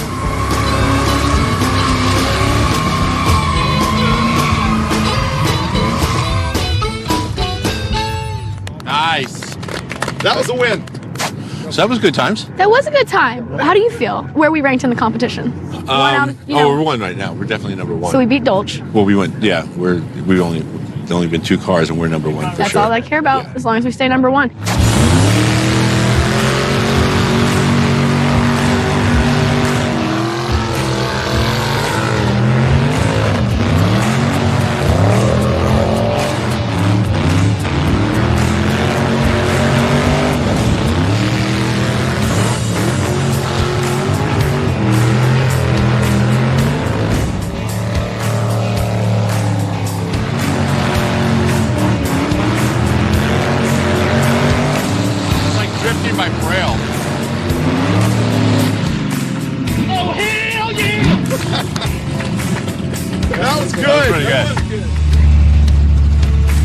And that's called teamwork. That was amazing. That was full on. Nice work. We're down a couple points. I need you to take Can't one. lie, though. That was pretty Oh, impressive. it was good. So we need you to take this as a competition now. Oh, yeah, I do. Ready and break. Aren't you drag racing later? Well, yeah. Careful with those hands.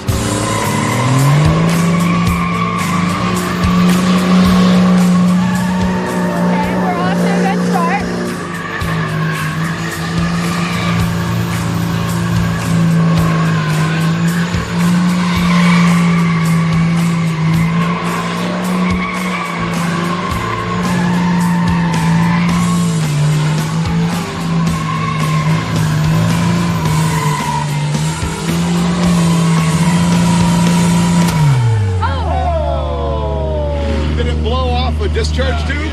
Sound like it lost boost. Yeah. What did you do? Well, who's not here right now? Tony, Angelo. I remember when Tony put this pipe on. So what had happened was, I'm driving down the burnout drift pad in minding my own business. You were, yeah. And then that's when the charge pipe popped off. You still did good in the competition. Thank you.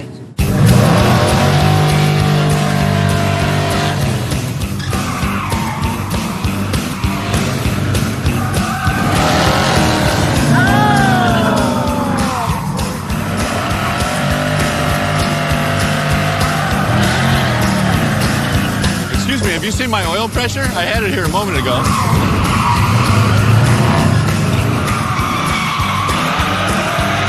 No smoke. What is this, a joyride?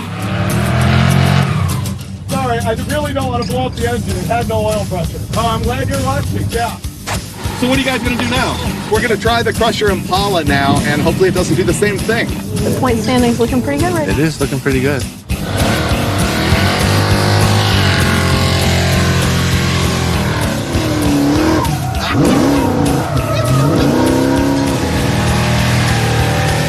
Excuse me, have you seen my blower drive?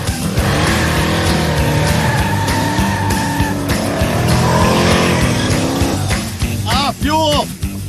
I think it's low on gas. I think you're right. Yeah. It sure idles nice.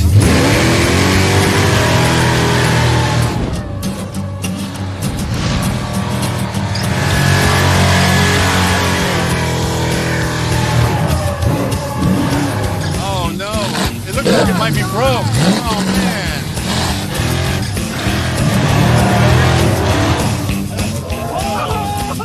The power steering doesn't work. It's unsafe at this point. I can't steer. It keeps failing on me halfway. Did you guys have fun? And that is what you call standard shenanigans with roadkill. I like them. I'm down for it. It was a great way to start the morning. I'm still a little dizzy from that. You know what? I think we won. Oh yeah, we did. They said they won. I feel like we won. I know that the car with the two guys in it came up a little short, if you know what I mean. Today is a big day because we're about to roll into the Hellcat grudge match with the Savoy.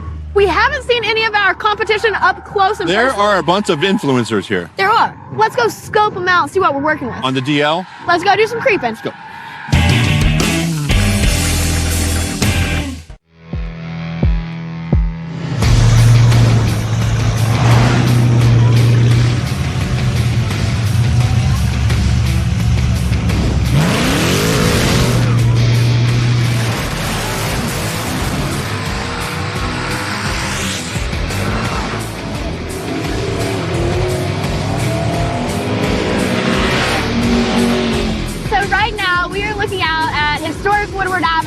Not only do we get the street race, but we're street racing in a very iconic spot. It just happens to be a little bit more sanctioned than it might used to have been. KJ Jones here. We are live on Woodward Avenue. Take a good look. This is your first look at the influencers. We have our influencer grudge race coming up later in the day, and this is their first hit at the track. All of the influencers are battling each other for an opportunity to race Alex Taylor in the grudge race final. In the left lane is Throttle. Throttle's a group out of San Diego area. On the right lane, our influencer Tavares with the Pursuit Ute. And I believe it's not Tavares who's actually driving the car. I think he has his builder, Jared, behind the wheel of the car.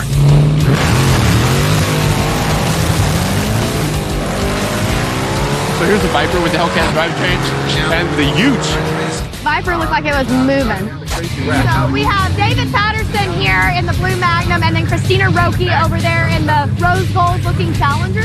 It's a lovely wrap too. It's very pretty. I think you had nails like that when you first started. We don't care if they look pretty as long as they're slow.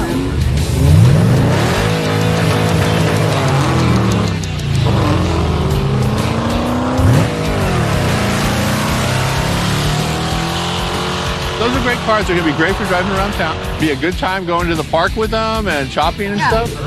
Up next, Colette Davis in the orange Lancer. She's done quite a few things in motorsports, but this is her first time going into a drag race competitively. And then that's Weston Champlin over on the other side with Redneck Science.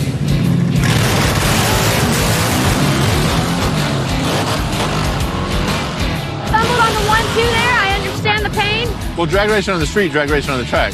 Two different disciplines 100%. Right.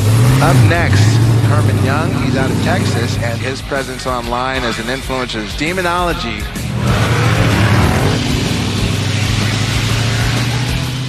That stick shift is a game changer for this deal. I'm gonna be fully transparent. Racing a stick is something I've never done. Well, luckily you only got 500 feet. Just think about it. When you get through that one shift, you're done. You're right. This is the Formula S Barracuda of our influencer Tony Arm from Corrupt Builds. He built a wonderful looking drag car, but is not a drag racer, so this will be interesting to see how he gets the car down the track.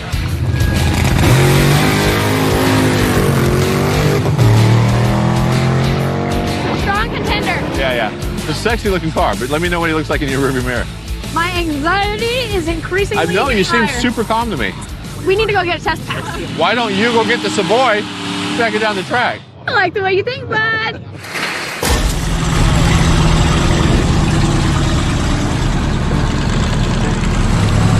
I do see Alex. She should be pulling up. This is her first test hit. Alex Taylor is apparently getting ready in the 55 Plymouth, which is one of the grudge match Hellcat-powered cars.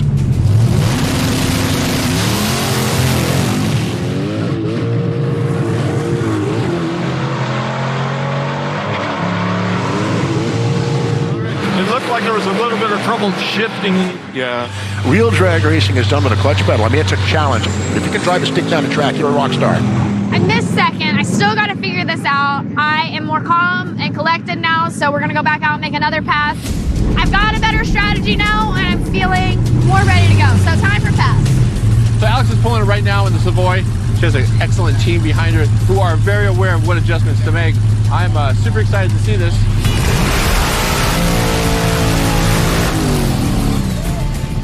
Not messing around. Alex Taylor queued up, make a run in at 55. Looked like maybe just at the top of second gear, started to get a little out of the groove. So I bet you they're going to do some suspension adjustments and get back on the track. You see her driving that thing, third gear down there is all over the track. She wasn't about to lift. She said, screw that, I'm going for it. She just needs a little more practice with that stick shift and she's going to be bad. The Peacemaker.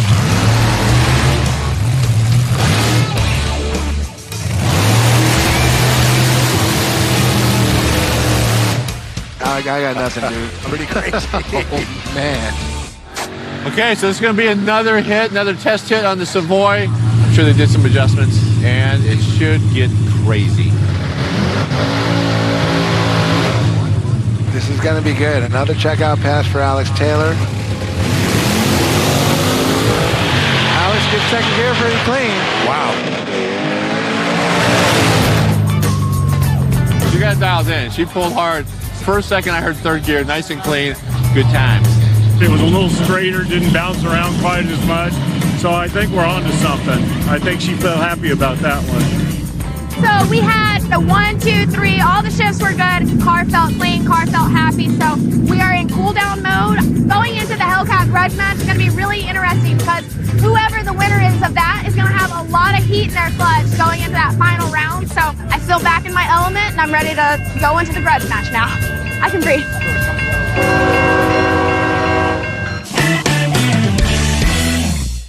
People up in the grandstands at Roadkill Nights, people watching the Dodge live feed back home. We're about to get to the meat of the drag racing, the heads-up competition, and we're going to kick it off with the so-called influencers shootout.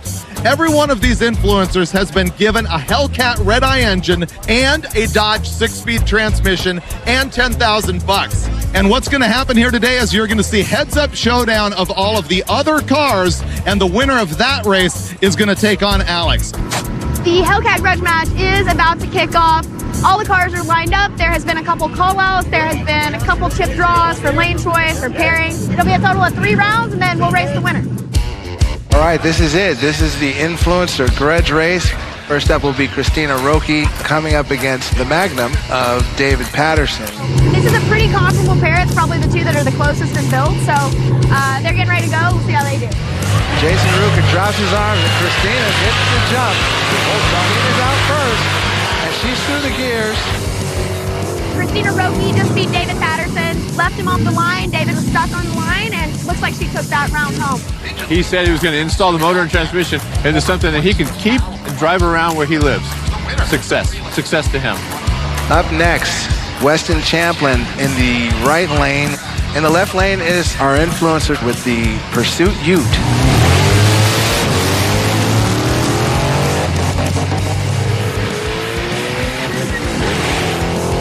Redneck Science, he scienced the heck out of that thing. And the Ute found the rev limiter. Up next, Ricky Fernandez in the right lane, Herman Young in the left lane. That's Soul Snatcher and the Viper.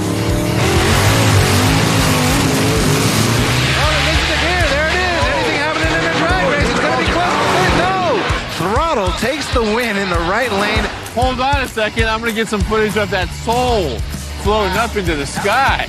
That soul was snatched. Wow, that was something. The great equalizer, the manual transmission. Somebody's going home with 2 neutrals, I'll tell you that.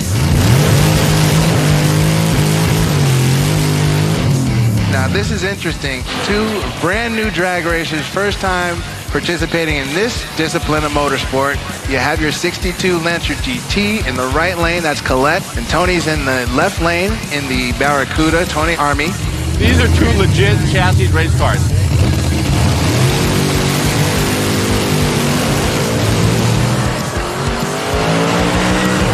Corrupt Bill just took out Colette. Colette sucks. Looks like it was out, which we believed from the beginning. Sucks to see that because that would have been a great pairing. We have winners now. We have people who are going to advance, getting closer to that runoff with Alex Taylor. That was a good first round.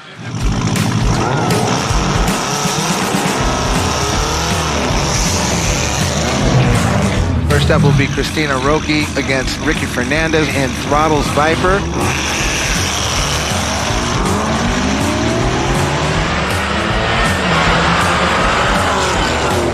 Christina Roki had that until she missed the shift.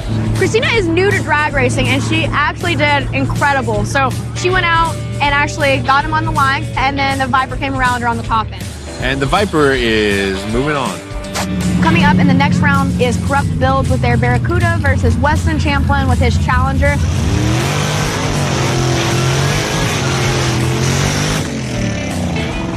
Weston is in the right lane. Tony Army's in the left lane.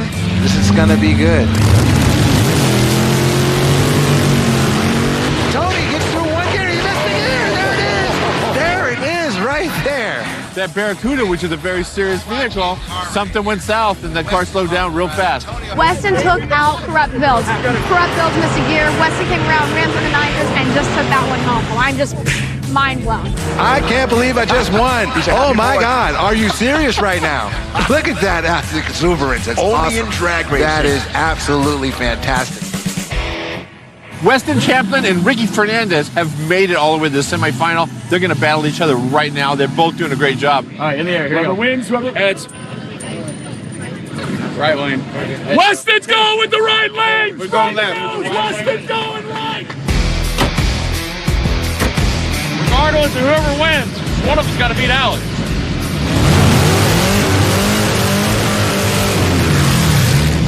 Both of these influencers, they've drag raced, yes, but are they drag racers? We're going to find out. This is going to be a great drag race. I have a feeling this is going to be really good. Wow, it's a drag race. That's a drag race. Rustin pulls it out at the finish line. Ricky almost in his lane. Wow. That was a good race. Those guys were door to door the whole track. And Weston got him by a fender. That was a battle. That was going for it, and that's awesome. Weston was a race away from getting to this final last year, and now he's there. This is it. Final round, folks. Final round of our Influencers Grudge match. Alex Taylor in the left lane, 55 Plymouth Savoy. Weston Champlin in the right lane. He's in a Hellcat Challenger. This is going to be a nail biter.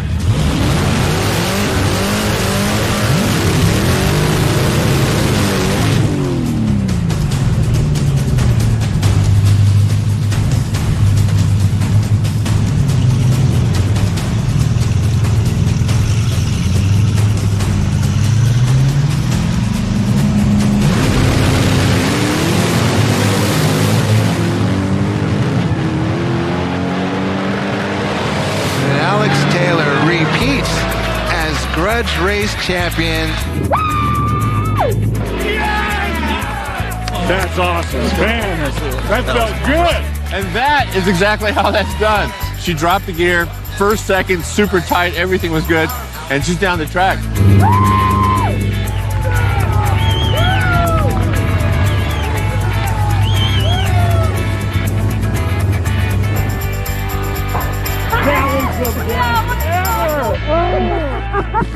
That car performed, it worked, and man, that was amazing.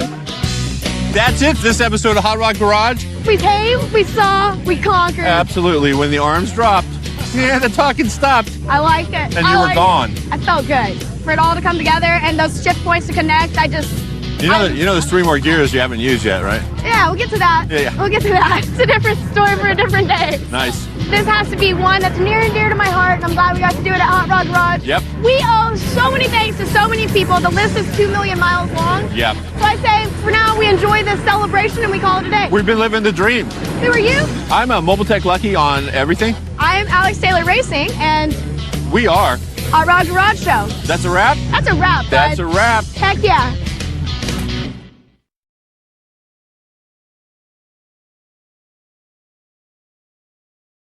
On this episode of Hot Rod Garage, these buckets are roll racing. Against that? Is that it? That's it. Oh, man. We got this. You think?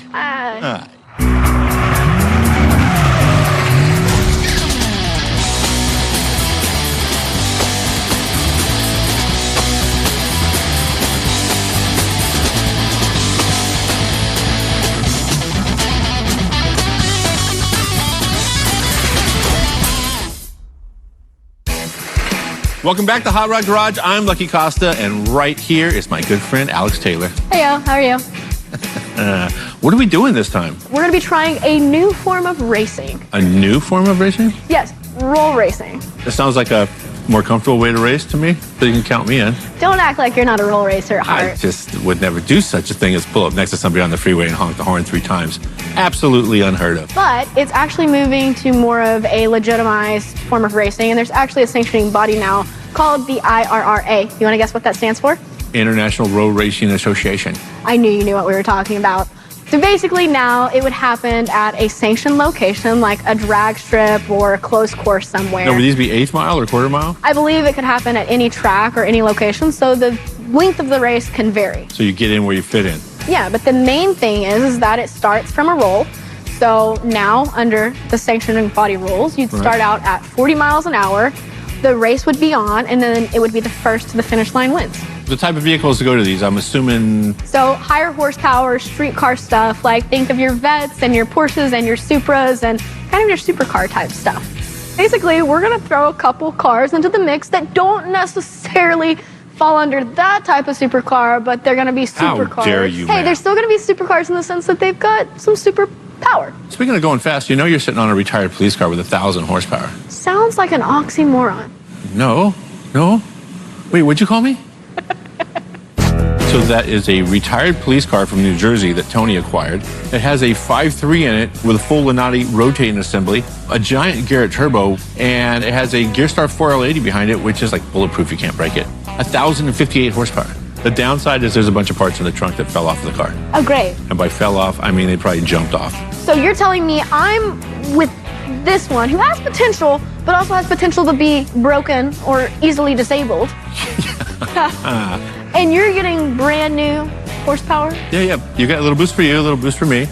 So this is my 66 Chevelle. It currently has a 6.2 CPR built LS in it, Tranzilla 6-speed, full ride tech suspension all the way around, poly management, touch screen. It has right around 500 horse to the wheel. And I may have did gapped rings and dish pistons because I wanted to, be more conservative on the street. So we have a couple things planned for both cars. This one's more maintenance and checking things off the list because once it got shipped back from Pennsylvania, it came off of the transport. There was a couple things ripped off, like a downpipe, and a transmission cooler has a hole poked in it and all that good stuff. Very typical for the Angelo or the Tony. You want to tell us what we're doing with the Chevelle? Oh, did you want to know what we're doing with this? Tell me a story. Okay, I'm a big fan of Boost. Boost is my friend. Boost is your friend. Boost is a friend. So, Yeah, it's got a Vortec. So it's a complete kit that we got. We're going to do air to water. There's lots of stuff going on. Forget matching and efficiency. If it says it'll make more power, Lucky's No, into more it. is always better. Yeah. Bring on the boost. I like it. So lucky for us, we have a connection over at Willow Springs. Yes. And I think we're going to be on the big track. You driving the police car? Yeah, and if I lose, I mean, it's not my fault. I didn't build it. Exactly. All right, we got work to do. Ready? Yep. Air 5.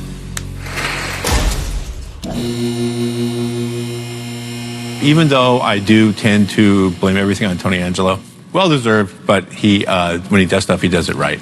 There's an extension on the front of this thing. They've boxed up the front of the frame. The welding looks on point. We have a wastegate right here, which is tucked. Parking bumps and stuff, not going to interfere with anything. Gear Star transmission, and not just a Gear Star transmission. This is a 4L80 with the beefed up cast aluminum bell housing or converter cover. Billet engine mounts. Took out the hydro mounts and put in billet ones. Trans cooler got mounted right here, which wouldn't be a terrible spot. Some air is going to blow over it. But you know what else blew over it? The ramps. It's obvious a ramp hooked it right here and just cut the thing almost in half. So we're going to relocate that someplace that we can load it and unload it. We're going to get this party started.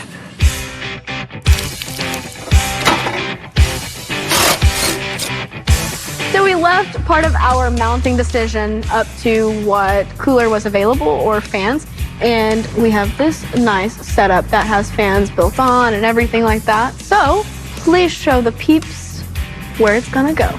Peep this, if you will, peeps. We're going to put this up here, make the fans pull. It's higher than the lowest part of the car, and I think enough air will go through that. It's going to sit in there at a bit of an angle like that. The mounting surface is still like this, so I made a little thing like this that will offset it when it gets mounted in there. It's all fun and games. If someone gets stitches, Deber, Justin Deber. How do you know when a drill bit's done? Turns blue. We torque these things down to the correct specification. 2 ugga-duggas. Your mission, should you choose to accept it. That metal tastes delicious. Watch your eyeball.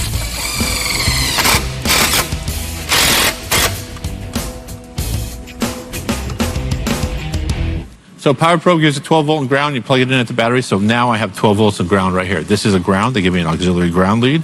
It's circuit protected. I hang the ground on here. So now we have a ground going to the fan. If I push the button up, it turns red, gives us 12 volts out the tip. We put it on here. So due to the way that it's mounted, we want our fans to be pullers and pull the air through our transcooler. So we're going to test that now. Ready? Go. Pulling. So what you doing? I'm trying to hold this up. Wow. Put that V-band on. So I need to make a hanger back here. You know when they tore off the transcooler? Yeah. Tore this off at the same time. Something's wrong. It just fell on. Just added another nutser and then a new hanger. It fixes it for now and gets us to the track, and we will be ready.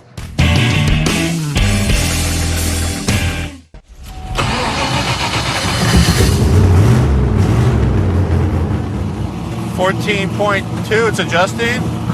Oil pressure's good, voltage is good.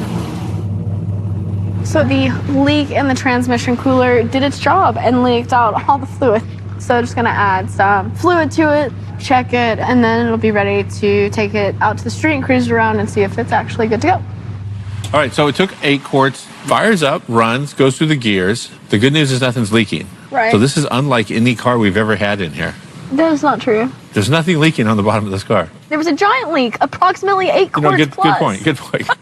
Strong point. Strong point, Alex. Should we take this thing for a spin? Let's do it.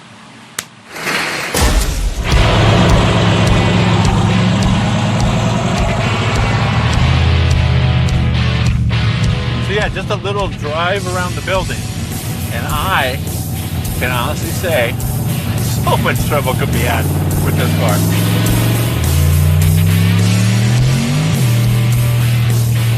She got some steam in her. Oh boy, where'd she go?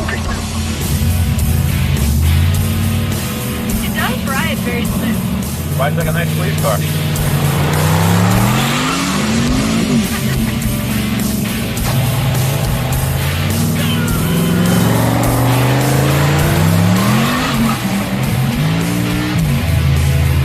made 2 of the biggest 11s. Area off limits. Remember that. Okay.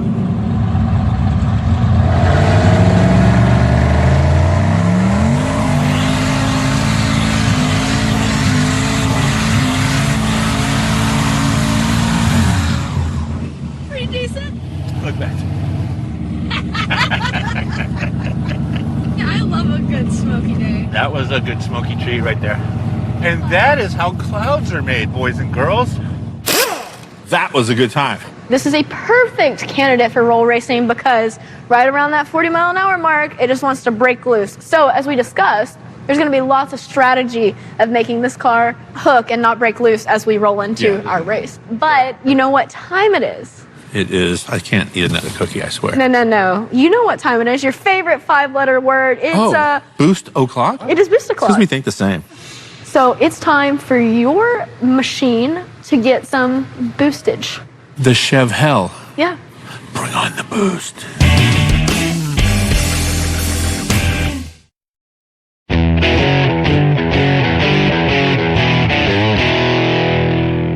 So this is my 66 Chevelle. It got tagged Chev Hell. Okay. Super fun to drive. Just missing something. It's missing that woo factor. Yeah. Hopefully that's what we're doing today. Nice. Am I containing myself pretty well? You are. Nice. But for Lucky excitement, you're pretty excited right now. Yes. This is a cobbled together bucket with what I could afford or get my hands on. It's super fun to drive. It just so happens it sticks pretty well and it steers okay. Oh, it has a rack and pinion in the thing now, too. Nice, okay. Sounds like you need to get some boost on it so that way it can go on another power steer maybe and do some better burnouts. Could we do that? Could we do that today? We could do the boost today. Let's pull the hood off and we'll start mapping out where the lines are going to go. There's a intercooler that goes in the intake, so there's going to be some stuff getting moved around. Well, this is your baby, so you show me where you want things, and I will be here to assist in the boost addition. Okay, let's go. Let's get this party started. Nice and clean. It's okay. Nice. Yeah. So while the radiator is draining, I'm going to start pulling off some hoses.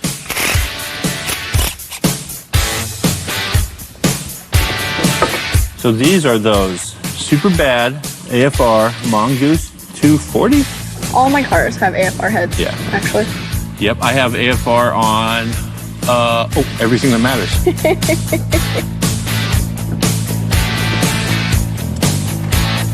This is the Holley mid-mount. Everything comes off in one piece.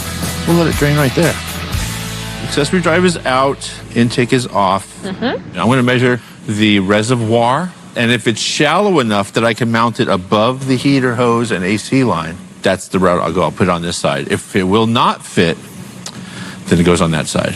You're really feeling that side? Yeah, if I put more stuff on the passenger side, it allows me to have more cookie breaks. Yeah, I sit on the driver's side, so I'm offsetting, I'm compensating for driver's weight. When you put it like that. Passenger side makes perfect sense, right? Yeah. Speaking of cookie breaks, some of that loaf is still over there. Cookie loaf. Cookie loaf. Yum. We'll be right back. Okay, so I pulled out the wheel well. The lines will go out of the firewall here where they're going now. They'll go above the wheel well and then dip down underneath the box. And the box will peek out of the wheel well area. So let's just see how that works. That all worked on paper. One more line. I might be able to go over with that one. Holy schmoly. It looks like it's going to fit. Oh, it looks good right there. Look at that. I feel good about that. Time to start getting some accessories going on here. This is just a stock water pump.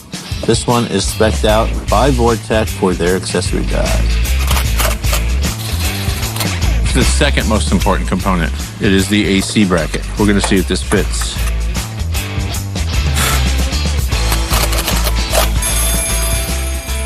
Fries are done.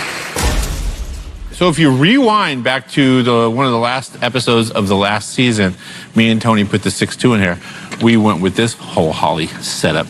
Multi-port fuel injection rails, 66-pound injectors, 4 on each side. 4 injectors on each side. They just didn't have any 4 injector setups there in stock, so we went with the 8 injector. 2 injectors per hole. Also, the top comes off like that. Let me set this right here so that you can appreciate the goodness that is going on inside here. It is a tuned surface right there. Air to water intercooler from Tick Performance.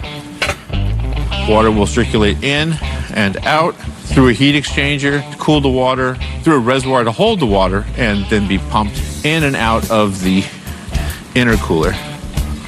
And air, metered through a throttle body, goes right through, blows through that. It's pressured air, it's compressed air from the supercharger, creates heat. This will then cool it down before it goes into the motor, which will allow you to put more boost into it, make more horsepower. The more boost you put in, the hotter it gets, but the more horsepower you make. So it just keeps going. It does not get any better than that. Let me flip it over, install the O-rings. We're going to set this on right now. These intakes don't use gaskets. They use O-rings, which is very cool. You have to do it just right or you get an air leak. Man, I was hoping I could tighten every one of these this much at a time. It's taken me half the day, but I finally got all these bolts tight. I'm using a little bit of assembly oil just to not tear an O-ring. So we've got to line up each injector without pinching an O-ring. This is looking pretty good. It does, huh? You look like you got lots of potential. Potential, yeah. For super high This horsepower. has the potential for crazy horsepower. Here we go. Here. This is heavy, huh? Here. Are you lined up over there? I am. Clear over here. Yeah. I'm going to just say that this looks pretty good. It does look pretty good. Okay, start sticking stuff on this car. See what fits. Well, alrighty then. So Alex is over there welding a fitting on the end of a power steering line. I'm going to mount the pump right here. Everything on the right, power steering and alternator are installed. Now let's start figuring out the left side here. Is that where I'm going? Wait, did it just go in? Holy schmoly. So I put an extra long return hose on the supercharger and did a little more reclocking because I'm clocking it real. And this should be the last time this thing goes together. I feel good about this. This kit is designed to go to a stock throttle body on a stock plenum in a relatively stock application. So this is the component that's supposed to be here. It shows clearly that the plenum is 4 or 5 inches further forward than it should be. So found this piece over there. This is some roadkill stuff, I think. If we take 4 or 5 inches off of this, we can weld it very clean all the way around. Plenty of access. We have everything to do that right here, right now. Let's do it.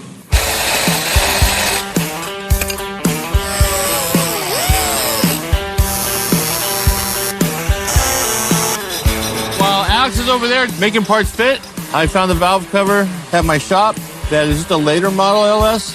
Has baffling in a different location, and it will fit. Man, this is the most belts I've ever had on one car at one time in my life. I'm gonna have a cookie break. I'll be right back. Since Lucky's new intake top is longer than the previous one, we need a longer throttle cable. So he's on the outside measuring, and I am popping it off the pedal and putting it back on. While Alex is in there putting the nut on the other side of the cable, I am going to route it in a safe manner. Now I'm going to put a couple of little dealies on the bottom. It will wrap right around like that. And when you step on the throttle, it does that. It's like some kind of sorcery.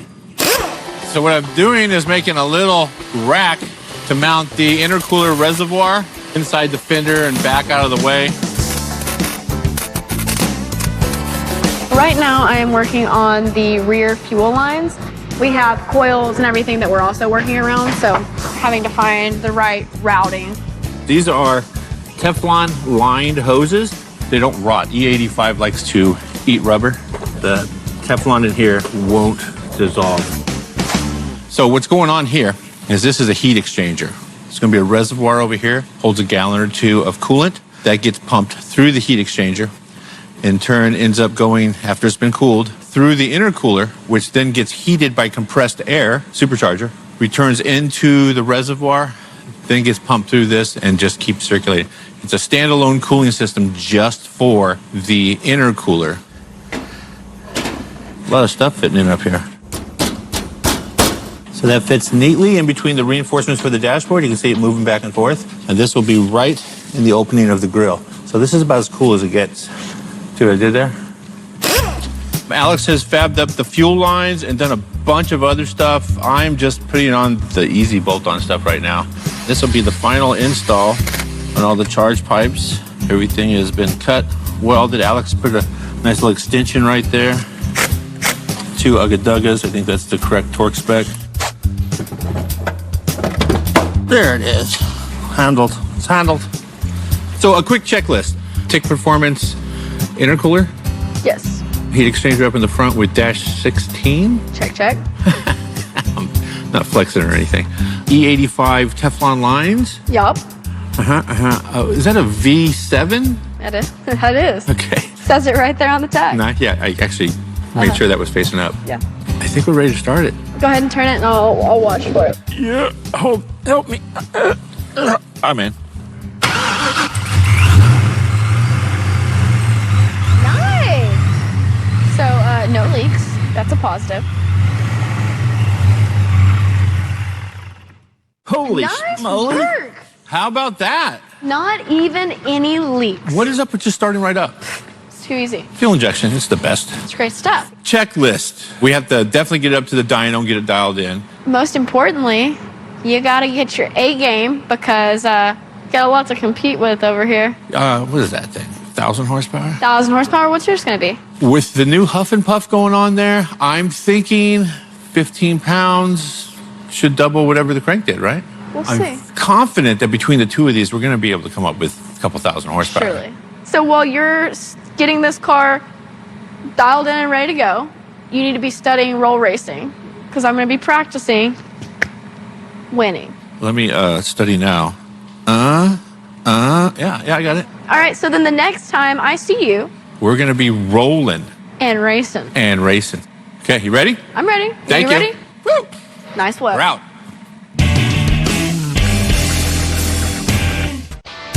We are at Willow Springs today. We are racing on Big Willow, roll racing to be specific. Last time I saw the Chef Hell, I didn't know what kind of power it was making. So tell me what I'm up against today. Oh, you're not... It makes like 300 to the wheel. Tell me the truth, Lucky. This is racing. All right, it was 820 on one fuel pump. Now both fuel pumps are on. I talked to my tuner, and he said, you got it. That's E85, 15 pounds of boost. It's pretty fun. Is it? Yeah. You've been getting in trouble? No, I've been trouble adjacent. Very fortunate. I had to break this thing in someplace, and I did not have a track. So I found a close course in Mexico. Course. Yeah, okay, perfect. And this one, I've not even driven this. That is 1,058 horsepower to the wheel. If you were going to actually go race a real roll race event, there'd be formalities and you would do 30 miles an hour. Everything would be set in stone going into it. Right. We're gonna make up our own rules today. What we're gonna do is take both of the cars out, go on the straight, and get an idea of if we wanna both leave at 30, 40 miles an hour. We're gonna pick. You roll into it instead of launching. So it's like drag racing, Yeah, so maybe a little bit of a shorter distance without the launch. And then we're gonna see how far we need for a shutdown. So we'll be racing around a quarter mile. And keeping it safe. Keeping it safe. Right. Keeping it fun. Right. Speaking of the whole track, there's a bunch of turns up there we need to check out. And get an idea of how we want to set up our roll race rules. Exactly. Okay. And my car has air conditioning. Oh, let's take that. And then let's take this, because this has bad brakes. You have AC, so we could enjoy before torture. Okay. Welcome to Hot Rod Garage. Welcome to Hot Rod Garage. Ready? Let's go. Woo! Okay, so we're going to get acquainted with the track. Feel the skid marks? Sketchy turn right here. Man, this is a giant track. Oh, it is. There's a mile an hour on this track. Yeah. It's a 130 or 140 on the back straight. Yeah. How gnarly is that right there? That is. Up for a nice Tuesday drive. Okay, so this is the back straight where you get some speed right here. Yeah, this is the 130. Now me, I stabbed the brake right here, whereas I'm sure everybody else is just into the throttle. speed rolling from back here. So here's second gear. 23, 24, 30. 30.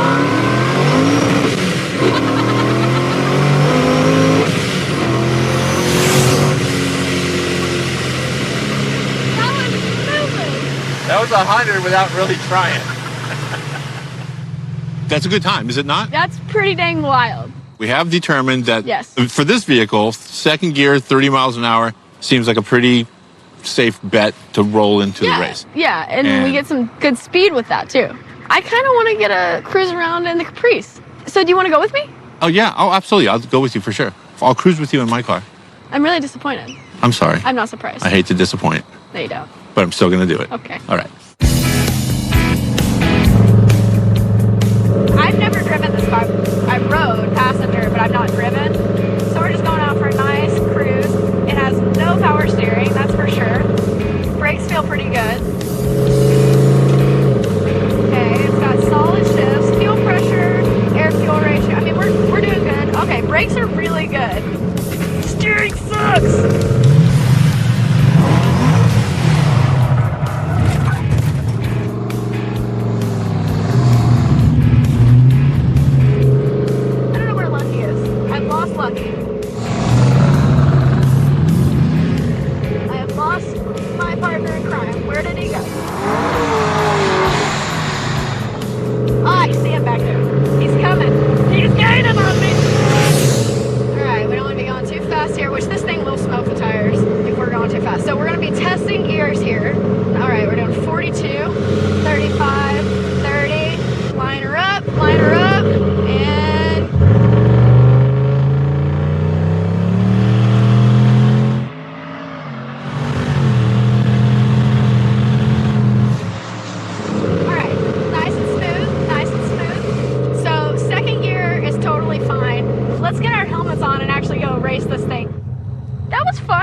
Yeah, it was cool. I wish we had a laptop, which I'm hoping that we do for tuning purposes, because like every time I tip into it out of like the 30-second gear tip in, it goes and I have to like lagism. It needs some acceleration work. Yeah. Too bad we don't have time for that today. So the Holly Dash is great for all kinds of things, like some basic tuning and dialoguing and things like that. I just went into the basic fuel adjustments here. We have one parameter for adjusting the acceleration enrichment that's offered on the dash. So AE versus TPS. So I'm gonna go in and increase that a little bit from what it was. Fingers crossed, hopefully it makes a little bit of a difference. Like I said, there's some stuff that I can't see in the background, but it's better than it was maybe. If not, we can always go back. It's not a big deal, so give it a try.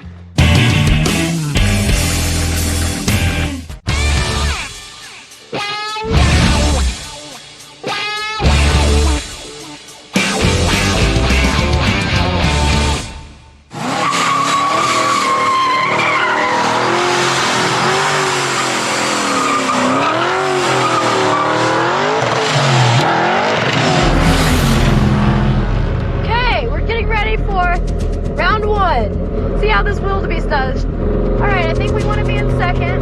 30, 30.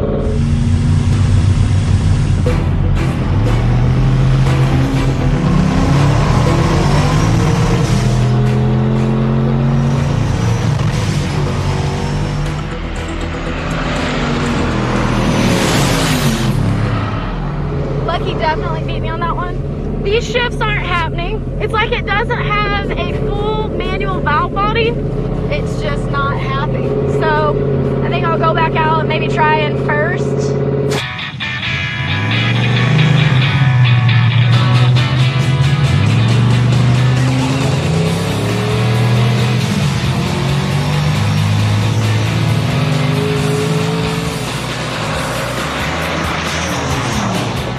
I command the shifts, it does shift, so to me that seems like it's still working off of computer shifts.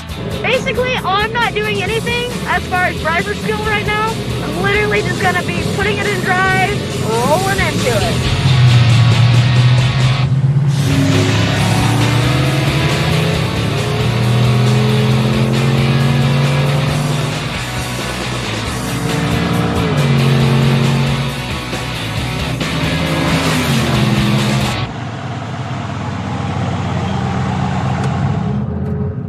What's up with yours? It's not a manual valve body. I brought a knife to a gunfight. Mine hit the number finally. What'd you hit? 200 No, you didn't. degrees. Ah, I see what you did there. It's pretty good. Yours looks a lot better than mine, I must say. I've been working out. Not that. It's building boost now. Like, it actually comes into it. Before, when I was like asking it to shift because I thought I had to ask it to shift, it was not happy. So you were asking, it needs to tell you when it's... Apparently. Okay. We're going to go till a lunch break. These are going to cool down, and we'll be back. Then we have a special friend that we can race. I'm a little worried about that. So, after our roll racing endeavors this morning, we brought Amir Bentatu from RS Future. So tell us about your company. So we build aerodynamic components like this wing and the splitter that are on the car, and we specialize in time attack and road racing cars. Not a whole lot of roll racing, but I think I'll get it down. Professional in other areas. Exactly. Not professional roll racing. I think he's sandbagging us. Yeah, he is. Yeah, okay. So tell us about this. So it's a 2016 Porsche GT3. It's basically stock power-wise, just put aero and suspension, and then wheels and tires. Now, you've been around the track a few times? A couple thousand. Oh. Because we've been around the track a few times. 2 or 3. I think I have that advantage. We may have a little bit more horsepower than you. How much we talk? This is like through 400 or 475. something? Yeah, we're in the same. So I got you then. We're in the same ballpark. Okay, so at least we're in the same ballpark, and you may have a couple more laps on us, but this car's not roll raced. I say we take it to the track. You want to race? Yeah, let's do it. But first, we're going to go practice a little more. Well, then I'm going to watch and scope out the competition. Cool. You'll be able to see us really good from streets if you go over there. Just go over We'll there meet you and at hang out. streets. We'll meet you over at streets right now. All right. All right. So, what do you think of Wing Boy? Oh, I liked him. It was nice. I like him too. Why don't we race each other, best 2 out of 3, and then the winner races him. Okay. That way, Hot Rod Garage can win in the end. No matter what. Yeah. And then if he's really sandbagging, once he's hot and his car needs to cool down, we could like come in with our other car and just knock him off the road, you know, maneuvering. Where did martial arts come into this? Is that too intense? Yeah, this seems a little aggressive there. Let's start with 2 out of 3. We'll go Okay, from 2 there. out of 3? Yeah. All right. Let's go. All right. I just figured out what's going on. It's to make a shift change, you have to make 2 movements. So, it is manual.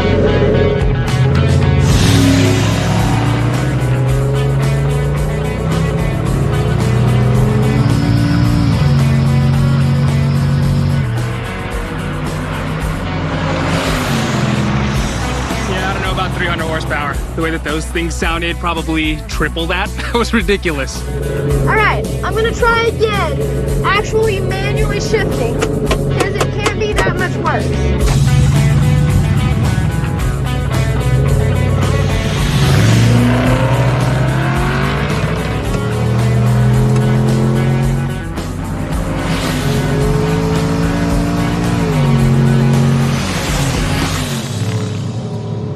Been on track here with cars that are going like 150, 160, and it feels a lot more like that than 120. All right, we're gonna leave it to Lucky to take Amir out because this car, it's not set up yet. But I'm gonna see if I can ride with him.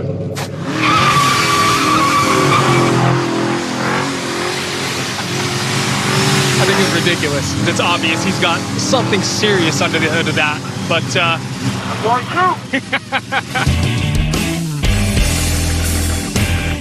Caprice needs a little work, but good news for us, bad news for Amir. I get to drive his car. I like that idea, but that's not the deal. Is he looking at me? He is. He's look mad? He says no. I have. All right, Amir, you ready? 2 out of 3. We'll see you on the track. Let's go.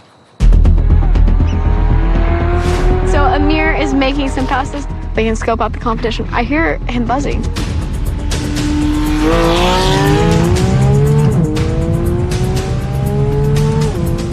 He looks fast. That's pretty good, actually. Honestly, did my car look anything like that? I'm sorry now. It didn't. That just looks fast sitting still. I brought a spork to a good night fight. All right. You lied! You are a liar, Liar, sir. liar. Pants on fire. Do a burnout. I can't. He can't do a burnout. All right, you ready to go? Rest my case. You want some of this? Oh, let's go. Go.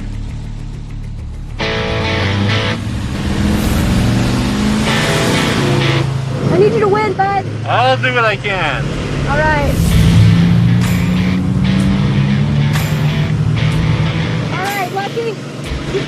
You got it!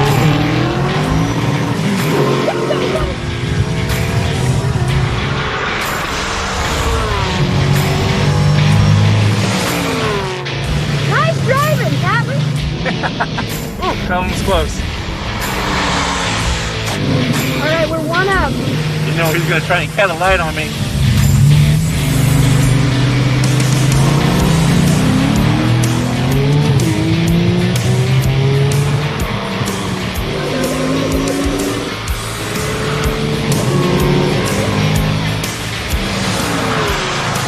Nice driving! Not bad for half the power. I think he thought he had us there. Yeah. All right, so we did some roll racing. We did pretty good, but Amir can kick our butt hard in anything that has corners. And Lucky and I did some laps on this earlier, and it was slightly terrifying. But I got a good driver here, and he's made how many laps? A couple thousand. Couple thousand laps. So we're gonna make a couple decent laps and see what all of this is all about. I'm pretty excited.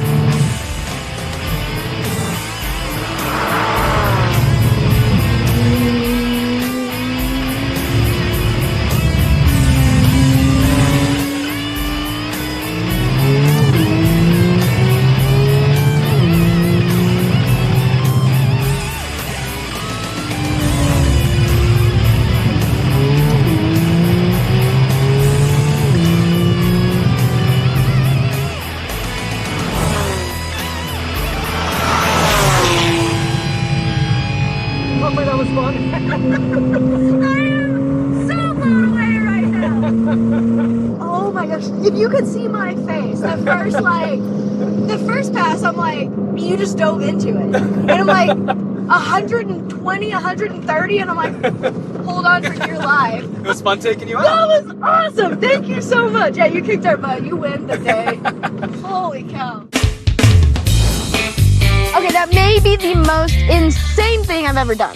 As we came down that back hill, that's where I'm really like, we are doing almost 100 miles an hour, going downhill, going into a turn. I thought I was gonna die. I'm hyped, I don't know if you can tell. Like, it was like the most insane roller coaster ever. Mission accomplished. Yeah. So we definitely won roll racing today at Hot Rod Garage, but he won thrill ride.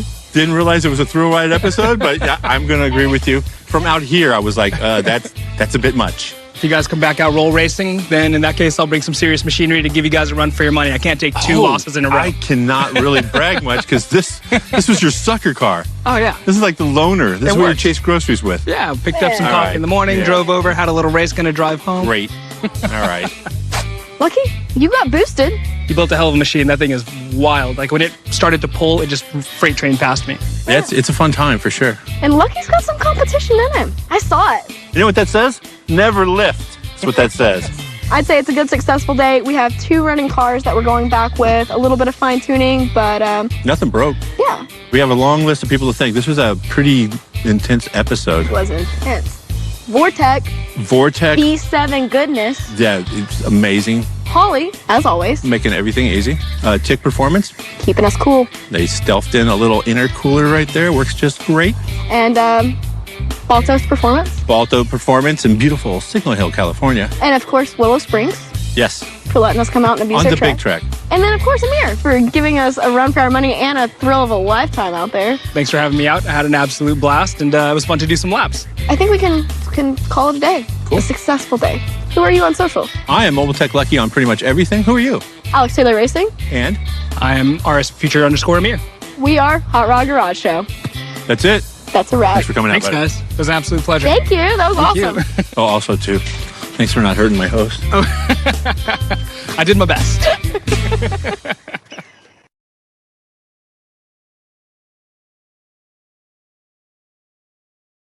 Your shadow moves like a velvet flame. I play the game, but I don't feel shame. Your eyes ignite a dangerous glow. Closer now, I lose control.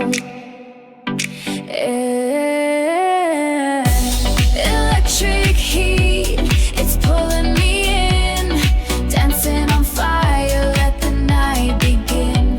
Your touch is a spark, it's lighting my skin. Electric heat, we're lost in the spin.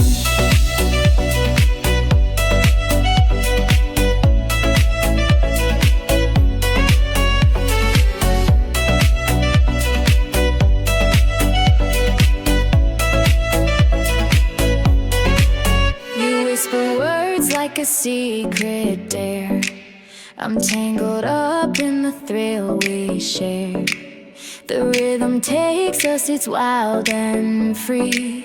No turning back, it's just you and me.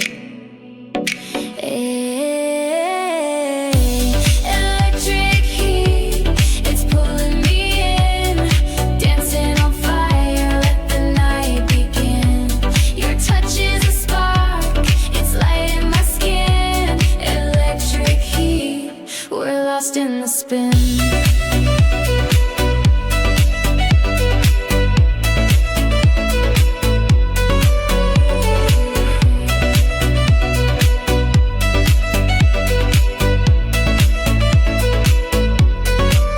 The air is thick with the fevered haze.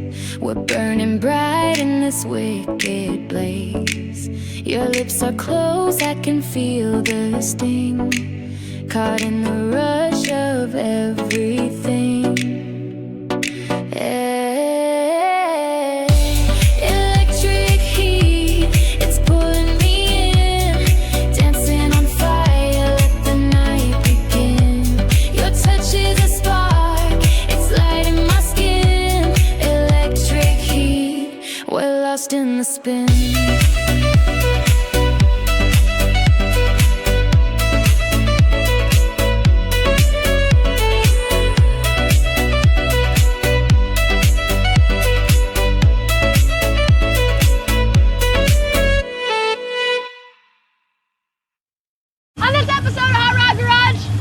Buckets goes 11th. Not this one, obviously.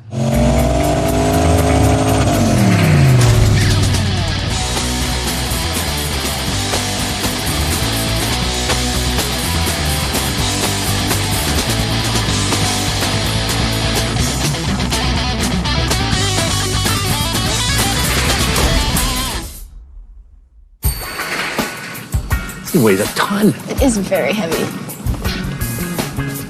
But regardless, I mean, that was a pretty good time. It was a good time. I think they'll let us back. I think if we can figure out a way to explain why there's donuts in the straightaway. We can figure out that story at a different point in time. We can. But for now, welcome back to Hot Rod Garage. I am Alex Taylor, and this is my iron block buddy, Lucky Costa. Well, I'm going to take that. I like it. Hello. I like it too. It's pretty good. So, tell me a story. What are we doing today? Today we are going to go back in time. I can almost see it now. To the Myth Duster. Sounds experimental. Oh, by the way, this is the Myth Duster. The one that laughs at us every time we walk by? It's Snickers. Snickers, sort of under its breath. Tell me the story of it and Story why. of the Myth Duster. So once upon a time, there was a really nice duster out there. Not this one? This isn't it. No, this is absolutely not it. So we got this thing years and years ago. And I guess the idea was to build a budget Dodge Mopar Hemi conversion for inexpensive. And? Myth busted. Aha! So you cannot do that. It's not possible. Okay. So we went the other route, which was budget be damned. Spend the money. Oh, yeah. Frame reinforcement, strut reinforcement, cow tracks, new K-member, race transmission, Explorer rear differential with a 411. I think it's got an Eaton or a True Track or something back there. Disc brake conversion. I mean, there's lots of great stuff on this car. You had a good base. And then when it was all said and done and it was running, and we drove it all the way to the track. Street car too? Yes, street car. Nice. If you watch the episode, Street Oven, I think, is a lot more like it. Noted. But either way, we got it out there. We had some fun. There were some Van Halen kicks. Okay. The kicks in the air. I'm just going to throw that out there. Sounds like a good time. And then I got a phone call from Engine Masters, and they said, hey, Lucky, can we borrow the motor out of your Duster? And I was like, are you crazy? We don't part out our cars. Who do you think, what show do you think this is? And they said, well, we'll pay you. And I said, let me just get that engine out for you in a hurry. And so the motor is sitting there, and I was like, they're going to take it over there, going to see what a great job we did. It's going to make some crazy, stunning horsepower. Yeah. And did you see that episode of Engine Masters? It is 109, and I know that what we have sitting right here is down a lot of horsepower. It is not the stellar combination we thought it was when we sent it over there. So with that engine, the earlier Gen 3 have a different set of heads than the new Gen 3 Hemis have. Correct. We found out that our engine with this combination was making 389 horsepower, and then the newer Gen 3 with the Eagle heads and a cam was making 498 horsepower. I'd say with good contrast. That's 100 horsepower. Good math, Lucky. Actually, a little bit more than. So, I mean, we can't really, in our reality, put that back in when we know it's down that much horsepower. Yeah, that would be just the wrong thing to do. It's wrong. It's wrong. So, we did what any good hot rodder would do, and we ordered the parts to make more horsepower. Because we have someone else's wallet. That too. What's up, bud? Well, I'll see you in court. Good news is I got our equipment here, and we got a lot of stuff to move. I guess we got to dig all the stuff out to get the brown thing down. The brown beauty. Yeah, it's not the word I was looking for. And then we have this here, which we're getting ready to have fun with. Right. I can move this whole engine by myself. You do it, buddy. No, you can't. Oh. You're gonna lose. Oh, hey, don't move, don't move. Oh, you think that half? Think that other half counts? Yep. Right. There you go. Okay, moving out. Okay. Here we go. Could go wrong. Only all the things. Taking my transmissions for a walk. Waiting for it to come free. There it is. I get it. I got it. That looked expensive.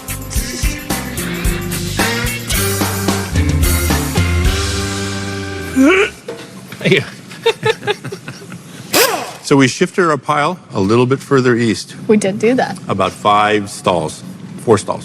Yeah, and we're gonna have to shift it back, but that's okay. Yeah, we have people to do that. We got what matters right here. We got the Duster ready to be racked up, and we drug the motor over. Right now, I'm going to snatch off the carburetor, put it on the carb plate, lift it up, put it on the rotisserie, just because it's so much fun to work with. Very fancy. It's French, by the way. You know what? That's gonna go. Then we get to get rid of these Correct. old friends. Old friends. If you lift it up delicately, don't drop the washers down the middle.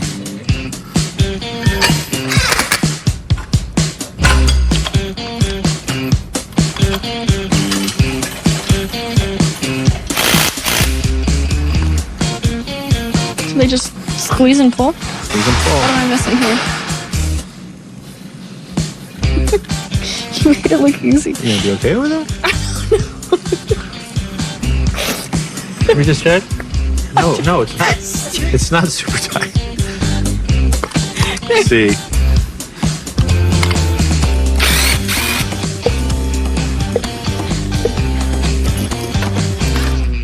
All right, so tech tip, if you were to take apart your engine at home and you're going to be putting all of the same stuff, all the same components back together, it's really important to keep stuff separated and labeled, like your intake rocker and your exhaust rocker per the cylinder that they come from. And then push rods, even though they're all the same length, it's good to keep stuff out of that cylinder so stuff is seated where it came from, lifters and all that. But in our situation, we're going to be putting new lifters, new cam, basically breaking stuff all back in. We'll have to adjust lash, all that good stuff. So we're just keeping some sort of organization, keeping exhaust and intake on the side that they came off of. Push rods are just kind of jumbled together. As you can see, the exhaust and the intake are clearly two very different lengths, so not too big a deal there, but we're keeping loose organization. But since new parts are going in, we're not being as organized. But if you're doing it at home, keep everything separated by cylinder.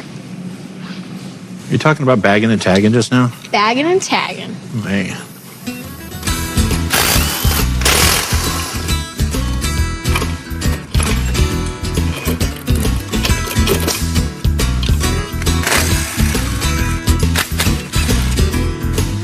Lots of cool stuff, man. So these are hydraulic roller lifters.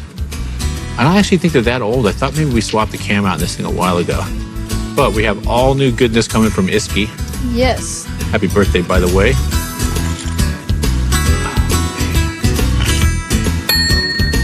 Water pump's off.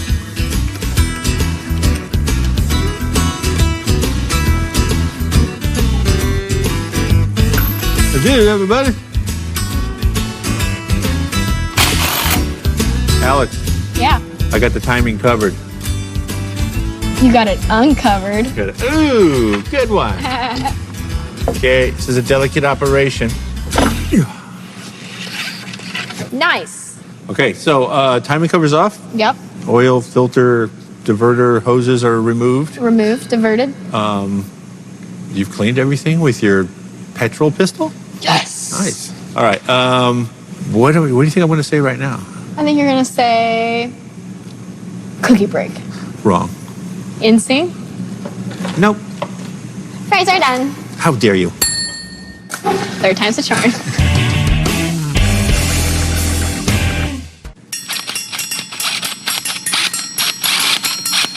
And we're back.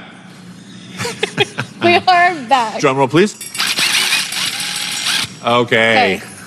So we have some more Go Fast or some new Go Fast parts on here. Actually, we should say, maybe we shouldn't say fast. We should have some more horsepower parts to go on. Faster. We have horsepower-ers. Okay, because this had what's the opposite? They had the anti-horsepower heads on it. We've got the redemption Yeah. to this. So we have new heads that are the same as a new Gen 3 Hemi. Right. Which was our issue. Right. Thanks to our friends at Engine Masters. Yes. That our motors sucked. Yep. That was simply. very nice. Very nice of them to point that out to us. Yep. And then we got new cam and lifters Cool. from Iski, and then we've got a new converter going. We got everything from Iski? Yeah. Cam lifters, push rods, everything. Right? Oh, just cam and lifters. Oh, okay. Yeah. But we are at the point of taking old cam out, Yes. getting ready to put a new one in, making a little bit of a mess here. Yeah. That's what we do. That's what we do. We're not going to be in this position again anytime soon. With any luck, we won't be in this position again anytime soon. Yeah. Don't, I guess never say never. So now would be the right time to take the oil pan off, replace the gaskets, clean it all up. We're putting a new timing cover in the front. Best to put the timing cover on first and the oil pan on last, as opposed to squeezing it all together in the middle of the project. Are you saying we're doing all the things proper? Proper. That's just the word I was looking for. I like Proper. Proper. The word you expect to hear at Hot Rod Garage.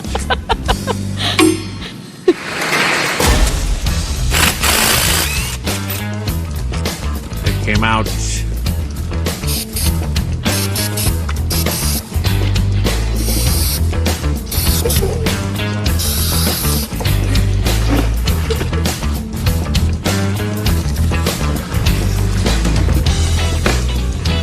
What's your face?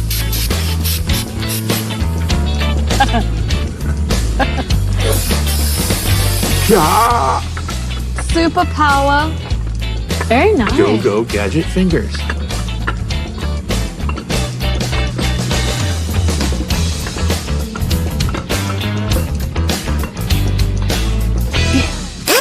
So since we're getting new heads, we decided to go ahead and get a new cam that was spec'd and everything for that combination. This is actually an off-the-shelf cam grind that Iski has for their Gen 3 Hemis. Off-the-shelf, part number 3501-RR. The old 3501-RR. A classic, right? Yeah. So our new cam at 50 is, we have duration of 220 and exhaust of 224. We have a lobe center of 114 and a lift of 549. Anything over 5 is good. So then on our cam that we had previously, we had a 528 lift. So we're a little bit more on the lift. Right. We had 113 lobe center and 216, 220 on duration. Oh, so it's a kinder cam. Kinder cam? It's kinder cam. Little baby? This is a grown man cam. Okay. I'm sorry, grown person cam. Grown person. Don't ginger it like that. So the only other thing that we need to look here is, according to these instructions, cylinder head hole sawing procedure. Yeah, like you do. Here, instructions. Yeah. More instructions. Oh, yeah. More instructions. Oh, yeah. One more. Sure. Yeah, got it. Cool. Alrighty.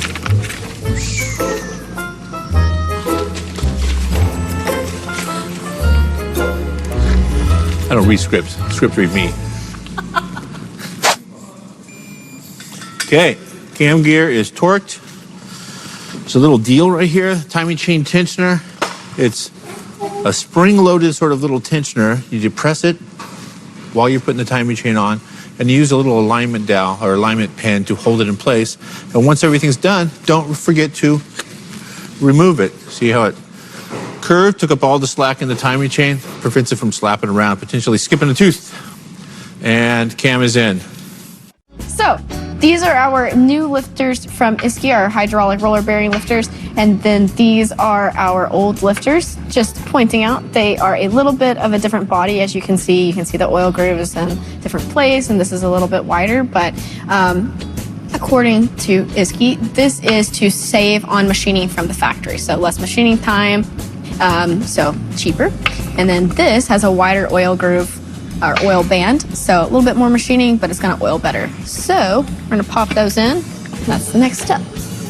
So you wanna know some fun facts about our new cylinder heads here? Do you know some specifications on these cylinder heads? I do. So these, not these specific heads, but the ones we had previously were our issue because they were the early Gen 3 Hemi heads, which is where we lost all that power. Allow me to translate. Not good. Not Go good. ahead. Yes, from Engine Masters.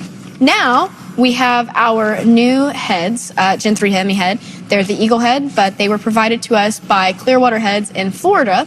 Clearwater, Florida, by chance? You know what? I'm going to assume so. Chances are probably pretty high. So these are basically stock casting, but they went through and set them up for us based on the cam specs from Isky. So they set us up with the correct spring combination here for the right spring pressure for the camshaft that we have. Nice. Pretty good, right? They did our homework for us. Yeah. These Eagle heads do flow more, but they have a smaller chamber, 65cc versus 85cc. So since we're putting it on our early model short block, we had to run a 1/20 thousandths thick head gasket, so that way we can keep the compression about 11.5 to 1. So while I told you that story, you have the heads torqued. That's correct. See how that Actually, works? I torqued 5 bolts when you told me that story. Okay, so this is the intake that we had on the engine previously with the old style heads, and now with the new Eagle heads, they're different ports. So basically, this intake, they make it where it could be put on either or, but we're gonna go through and do a little bit of porting to try to match it a little bit better. So this is the gasket that matches our Eagle heads. So I'm just gonna drop this on here. Don't have any blue Dykem because it's missing here at Hot Rod Garage right now. We don't know where it disappeared to, but we do have a blue Sharpie paint pen. So I'm just going in and coloring the area that we can open up to. We're not gonna get crazy or anything like that. We're not doing this. We're not match porting the heads or anything like that, but we're just gonna try to get it a little bit closer, smooth it out a little bit more, make it a little bit more of a radius rather than just a hard edge. So I'll be here a while, and Lucky is finishing wrapping up the engine over there for what he can, and then he's gonna go, that's him right now. Sounds like it's almost done.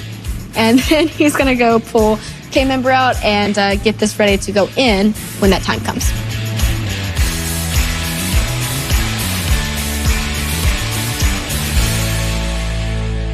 Okay, that looks like a whole lot of fun right there.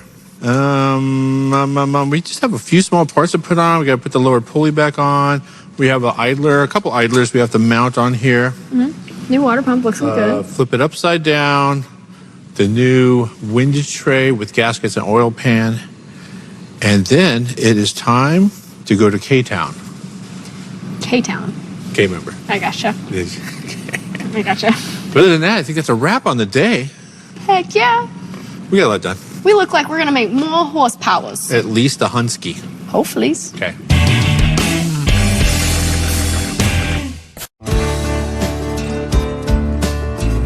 So I don't know if you guys recall, but some time ago we picked up this car from a gentleman that was potentially living in it. I don't know. It's quite possible. It was in a very nice part of Pacific Palisades, California, which is a wonderful community.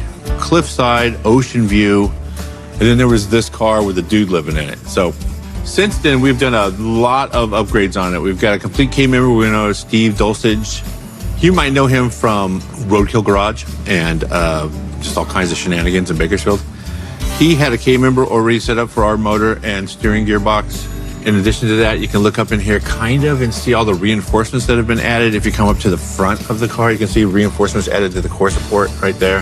This is all standard Plymouth Dodge upgrades. Now we're going to take it all out. It's pretty simple. The way it works, we're going to put the K member, which is front suspension and everything, steering and all, on a steel table. Set the motor there, lift the K member into it, bolt it all up, push it under the car and lower the body back down on it. Bring the body right back down on it. Actually, it's been a while since I worked on that. I think that's how it goes. We're going to make sure together.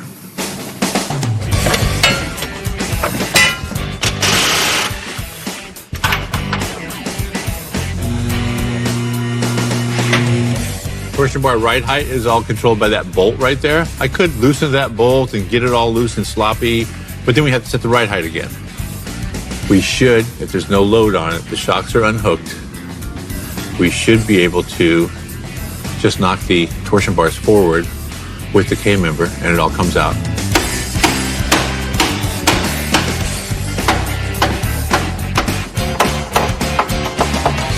That's why we shop here.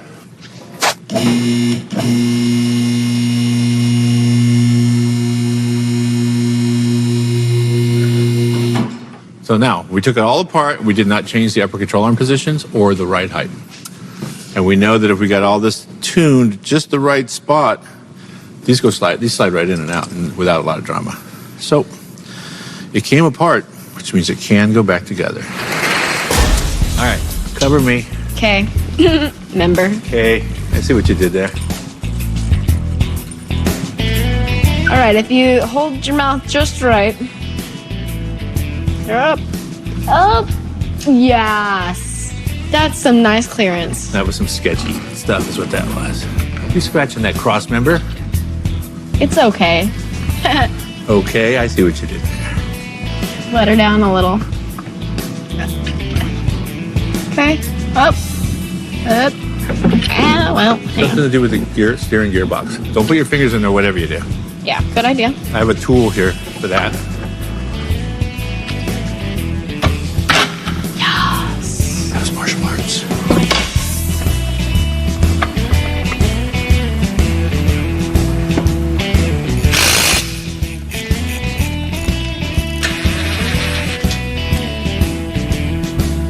And then that. Ah, yes. And then over all this. Over there. Yep. Over there. Over there goes on there. Put that over there. And this goes down to here. And then comes all let go. Okay. And then comes all the way back to there. Yeah. Beautiful. Whoa, hold on. You're going to break a finger, break a nail, or hurt me. None of it good. Go. Come on, lean into it. Still got to go more. That's all it goes. All right. Okay. Oh, it's on backwards. I can't read the part number. So, a couple things that worked out well. Yes. A couple things not so well. Yeah. And then take off the steering gearbox to get the headers out, or back on. Looked everywhere for the header gasket. Check the old heads. If you change heads, there's a good chance the header gasket's stuck on the Okay, the old header head. gasket. Yeah. New belt, figured out where the pulleys go. Headers are installed. Torque converter lined up eventually. Had Yes, the it correct did. amount of Yep. throw out. In play. In play, yeah. Yep. I knew it was something like that. This thing's ready to go in. It is. Time to stick Ready? this dude back. To do it.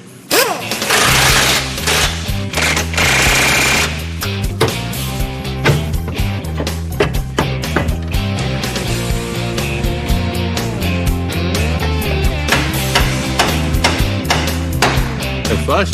Yep. All right.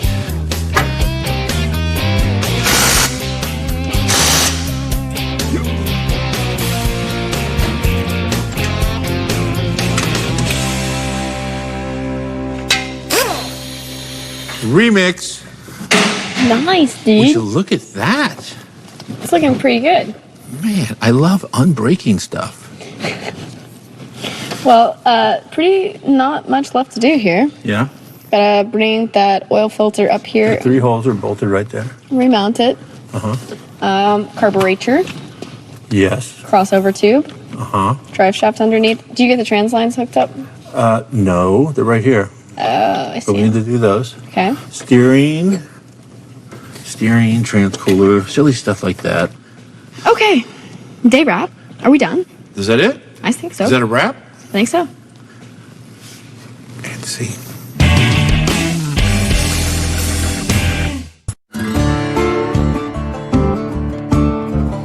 Okay, so we're back at it. Back at it. Back in action. Our duster fairies did not come in and do any work for us last night. They didn't dust any fairy Oh, yeah, dust. they may have dusted. They just didn't do anything to this thing. But we're running out of stuff to do to this car. The pile Rapidly. of parts has gotten small. Actually, Great. the big parts. Big parts. All the big parts are installed. You got a lot of little stuff to install. And I know someone to do it.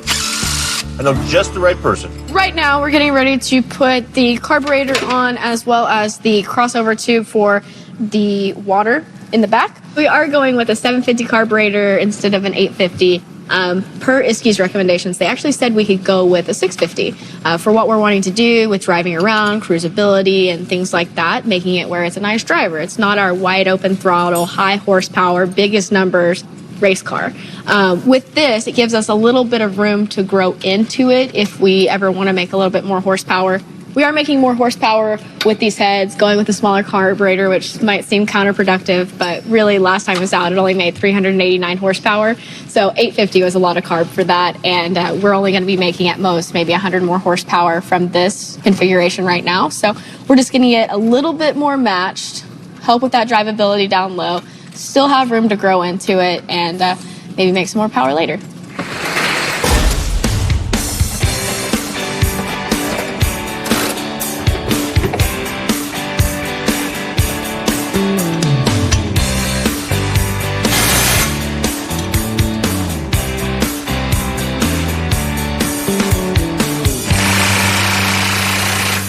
That's enough.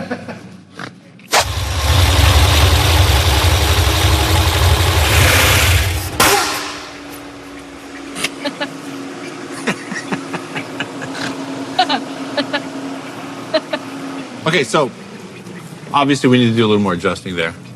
I'm comfortable with all that. However, You say in a plume of... stay in a plume of smoke. Runs pretty decent, fires right up. The electronics are all fine. I was a little concerned about that. This thing's kind of been taken apart and moved around a little bit. Yeah. We put a new cam in it, new heads.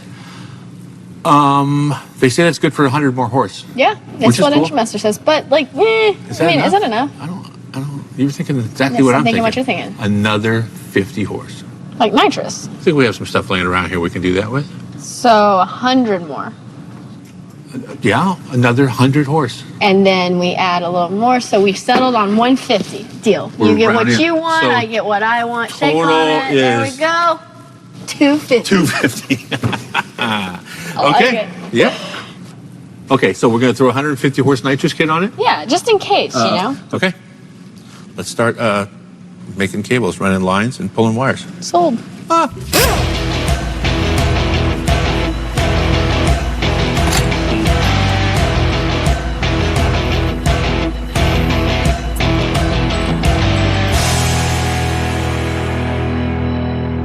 So I think that is about it. I think so. This was a pretty successful week. We got a lot done in actually kind of a short week. Yeah. Day short, and we Right. got a lot done. We did.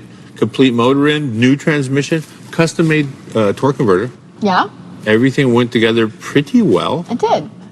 But yeah, we got everything done. And then somebody came up with the idea to add nitrous to it.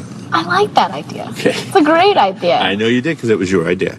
I just So yeah, there we for the got meeting. everything done, including the additional nitrous. And I did receive a text from someone in charge, someone in the know. Tell me and more. they said that when we go to the track, this thing really needs to perform I agree. at any cost. And there was bunny ears on the any cost thing. Any cost. Yeah. We're not breaking this, Lucky. We Oh, just yeah, got no. it back together. Oh, absolutely not. We're not breaking. We don't break stuff here in Hot Rod Garage. We'll make it go fast. Huh? We'll make up there in my eye. Yeah, it's Yeah. We'll make it go fast. well and repeatedly. Oh, yeah, absolutely. That's the goal. So we got a couple things left to button up here. Just a couple things to check. We got to order regulator, a couple more nitrous components because we kind of thought of that late in the day. But we're pretty much good to go.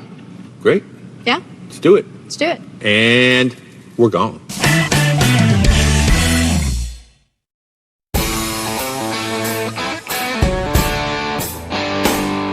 Okay, we made it to Famoso Drag Strip in beautiful Bakersfield, California. We did do that. We are here. Yes. And as always, prepared, everything dialed in to the last bolt, torqued to the correct specification, test driven. I feel like a noob right now. No leaks. This is bad. Car works perfect. He's lying. None of that. We have no, it could all be true. It's not. It could be. It's not. And it's not something I'm proud of. I am very proud. We put this thing together in 4 days. I am proud of the car. Cylinder heads, camshaft, motor out, in, out, K members, brakes back together, all ready with some happy gas. Yeah, we just missed one crucial thing. A test drive. A test drive, any sort of dial in, any sort of safety inspection, anything. Yeah, so we made it though. Yes. The car is running. It drove on the trailer under its own power. And off the trailer? Off the trailer, and we hurried and got here so we could get this episode out for you guys. So you're taking the blame on this one. That's it. Can't blame it on our people. Oh, we did. They're excited. They're part of this now. They're Great. part of the situation. So we're gonna take it for a test drive. Yeah, we're gonna take it out here on the street and cruise around. This. Yeah, they're picking grapes over here. We'll go by the landfill. We can go for a tour. Go over here, look at some almonds or something. Make sure it's good to go, and then get it out there. Exactly. Yeah. Let's go. Let's do it. Start right up. Yeah. We got that much figured out. Yeah, we got that down. Revs right up. We got that handled. Number one. Okay.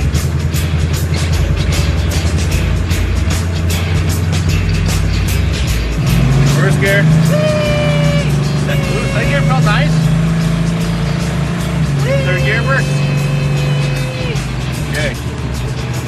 We know we can go. Man, whenever I see cones, I just want to drive through them. Oh, that would be fun. You want me to set you an obstacle course up real quick? So much trouble. I'll set you an obstacle course. That is an obstacle course. I know, you want me to set one up for Want you? me to spin it in and park it there?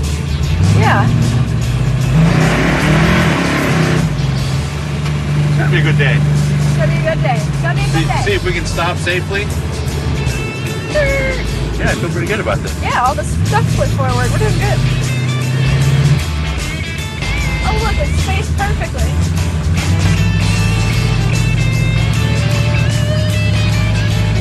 In. Out. What was that? Ah! My bad. You did that on purpose. I don't know who put that cone there, shape of a trash can. Actually, you saw that as a target. That was the problem. It was a target. Yeah. I did get it square in the middle. But brakes feel, it stops very straight, it accelerates, all the gears are there. We're going to check it, pull it up actually over there, checking for quick leaks or anything that we put a little heat into it. And then good temperature, good oil pressure. It's time to Make a pass. make a pass. A little more. Right there. Is this just the first gear? Huh? This is the first gear, a little bit of brake, a lot of gas. Yeah, brake and gas pedal at the same time.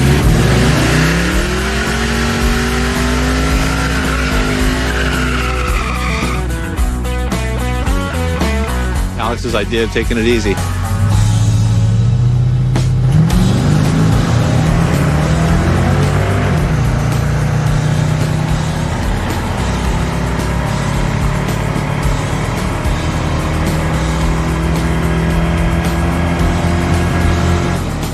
.1412 and 94 miles an hour, tons of detonation.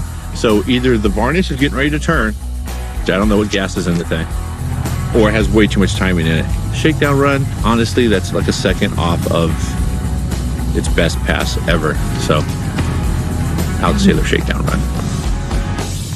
So to determine what's causing the detonation or lean condition or whatever. We're going to fire it up again, take it over to a nice shady pit area. And then we'll take a temp gun, check each cylinder, see which one's cold, pull plugs out, and see what they look like. Ready? Don't say it. Ready, go. I'm not going to say the B word. I know.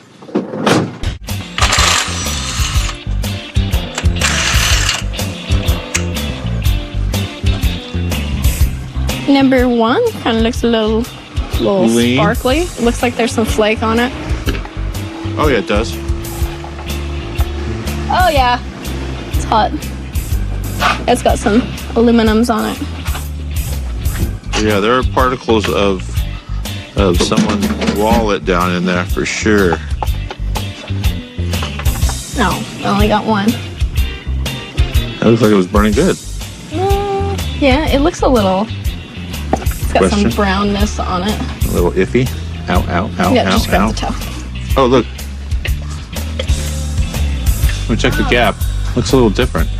And I gapped all of these before I put them in. I checked them all. I left them like stock. They're like gapped at 44, and that's since we were going to be running NA at the time. We haven't sprayed yet. I just went through and made sure they were all that. And number 5s, Right. look like they're both closed up. You still have one left from number 5? Yeah, right here. Is it closed up also? Yep. All the way closed? Not all the way closed, but Oh, that's pretty all the way. So, I know for a fact though, I went through and gapped every single one of them. right. What caused that to close up? Based on some research that Mikey was doing while we were doing our own research. We were researching, Yeah, sure. but he was that researching. Right. While we were not reading the instructions, he was researching. So, anyways, the earlier heads that were on this originally had tapered seat spark plugs. Tapered seat spark plugs. We have And those, yes. These, which were for these heads, or what should be here, would be the gasket, like the washer seat. Gasket or washer seat, Yeah. which just has a longer electrode, shorter electrode. This has an interference issue So maybe they weren't sealing. or lack of gap. You see that band? Lack of gap? They were no good.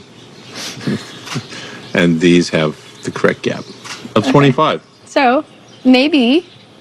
It makes a funny noise. We pull into the pit. We take out all of the bad spark plugs. We put in new spark plugs. We hook up the nitrous. We make another We're hit. not making nitrous hits yet. Make another hit. Nitrous hits. We're not making nitrous hits in these pits. Oh, MC Alex. Nice. 16 plugs later. I feel like I have carpal tunnel from gapping these things. You poor thing. Yeah. Okay, they're back. They're in. New ones, actually, I should say. Mm-hmm. Correct We have ones. changed something. So even though we just pulled plugs out and put new plugs in, they're different plugs. Uh-huh. And someone pointed out the float level looked a little bit high, so we knocked that down a little bit. Knocked her down. So start up, see how many noises we have. You started. I don't want to. You stand there. I don't want to. I'll make sure it's in park. Okay.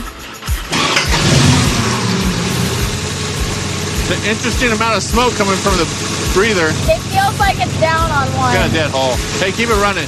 Keep it running. Hey, you know what's clacking? It's the pulley. That's what clacks. Every time you clack. That's one of the clacks. We still got a dead hole. Well, I'm not saying that. These two are pretty low. 200. So this one, and the two in the middle on the other side.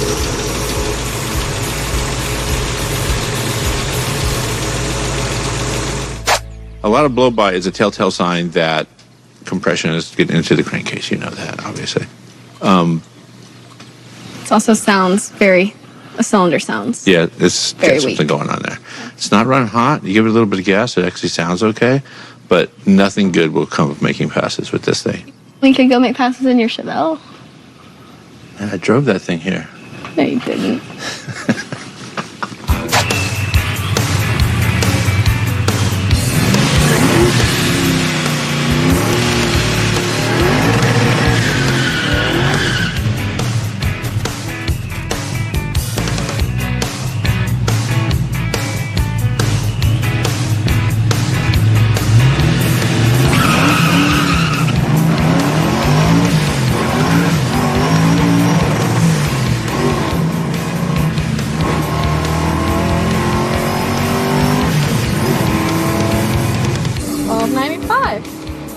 114? Nice. So he's got to get his shifts dialed in, all that, get used to it under power and everything like that. Looks like maybe a little bit of trouble in third, but he's just getting it figured out. So just a first pass, so pretty dang good. Alright. So it rained Thursday, my tires were glazed, and I think the tire pressure was off, and it was slipping and maybe hit some oil. I also missed a shift. Lucky disclosed that he missed the shift, which totally understandable. It is literally his first time down the drag strip with this, I believe, maybe ever. And he's gonna go for another pass.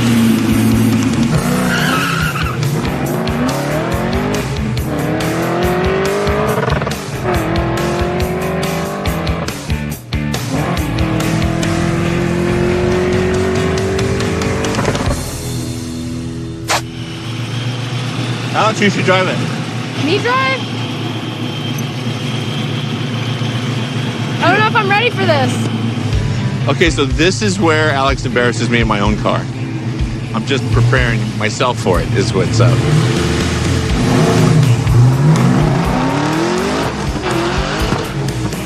Atta girl.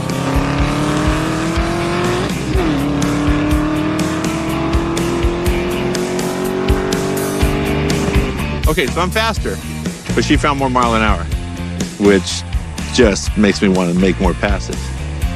But honestly, the track officials are professionals, and they've analyzed all the input and said the problem is power to weight ratio. So I definitely need to lighten that car up. Unfortunately, you're like 5 seconds slower than my worst pass. No, you're way faster. Go again. Okay.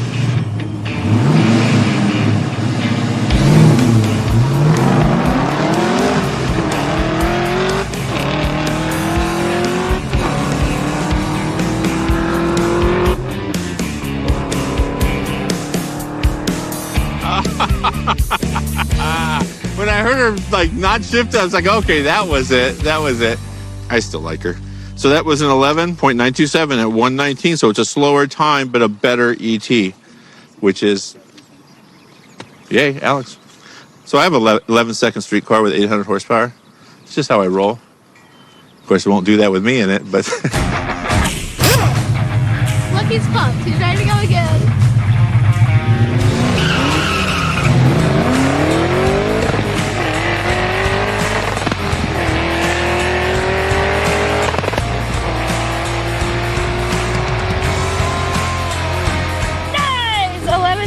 At 124. We got two 11-second passes. That's pretty dang good. Okay, that is it for this episode of Hot Rod Garage. I had an amazing time today. It was a good time today. It was a good time. Not because of this. Not for everything that came out today. No. Yeah, but we need to thank some people right from the get-go. Thanks to, of course, our good friends at Holly, as always. Right, our friends over at Iski. Of course. Yes, and our friends at Clearwater. Clearwater Heads in Clearwater, Florida. Clearwater, Florida. I was just thinking everybody in Florida and Clearwater. So thanks to everybody out there. Yeah. So you want to run back through this adventure of a week? It's a simple story. It's been told a few times. We took the car all apart. We put all kinds of great stuff in it. We may have missed one or two small parts. We put it all back together. We brought it to the track. It expired. Top of the track. Came back, didn't want to play anymore. No, I disagree. We took something that was disassembled, sitting in the corner, that needed a new lease on life, because it was that, or do we get rid of it? Yeah. So we took it upon ourselves to put new heads and new cam and lifters and all that top end goodness. Mm-hmm. We didn't do anything to the bottom end. Oh, we did something to it now. Well, it was tired. Yeah. And we didn't know that. I would say it was actually pre-hurt. All right, so I don't actually know how I feel about this car. Okay. How do you feel about it? I mean, as a platform, in general, I'm not necessarily excited about it, but it gives us a good project in the shop that we could work on paint and body and power and all that. Cool. But, I mean, I'm kind of, it depends. Yeah. How do you feel about this car? So why don't you guys let us know how you feel by heading over to Hot Rod Garage Show on Instagram. Absolutely. Have you got social media? Yeah. I'm Alex Taylor Racing. Oh my. I am Mobile Tech Lucky, and we are Hot Rod Garage Show. Okay, that's it. Goodbye.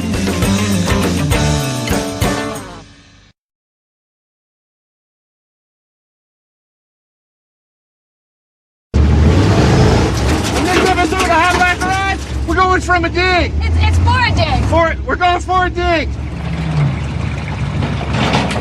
Can you dig it?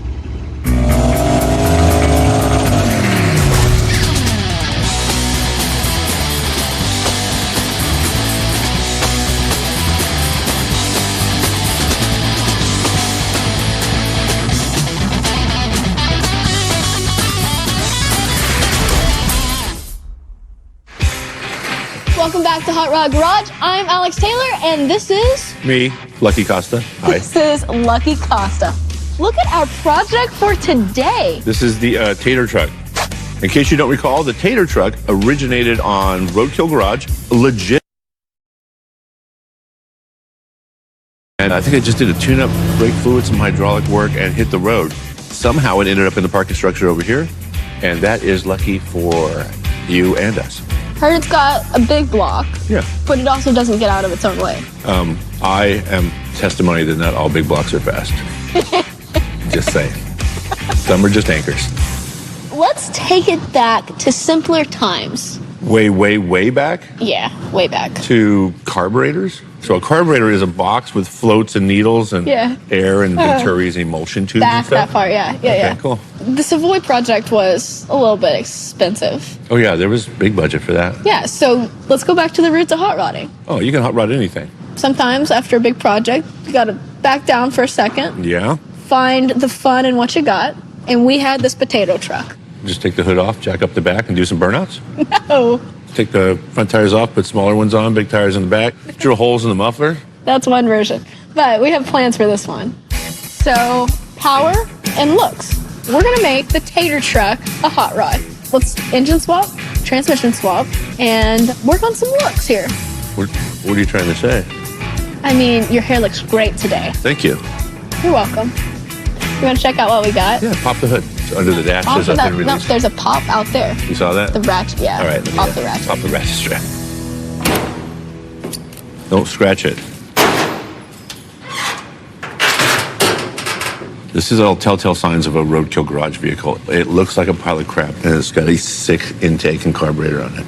But it needs a wash for sure, It does. and it needs a test drive. It does. So we'll just test drive it to the car wash. Let's do it. All right, you grab that. Got it. Oh, that. You My wanted me to grab cat-like that. reflexes. Gotcha. We were on Now be different delicate with this Yeah. thing. You got to shut it just right.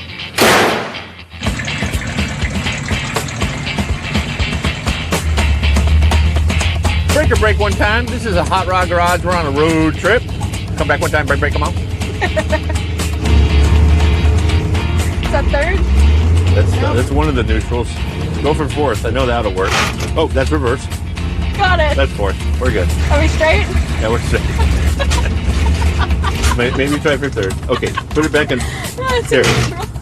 Clutch in. Clutch in. Pop the clutch. Step on the gas. There you go. We're good.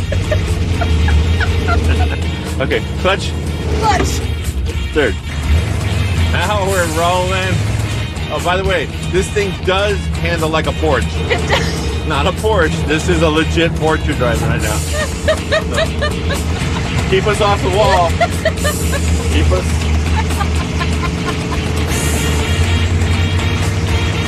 I got your third. This is like automatic. Clutch. Go. Nice.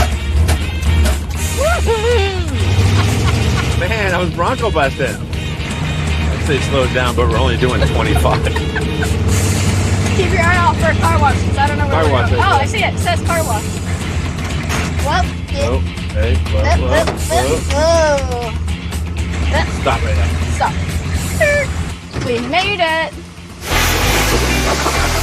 On the drive over, we learned a lot about the truck. It has no power. I don't know that we got over like 30 miles an hour going here. We need to work on the power situation, transmission situation, and we're working on cleaning it up now.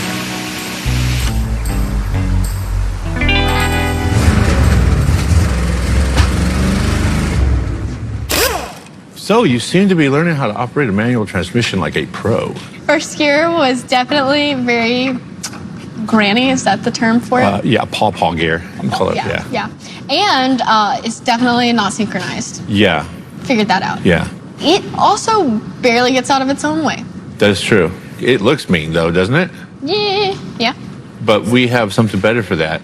And I believe you discovered a cool tech tip on how to determine exactly which big block Ford you have. It allows you, we're going to figure it out as we go, but it allows you to see what your stroke is. Correct. We'll take the front clip off, dig our ways through the spider guts, spider eggs, and rat poo for you.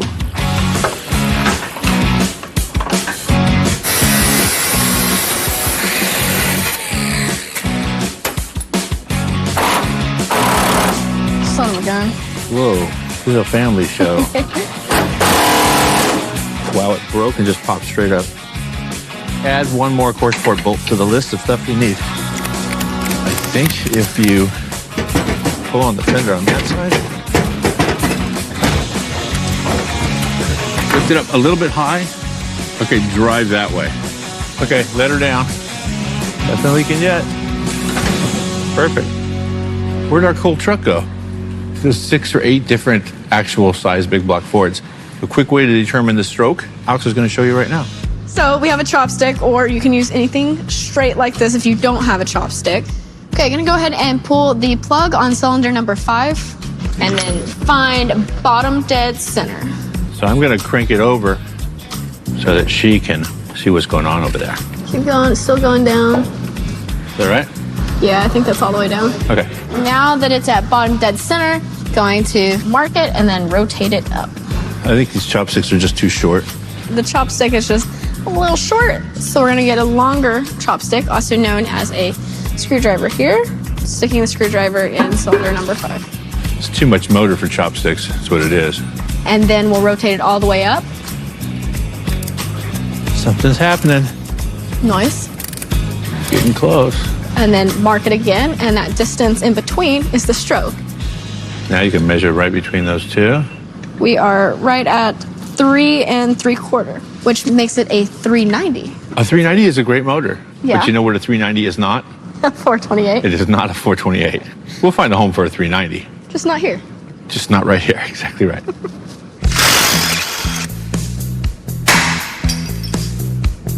Got the drive shaft disconnected and the bolts that hold the transmission in place out, and that's it. But I've been under here a long time because everything is just gummed up and stuck. If you get a look at this shifter right here, it looks like there's no way to pick it apart. But in reality, there's a spring inside there, and then this little metal housing right here has a little notch on either side. I've not done this yet, so I'm gonna wipe all the grease off.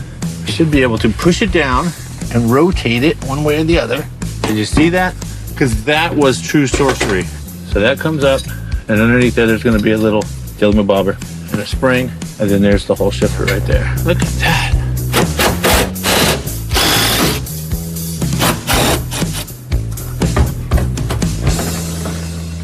And scene. Whoa. Got some kind of lift off. Oh. That sounded expensive. Yeah. Watch your digits. Watching them. All right, keep going. Yeah. Whoa, whoa. Got it. That was Fred Flintstone? Yeah. Super. Safety third. Yay, now I'm extra dirty. Hold it. Stand clear. Yum.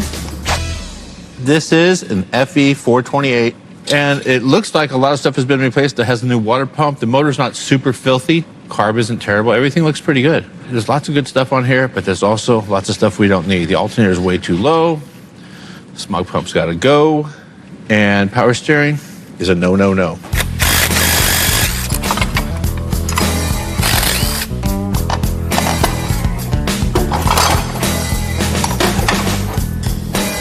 Icing on the cake.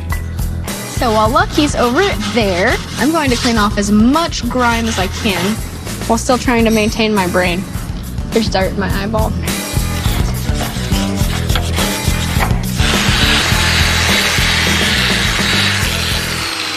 Getting ready to change the lifters, the timing chain, obviously, the cam, push rods, intake manifolds coming off. That can potentially going to be completely replaced by something made of aluminum. So, yeah, I'm not cleaning nothing. Wait, there we go. We're good. Oh, hello there. Hi. Check out all this dirt I just swept up. You're doing good. I'm exhausted. We did pretty good today. Yeah, we got a lot of stuff done. Took out the front clip, took out the motor, took out the transmission, took out part of the floor, and then lightened the front end by, honestly, 20 pounds. There's a lot of dirt there. Most of it's on your arm. I'm gonna clean this up, and then I really would like to go clean up. That's it for today. Okay, bye. Goodbye.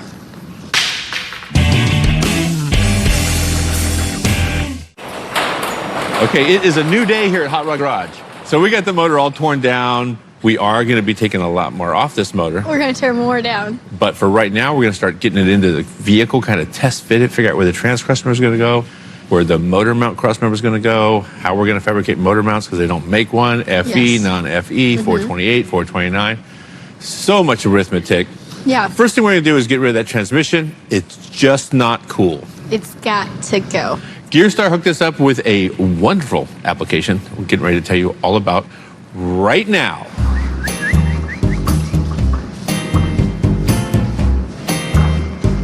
Hello, Lucky. Have you ever opened one of these boxes before? No, I don't typically buy transmissions. So according to Lucky, there is a way to potentially pull 6 to 8 screws and it will come apart nice and easy. But also according to Lucky, that typically doesn't happen and then you destroy the box. I'm gonna go about this somewhat logically, or attempt to. Wrong. Shh. Cold. You stay over there. This one can't come out first because of those. It's not this end. That goes into there, which holds that side up. I think you pull a top and then a side. Cold.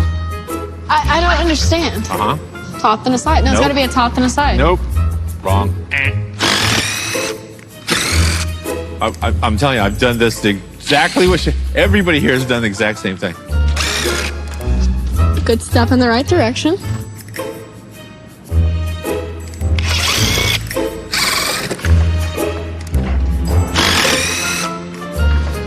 Aha! It just lifts off, Lucky. Ah, Grasshopper, you learn fast. We did it, everybody. Perfect. So this is an E4OD level 4 from Gearstar with their billet converter matched to our combination. So 4 years overdrive included, and it's electronically controlled, and it's going to be perfect for our truck.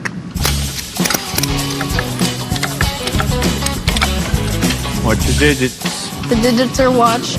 So this is our billet adapter. They stopped making FE motors before they started making the 4-speed. So that adapts the bolt pattern here to this. So that way we can use that transmission with this engine. And I'm still just really stoked on this billet aluminum piece. It's Honestly, so clean. the nicest piece on the whole car.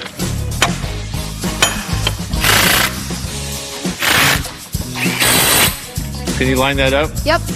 It's wicked nice. Okay. Going in. Cover me. I need to swing it around.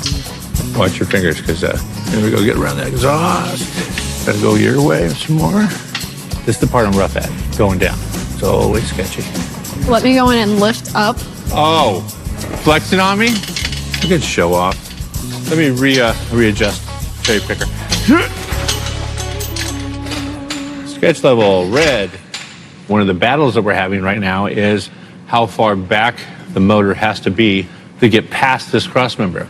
The actual answer is to extract the cross member and cast it away to the scrap pile. Not today, devil. We're gonna make room for this motor.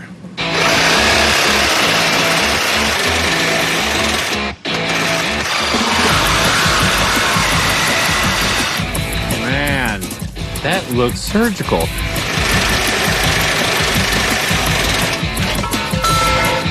We have room now to slide it all forward. And I think that's about as far up as we need to. Probably a little bit too far. Yeah, I don't think we can. Man, don't want to not use this. So we were very, very hopeful with our pick. We hoped for overdrive. We hoped for all of the things. And Gearstar made our wishes come true. But we have too much transmission here. We would have to heavily modify forward, which we're not sure if we can yet, by moving the engine forward to get more clearance, but then we'd still have a little stubby drive shaft, or we'd have to lose our 4-wheel drive. So what we think we're gonna do is pull everything back out and we're gonna measure it up to the 6.6 transmission that came with it. And we're gonna see if that will fit, and then go from there. We have things that look like they're in place, but they're absolutely not in place. We're hiding all the work we didn't do. Actually, you know what? I feel like really the real side of building and creating and things is what we just did, which is running into problems and then finding the solutions to those. Good If one. it was easy, everybody'd do it, right? Yes. Yes, you're right. Okay. I had to think about that, but you're absolutely correct. If it was easy, everyone would do it. We will revisit this in the morning after we touch base on some of the feelers we put out to check back with our Correct. Some magic drive shaft expansion U-joints and some motor mount cross memberages. And then that's it. Tomorrow? Yeah, tomorrow. Let's go. It is a new day. There's no doubt we could put this amazing Gearstar 4-speed in here. However, we would have to do a lot of modifications. With that said, we have another option here, which is our C6 3-speed automatic. So this one is about 5.5 inches shorter because in addition to transmission, Right. you also have the billet spacer or the billet adapter that you'd have to be running. Let's plug that in and charge it into the thing and see if it fits. Okay, let's try it. Out with the giant. I can't even move it. This could be the one right here. I feel good about it. Oh, yep. Pretty close. Now it's a party. Okay, down a little. Let's see. About where it needs to be. So that's pretty centered on the yoke in the back. There is more than enough room. We could actually bring the front of the motor up a little bit, take a little bit of angle out. So I think we definitely got something to work with back here now. And all this is going to come up a little bit because we have ample space on the floor right here. So this is the universal mount. It's kind of cool because it has a little bit of an angle on it. It's going to put it just in front of the differential. We will cut these perches off because they're designed, looks like for a small block Chevrolet, and then trim the perches to a better angle to bolt to the stock Ford motor mount.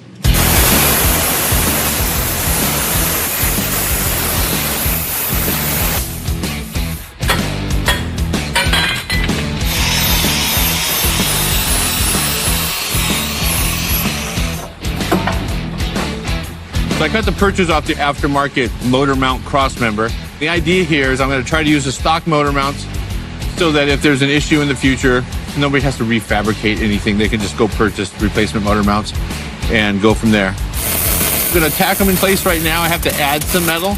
So once I tack them, I'll cut just a couple of little blades and weld those in. This thing should be good to go. So that is about where it will be with the perches in place.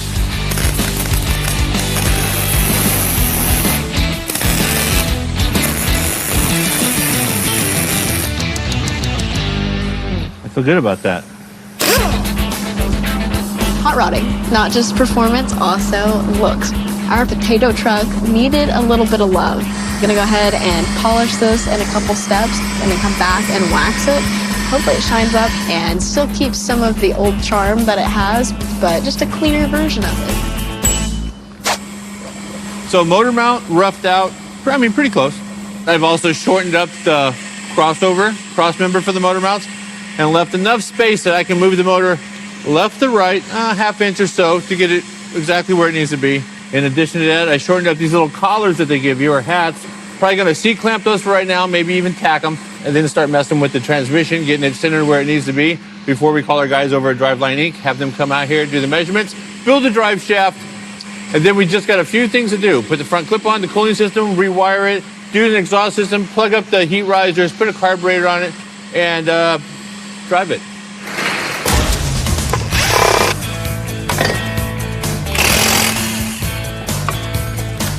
Look how clean it is in there, though. It really is clean. Today we're doing a little CSI. Got the timing cover off, pulled out the timing chain and gear, and we see it is a, students, say it with me, 428. 428.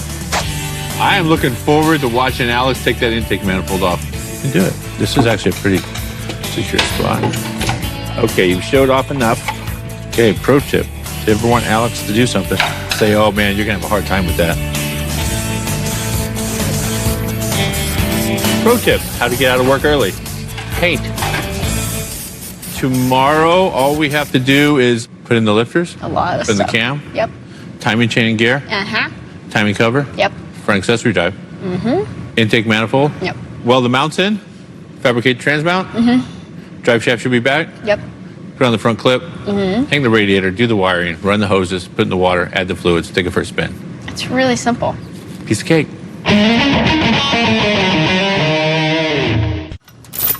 Okay, new day, getting ready to snatch this combination out so that way we can finish up a lot of stuff. We're gonna clean the frame up so we can weld the motor mount into place and then finish cleaning. We gotta go through the motor still. So there's a lot to do. If only somebody could lift the back of the transmission. Somebody buff enough. Super. All right, so the motor mount cross member is already pre-fitted and ready to go in. Zip it in. Ow, ow, ow, ow, ow.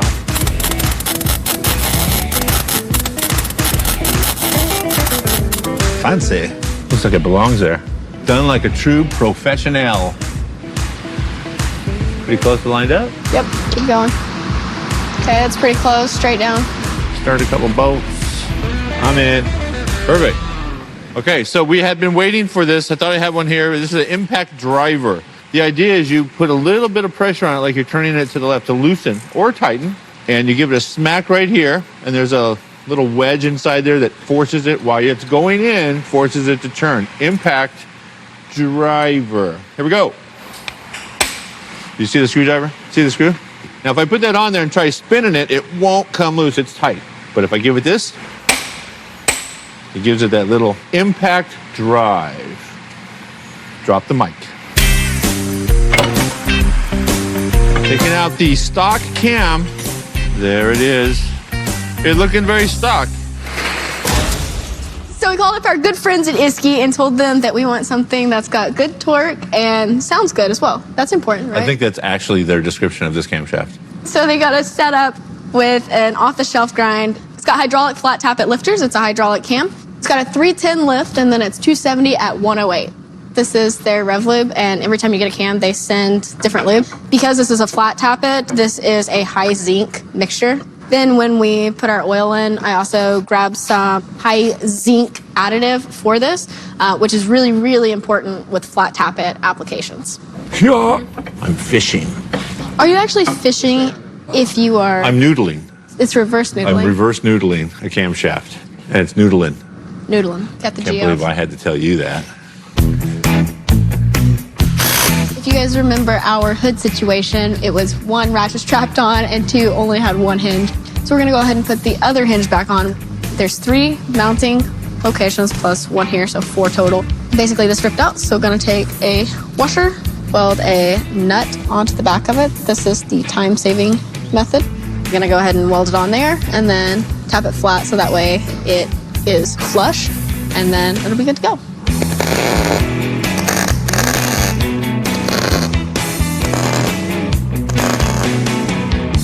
Cool.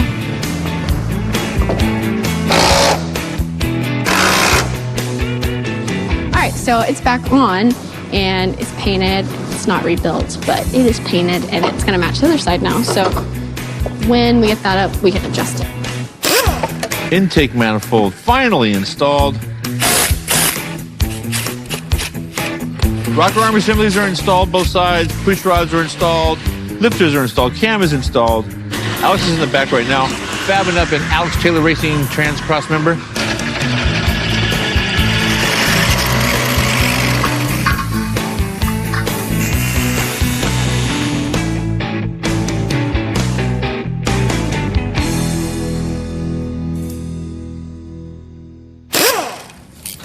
Okay, just installed the Holley 750. It's very pretty.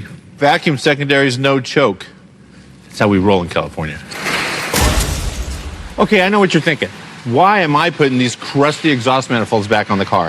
Have you ever ordered something online, paid extra to have it next day, expedited as fast as possible, have a stork drop it off first thing in the morning, and not even get a confirmation of order or a tracking number for 2 days?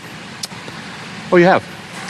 Yeah, so do we. So our headers are just right out there somewhere.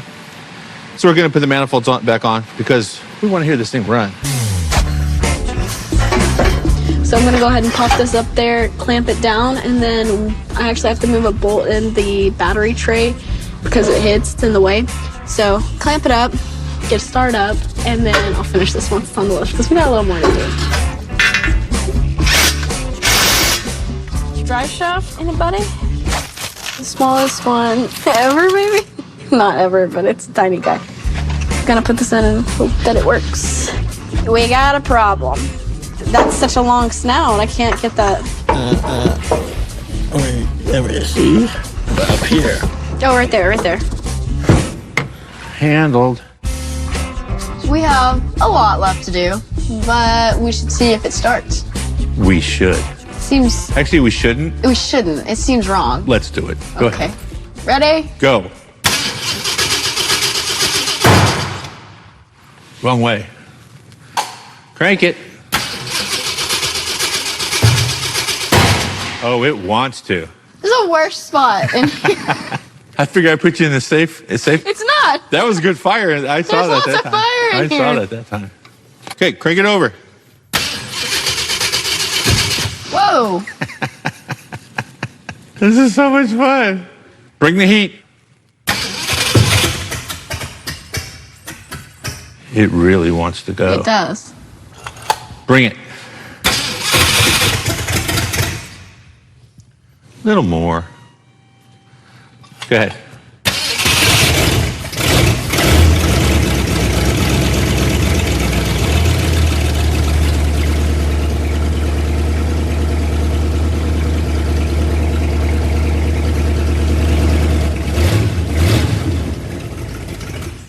Okay, so it's a runner. It is. Not quite a driver. Not a driver. But my target today was to have it run. It's running. Clamp some wiring, put the front clip on it, and this thing is looking for a mud hole. No. Yeah, mud hole, for sure. Cool. Ready to go? Air 5.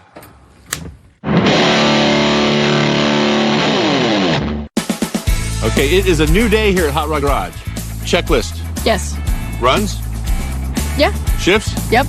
New engine. Mm-hmm. It's a FV 428. Yep. So that's an upgrade. Right. We have the C6 automatic transmission now, 3-speed. Yeah. Tires and wheels. Yeah, rims and tires look nice. And then there was a bunch of little stuff, like shifters are in a little more convenient location. One of the mirrors ejected on one of our earlier road trips. It did. It jumped right off onto the side of the road. So we got a new one of those. And I think that means it's time for a Loaded on the trailer trip. and Road trip. yeah, where's the trailer? Trucking trailer? Road trip day. There's no trucking trailer. We're driving this? We are driving. I thought you guys were joking. No. Where are we going? On a road trip. Okay. And then we're going to go climb a mountain. Well, thank you for all the details. Yep. I'm down with it. Let's go.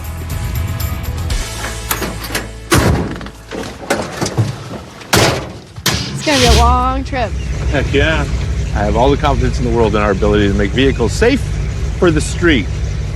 Brake and brake, come back one time, brake, come on. We're gonna hit these bumps with reckless abandon. Kind of like it. It's not terrible. We have a long ways to go, but I'd say initially it's pretty dang good. Yeah, we haven't even got on the freeway yet. Hey, let's take our wins where we can get them.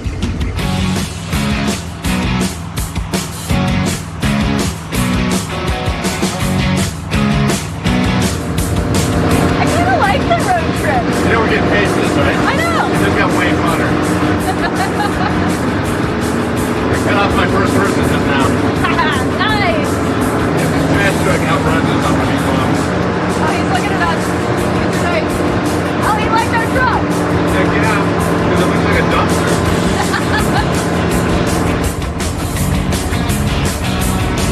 Still getting passed by FedEx. No, we're gaining on him. No, there's another one. Oh, there is. Yeah. Oh, man, he was. But I like standing still. At least we don't have to worry about a ticket. It's the exact same thing. I would feel like, no way that guy's speed.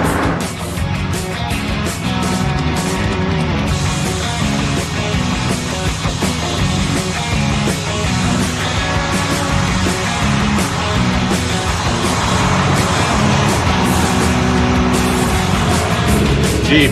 Oh, hey, what's up, brother? Jeep brother. Off-road brothers.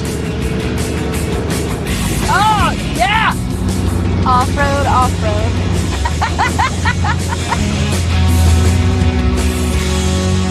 It's like a safe spot to park. I'm actually pretty impressed by this thing. Yeah. Going up the hill, it does really good. It gets super lean, runs super crisp.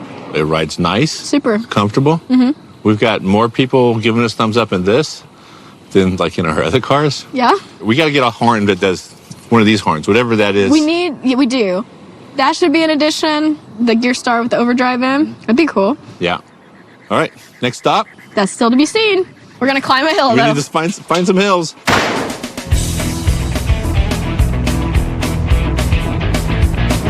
Are you excited to go to our unannounced location? Yes, this is me when it's a complete mystery where we're going. Who gave you these coordinates? I did. You made this up? Yeah. Super. I mean, great. I feel like this fits in out here. It does. This entire community is patinaed. You ever driven down a road and just like, what would it be like to just jump off the road? Guys, this is good over here. It actually rides the same. Okay, I'm jumping back onto the road. Woo! Okay, off-road tested. Now we gotta go find a bigger mountain.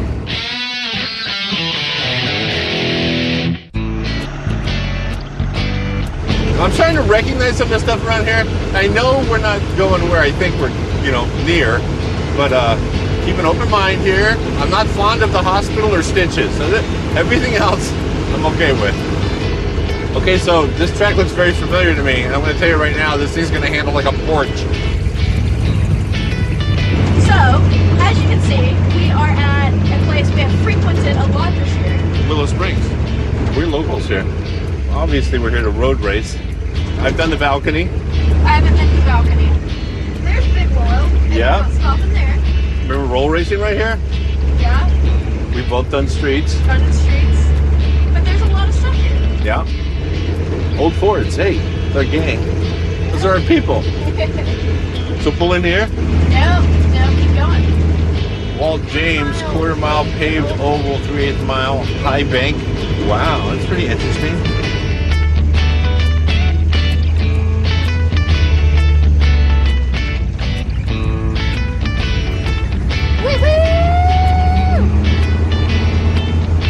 You ready to go off-roading? Ready to do something. When you said summit, you were actually talking about the summit? Yeah. Tater truck needs to go off-roading. Man, all right.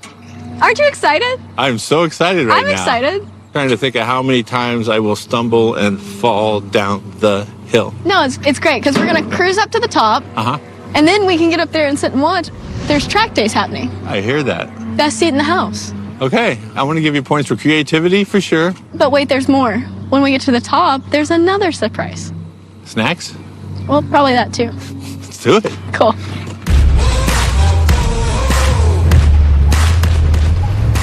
This isn't no pavement princess. This is an off-road queen. What is that? First hill climb of the day. I'm nervous. Get it. Whoa, gnarly, man. Come on.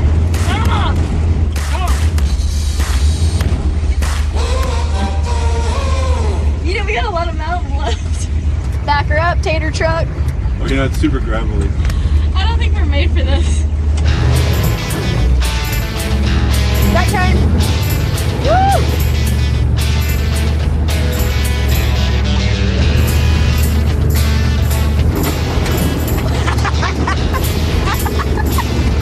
Watch your head.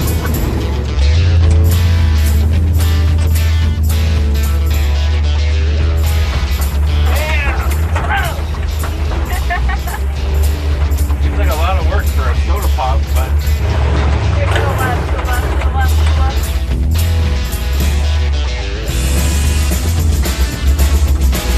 jump it. Jump it! Whoa!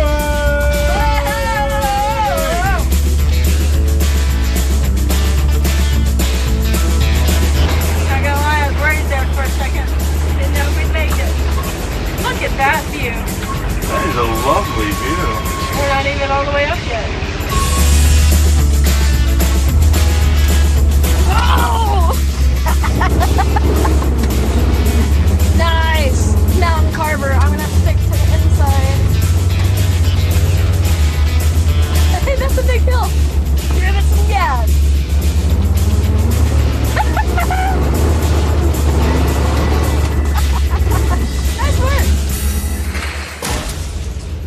fire drill. Ready? Okay. 1, 2, Go. 3, go. Oh wait, I gotta get out this way.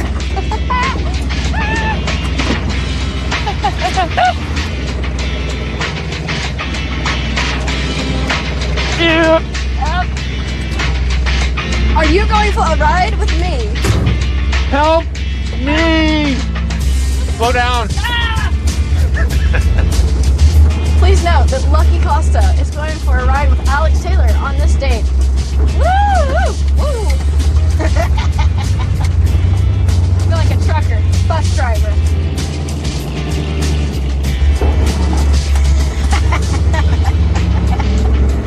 Okay, slow and steady. Slow and steady wins the race. Woo! Yep. Slow her down. Simmer down. Simmer down there. Yeehaw, cowboy. All right, to the top.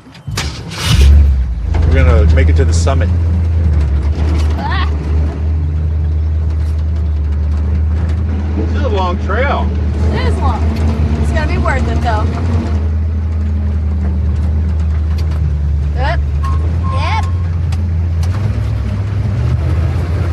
Nice. Woo. Clearly, we are professionals at this.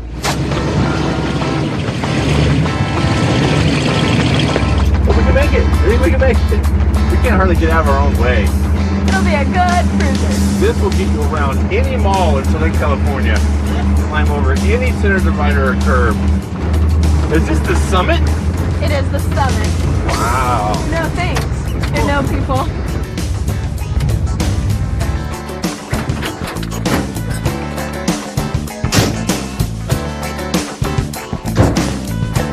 We made it. We did. To the top.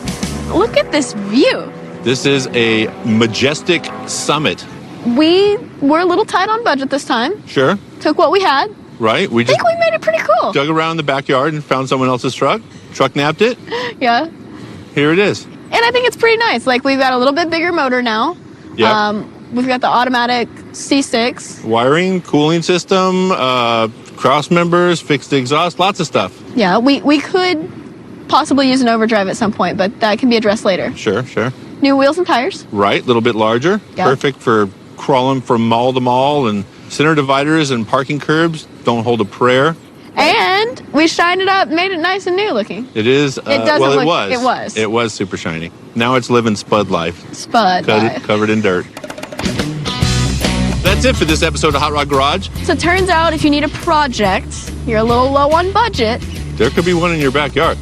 Who do we need to thank? Well, Iski, of course. Absolutely. Lifters, push rods, and a wonderful cam. Holly, as always. As always. Interco for tires. Yep. And Willow Springs. Willow Springs for figuring out a way to not let us make a mess on their track. They let us go down the dirt roads in the background. Now, do you have social media? I do. I am Alex Taylor Racing. Uh-huh. And you are? I am Mobile Tech Lucky on everything. And we are Hot Rod Garage Show. We are. Oh, wait. We're That's not it. done. We're out of here. We're not. There's more. There's more. Yeah, we've got to kind of drive today, but... What? You want some of this? Yeah. Okay. This is more rock crawling than we've done all day. I'm actually working the same. I'm digging ditches with the tires. Look, I'm stuck again. Hey, you're good at that. Driving circles around you. Literally. That's it. Hey, we'll see you guys later. See you, Tater. See what you did there.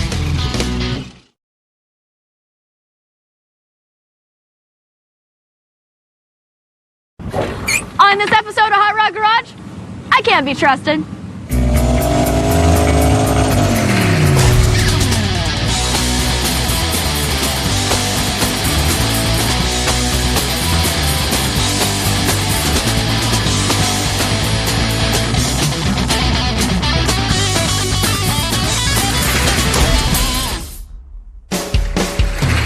Welcome back to Hot Rod Garage. I'm Alex Taylor, and I am not joined by Lucky Costa today. Not because he's sick. It's because we lied to him, but for good reason. He thinks that we're going to be working on the Typhoon that's sitting in the corner. He thinks we're waiting on the motor, which will be in tomorrow, but the lie is that we actually have been working behind the scenes and have a surprise for him. A 1963 Ford Galaxy Country sedan. that Lucky loved to tell us a story. We got one, so we don't have to hear that story, but you guys do. And it was a car that got him into hot rodding and made him love cars. He's told us the story about how he pulled up next to like all these cool cars, and then there was a wagon. Looked like a sleeper, but turns out he was actually like the coolest car in the pack. And so he's like, that's the car I like. This is a car that was important to Lucky, and I love surprises, so that's what we're doing. We looked all over the internet, and there is 2 in the country that were available. So we went with this one. It was in North Carolina, and we bought it sight unseen. This is what $5,000 plus some shipping gets you in the country sedan world. There is a little bit of outside rust that we can see already. Fender, we've got some on the door back here. I think we're actually gonna have a pretty cool patina once we get it cleaned up. The hood, it's gotta go. It's not our favorite thing, but it's here and it's keeping the underside protected. I don't know what the floors look like. Getting ready to move some carpet around and look at that. But it's got good bones, I feel like. We've got all the trim. I don't really see any trim pieces missing, and I think the trim is a really important part of this car because that is this country sedan package, which makes this loop back here with the louvers. Lucky specifically talked about this trim piece back here, and we have it, so that's an important piece. Under the hood, we have a small block Ford, and we've got some form of automatic transmission. It's actually not as dirty as I expected it to be. So today, while Lucky is out of the shop because he thinks we're going to be working on the Typhoon tomorrow, which we're not, we're going to try to get it running and driving and maybe cleaned up and then pull in tomorrow, surprise him. It'll be great. We might see a smile on his face, pure joy, and that's what the goal is with this car. All right, so there's a couple unknowns right now of like what work needs to be done to get this started and running. But a good place to start is putting a freshly charged, not dead battery in. We already charged it this morning. We don't know if the starter itself works, but that gives us a ground to work off of. This is the part where I'm like supposed to grunt and stuff, I think. That's what Lucky would do right here. Feel pretty good about that. Lightweight fuel cell here. I'm gonna assume this will work for now. Okay, moment of truth. Battery, fresh gas, now key on. I need Lucky here, I need more hands. Oh, we're smoking the solenoid over there. They did find some wires that are burnt, so we're just going through and checking all the possible options. Okay. Okay. Close. All right, so there was some wires sitting here. They've been laying on the header and they were shorting out. They were melted together. Got those separated. This will all have to be actually fixed. So wires slightly sorted. Looks more promising now. Will you key on and start, please? I'll spray some starter fluid. Okay, give it a try.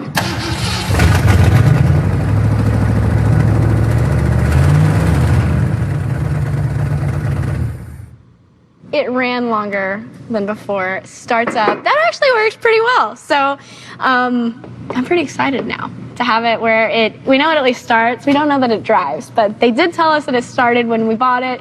They weren't lying about that. I think as we get ready to go into tomorrow, it'd be a good idea to go ahead and, do some freshen up, some maintenance stuff, change plugs, change wires, just get it in a little bit better stance where hopefully if there are any underlying issues, we can avoid those. And then it's time to clean it up, which will be pretty fun. We can do some more investigating on what this car actually is. So when we were working on starting this, there was a leak coming from the bottom of the accelerator pump. And I thought maybe at first it was like a gasket or something like that, but I pulled the carburetor off just to look. And you can see at the bottom there is a hole. So that is there by intention. So that way if your diaphragm fails in your accelerator pump, it will leak.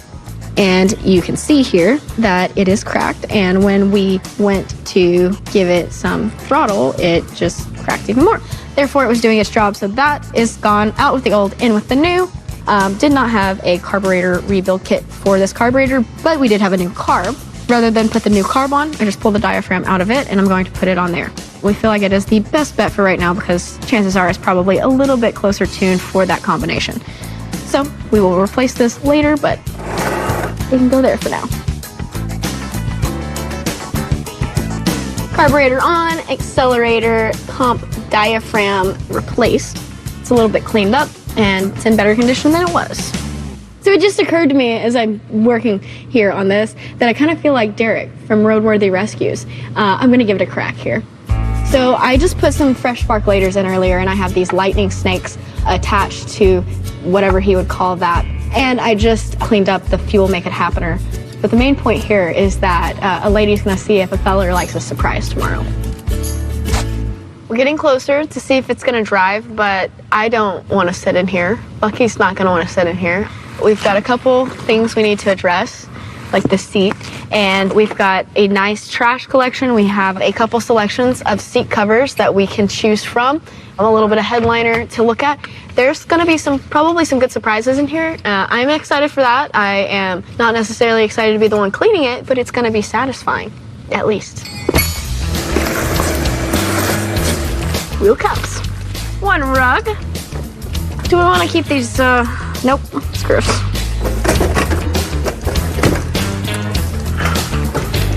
So, while I would love for Lucky to see the beautiful red carpet that his wagon can have once again, this is not the carpet that I think he should see for the first time. Plus, this is also investigating what the car actually holds and its secrets. One of those secrets is that we have a nice passage straight to the ground. So, for Flintstone purposes and power, this is great. I won't poke too much more.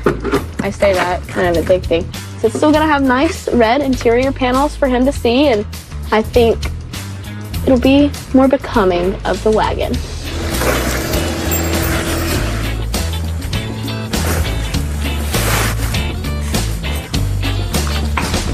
At least we'll have clean windows, so everybody can see all the holes in the floor. Something that's really important, especially on cars that are slightly rarer, is when you can find one that's got all the trim and chrome pieces and things like that, because trying to hunt that down, or that, like any of those pieces are gonna be really hard. So the fact that that's complete makes this car pretty valuable, and all the glass is in pretty good shape. So we actually have some really good pieces here, and the floor will be a lot easier to fix. It occurred while cleaning this that an important part of our surprise tomorrow is to be able to drive this in. So I'm gonna go ahead and try to drive it forward. I was kind of looking at the shifter here, and I can't say that it feels promising, that all the linkage and everything is good, but we'll see, we'll see.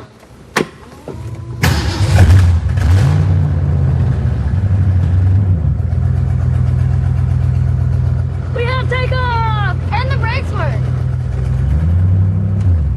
I can almost see it now, cruising cool along the coast.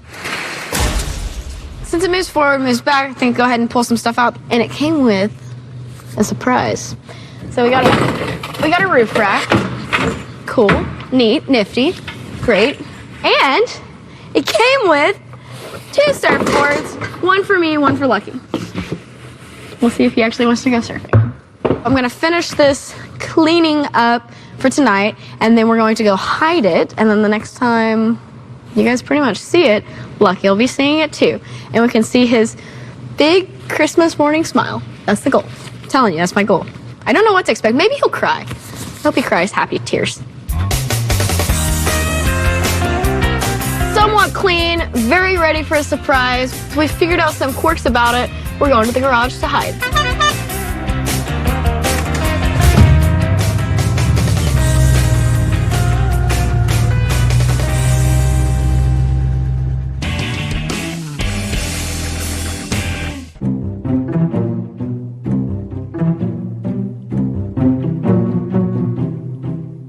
All right, this is Typhoon Intro, 3-cam mark.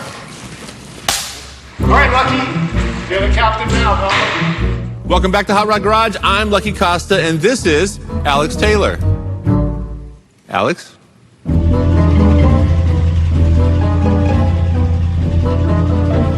right, boys. I believe she was delayed in her flight by potentially a hurricane, a monsoon, no, a typhoon. Was that good? Kind of nervous. Moment of truth. We're seconds away. It's all-wheel drive and has a turbocharged V6 that makes great horsepower. Hold on, let me park my forklift.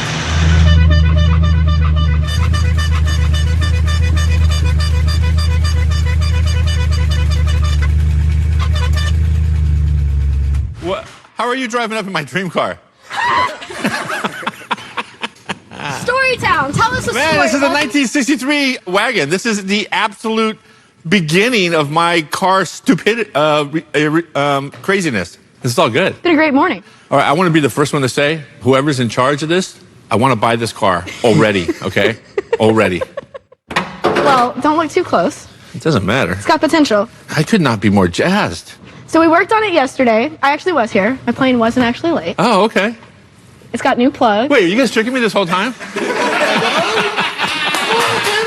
Nice. Welcome to Hot Rod Garage. Nice. They really do love me. My very first car I bought, and this is not a suggestion to anybody underage. I bought when I was 14 by saving my lunch money and selling anything I could. Cruised it around as a 14-year-old that only in the neighborhood until it ran out of gas. And then we would get on our bicycles that were in the trunk, go to the gas station because we were too scared to drive it on a big street. Get gas, play it off like we're mowing lawns. And then years later, I saw a slammed wagon just driving completely irresponsibly around a corner. And where everybody else slowed down, that wagon just rolled into it. I go, that was the sickest thing I've ever seen. And I've been scarred ever since. Told you guys, story waiting to come. Yeah, exactly. I'm tripping on this hood scoop. And there's going to be even more surprises. But first, I think we should go for a drive. Okay. I just had our first accident. I hit the curb. We're in drive. Cover me. What is that, U-joints? Oh, you don't want none of this, buddy. I'm going to smoke them out, but it's not the type of smoke you're thinking. Oh, yeah. I don't know what that is up there, but it sounds sketchy. It does. If I was responsible, we would pull over and check it. There's only like one real lug nut on. One lug nut? Oh, we're good. We got one lug nut. Let's go. We're sketch level red right now. We're going to try and do a U-turn with one lug nut. Sounds like the wheel's going to fall off. Sketchy? Oh, yeah. Is it going to fall off?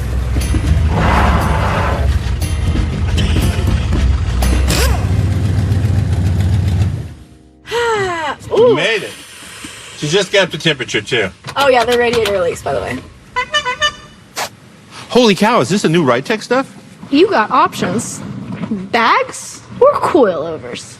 I always like to go fast, but I kind of got a bunch of go fast stuff right now, and you do too. Mm-hmm. So these are technically fully adjustable coilover shocks with airbags instead of springs. Why wouldn't you do that? Bags it is. And we have a Galaxy-specific four-link we got to put in as well. Looks like the weather's clearing. It does. It's not typhoon season. I'm okay with that. But it's definitely country sedan season. Okay, so the correct way to do this would be take the ball joints loose, take out the shock, unbolt the ball joint, lift it up slowly to take the pressure off of the spring. That's the safe way to do it. If you're at home, that's exactly how you should do it. Or, this is called a dulcich.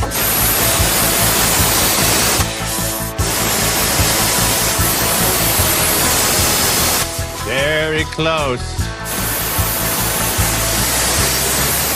Boom! Nice. Spring has sprung. Lucky has executed the dulcich method on that side with fire and flames and goodness, and we're going to do it the other method on this side. Right there. Lower her down. It's going to happen. It's going to be magic. And lunch. I'm going to get a better look at that hood scoop. Yeah. It's a good ride height right there. The only thing that's not low enough is the hood. So this is actually the original hood, but this looks like a high school project, as we kind of discussed this morning, where there was a fiberglass scoop that was... That's a hood removal gremlin in the corner on its way over to remove this fiberglass scoop that was screwed through and bonded on, and you are about to witness something. I had to go over there and fight a cockroach for this piece of wood. gotta go.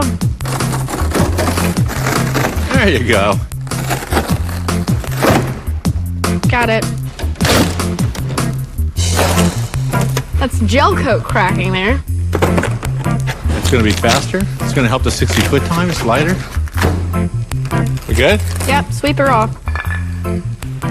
It's actually a nice hood. So Lucky decided to go with bags. These are all Ride Tech components that we got from our friends at Bag Riders. So this is a bag over shock system. So you have all of the adjustability that you get with a shock, but then you have the benefits of a bag. So we don't actually have our management system, our air management system with us, as you see.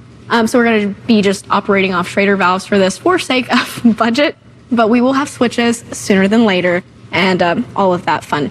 We also have a bolt-on 4-link system from Ride Tech as well, purchased from Bag Riders. This is going to help with ride stability and quality. It's also going to lower the car about 2 inches just by switching to this from the leaf springs on the car. So new good pieces going on, and then it leaves us room to add more goodies later as well. So this has a little push lock style air fittings. Correct. Next to the stock shock mount hole, I drilled another hole about a 1/2 inch. I feed this down. It's going to go right into that. And then this thing is kind of cool the way it's set up. It mounts like a stock application. So push that right up. I'll put these nuts on. The hose will already be hooked up. And then what I do is put the stuff on the bottom. Did you grind those little nut things off? I did grind those little nut things off. Nice. Okay, cover me. Going in. Yeah, hold it right there. Yeah, right there. Feels like the spot. Bring it up.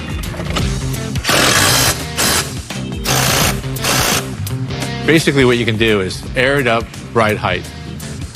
Cruise around till you get next to the person you're trying to impress and open up the Schrader valve and set it on the ground. And then after he leaves, get out with the air tank you have in the trunk. Air it back up and drive back to the shop. Okay, so these aren't the correct rims and tires for it, but they are round and made of rubber. I don't know who they belong to, but if you see this and you wonder where your tires are, they're on the Galaxy. Ready? I'm pretty sure these rims cost more than the car, too. That should be about cruising height right there. See how high it will go. That'll get us over any curbs.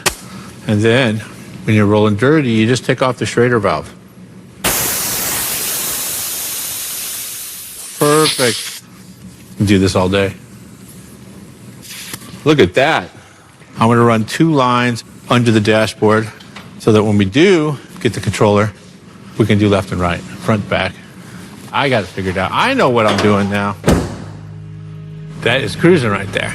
I'm good with that. I said it before. I'll say it again. I don't know what this guy drove through, but it tastes terrible. Right now, I'm using a couple ratchet straps to support the rear differential while we take the leaf springs out. I'm also thinking we're going to have to cut out part of that exhaust system, which is okay because it's partially cutting itself out as we speak. Also, too, every bolt I look on here, it looks very Titanic-ish. Is that a thing? Like it's been underwater for a few years? So I think we're going to be hot wrenching some of this stuff off. Keep the factory leaf spring bolting mounts. They will be reused, so don't throw them on the ground. Nice. Fries are done.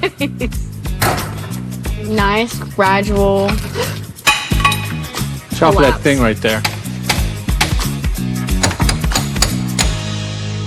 I'm letting those front ones soak a little bit because they're quite the science project.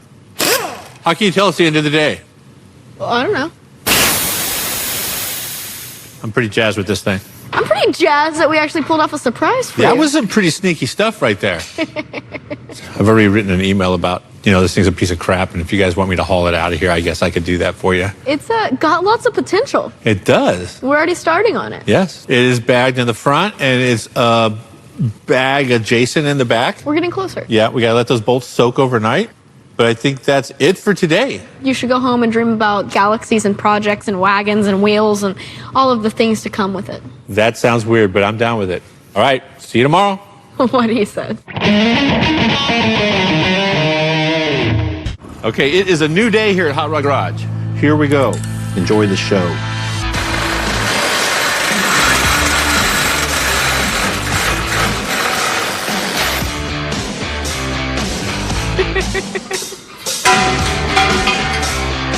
Wait reduction provided by Lucky Costa.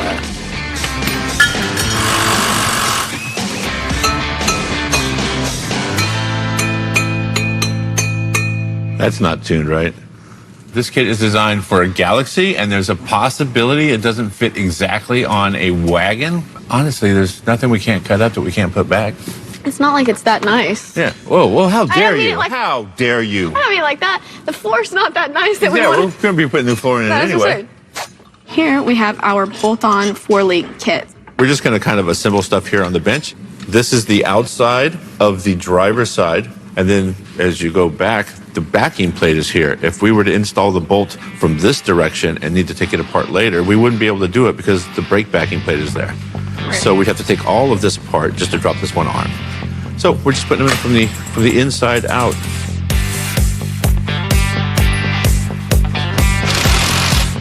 You got a washer? There's a washer for you. Hit it. Simmer down now. So we have the lower control arms in. We need to be free and clear from these rusty bolts back. Basically, he's getting ready to use his friend, the Plasma. Are you on a first-name basis with that thing? Because I am. Yeah. You are too? Yeah. Plasma is your friend. Plasma is your friend. Yeah. Going down. Prepare to be amazed. Nice. What? This goes to here, and then push down right here on the seat. It locks in. And that is like a 4x8 sheet of plywood or a pup tent or a small dinghy. I like this. This is the first overlander. To unlatch it. Yeah. See all that nastiness? I do. That's what the whole thing looked like. There you go. So I'm just going to cut out a little section back here. Nothing I can't put back in later. Wish me luck.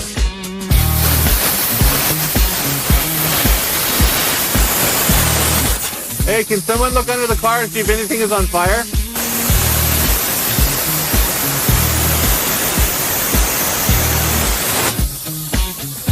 Done like a true professional.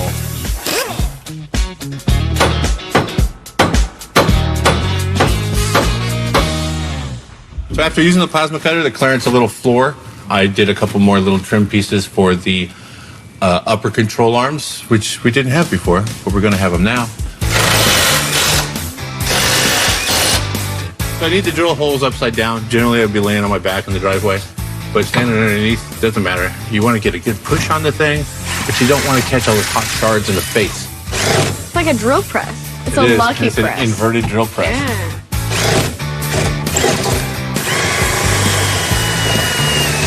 I'm over here, shard free. All it takes to do this little trick is a 6,000-pound lift, a couple $200 screw jacks, and you're set. So we're going from a leaf spring to a 4-link. Correct. And this is sort of a triangulated 4-link because it's not just 4 links that are completely parallel to each other. The upper ones are pigeon-toed. That's going to allow the differential to articulate up and down, left and right independently. Turning. Yeah. And at the same time, prevent the rear end from traveling left to right. That's why they're pigeon-toed. But it is important to get your pinion angle right because we've cut everything loose. Right, yeah. So you want equal and opposite. Yeah. So you measure the angle of the front crankshaft, put a level on there, and that will tell you what the angle of your entire drivetrain is. It's hopefully going to be 1, 2, or 3 degrees up, and you come back here and you adjust the rear pinion angle equal and opposite, which will be 3 degrees up in the front, 3 degrees down in the back. Everything should be completely harmonic. Correct. It should be working in harmony. It's a good thing. Like us. Harmony. It's time to mount the brackets to the rear end housing. So Ride Tech kit comes with a jig that you just assemble. It's a fixture. According to Ride Tech, it is a jig. This is a debate around here.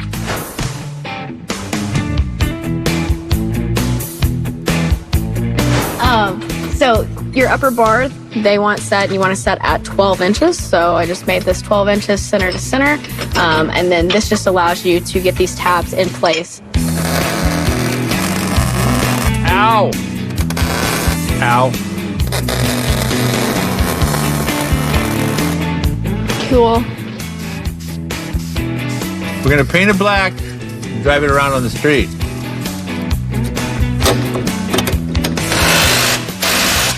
Okay, feel good about that. When you're putting in the shocks, obviously these are adjustable. This is sort of a spanner nut right here. You can change the ride height by spinning this around. Make sure that the hose right here, have it facing forward, it'll be out of the way. And remember to keep the adjusting nut where you can get to it.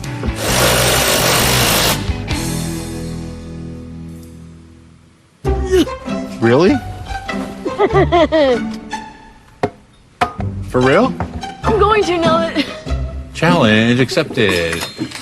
it's not easy. Use your face to hold it up. No, wait, you are. Are y'all tired out now? Yeah. Cool. There you go. Got it.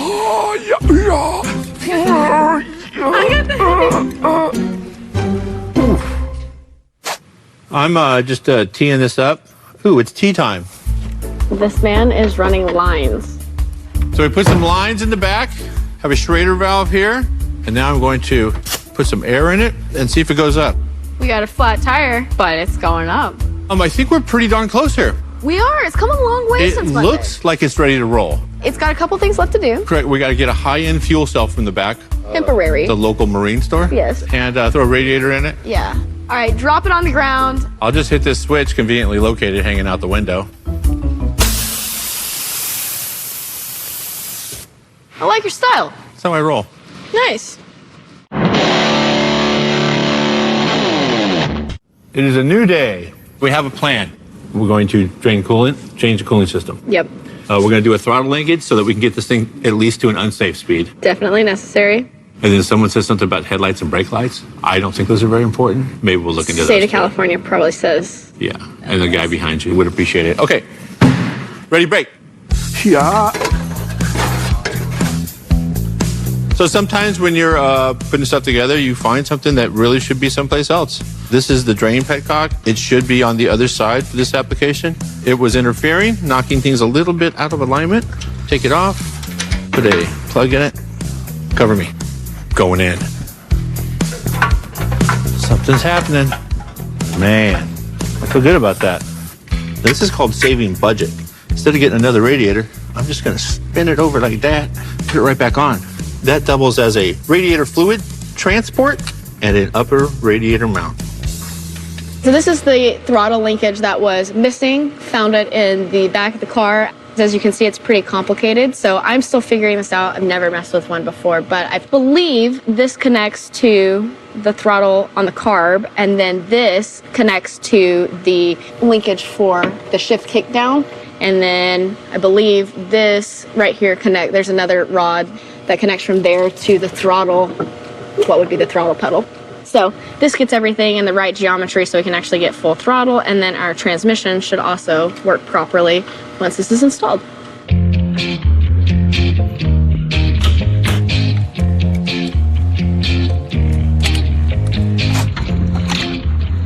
Looks like it belongs there. Finally out with the old and with the new. We're gonna have so much go fast throttle now. We're gonna have primary and primary. Do you know who Barney Rubble is? I actually do. He's tight Watch with that Fred cartoon. Flintstone? Yep, This has the Yabba Dabba Doo floor. it does. We're not gonna fix that, but we're gonna stop the carbon monoxide from coming in Okay. by extending the exhaust past the furthest hole. That's high-tech Flintstone. It is. That is the next level.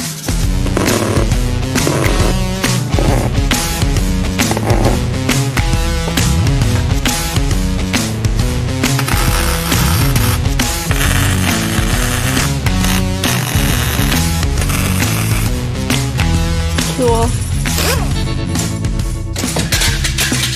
What? No worky. And you've sprayed a bunch of lubricant on it. Uh-huh. So instead of replacing these, you can just... And you have to do that a few times. The other side works good. So are the pins just bound up? Well, it's not even in there. The latch assembly, the button and everything from that, the water irrigates right through the door, right over everything, and then out the bottom where the rust hole is. Let that stuff soak on there. Spray it down inside that hole right there. And just let her soak. Let that drip. We'll get Mark to clean it up later. We're good. Perfect. Guess we'll leave that chrome there. Did you close it? Did it work? I did, it worked. Okay, we are running out of daylight and we're ready to get on the road and cruise this. So we're going to put this boat tank, fuel tank in. Just gonna drop it in the spare tire well and then line from tank. I've already got the line ran from the front of the car. Going to put these together with meld fitting and then leave this out so we can prime it initially if we have to. Fill up our gas tank and then we should be ready to go. We got a lot done today. Yeah. We got a new carburetor and Yes. throttle linkage origami. Yeah, it is origami back there. Yeah. And we got radiator. Yeah. It's great. It's got 4 studs on each side in the back. We've drug air lines from all 4 corners to one centrally located switch. So we got switches. Yeah, what you know about switches? I know we got them. Exactly right. This is a great tech tip. Go down to your local marine supply store and get yourself a marine tank, a boat tank. Comes with a little pump on it. Squeeze it to prime the motor. It's everything you really need. Worst case scenario, the motor blows up. We just take the tank. It has a handle on it. You just walk down the street with it. Oh my gosh. Okay. Ready? Put it on the ground. Move it out.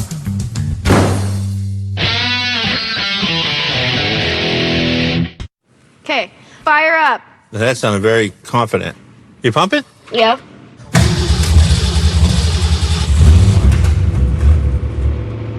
Nice. Woohoo! Can you hit them switches? I think we got a little zigzag going on in the back. Push it back up a little. Okay, I want to go this way. It's already off to a better start than it was Well, yeah. the other day.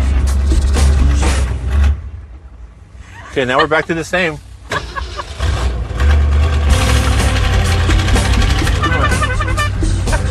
It's not a clown car. It is right now. Okay, let's just see if the brakes are... They feel like they're working okay. Okay, at least something's working. We're going right. You use your blinker? It's been on since we left. Oh, hold on. Start her up. The cool thing about the neutral safety switch being hanging on from the steering column, start it in gear. It doesn't matter. I think this thing needs to sit a little lower. Oh, let me get you. And then the back down. Seems about right. Switches. Hey, we're at a stoplight. Shall we drop it? Do it. Oh, shoot. Gotta get it back up. I'm getting up. Stall it. Start it. Don't mind our tractor. I'm just gonna go out on a limb and say, so the story I've told numerous times about wagons and how they scarred me, converted me into a wagon dude, basically. Yeah. It seems a little bit more aggressive than this. A little less sketchy. Hey, this is just the start, though. Just the start. I'm surprised by how much trash is not blown in my mouth yet. Yeah. Oh, don't speak too soon. I looked back and it got me. Just don't look back. Hey, he just said he liked that wagon. Yeah. Wagons. I've said this before, but you know what the sketchiest part of this neighborhood is? Us? Exactly right. Hold on. Woo! You know, these ride checks do the job. They do the job.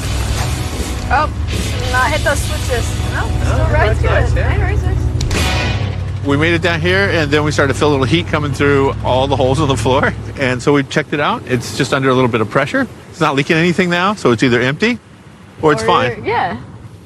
On to the next stop. Drag them. Oh, they liked it. Nice. You're welcome. We held those guys up for like 2 miles, and they gave us a thumbs up. We going up the hill? I don't know. We got the kind of power. I don't know if we have any up the hill in us. It's time for Flintstones power.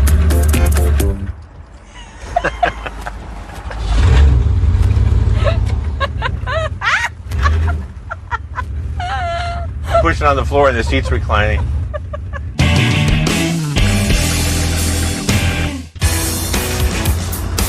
At the speed it kind of rides okay. It's all right. Yeah.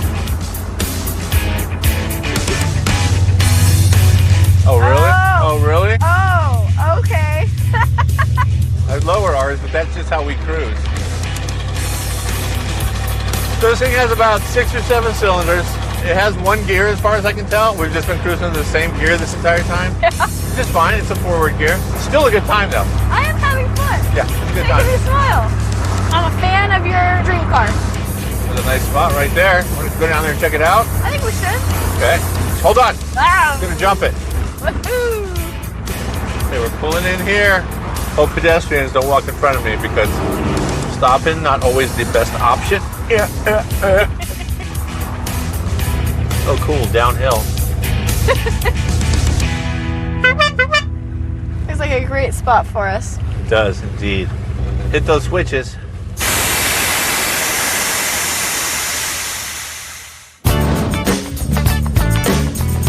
Okay, so that's it for this episode of Hot Rod Garage. That was a good time, was it not? I had so much fun lying to you. You are very deceptive. Congratulations. And that was the most excited I've seen you all season when we pulled in with the wagon. That Mission accomplished. Yeah, that was a shocker. It's been coast to coast now. It's lived a fulfilled life. Yeah. And it's got more to come. All we had to do was throw in fuel, Yeah. fuel tank, fuel system, a new carburetor, some wires, I guess you did. Wires, cooling, some plugs. brake fluid, radiator, cooling system. It's got some bags on it now.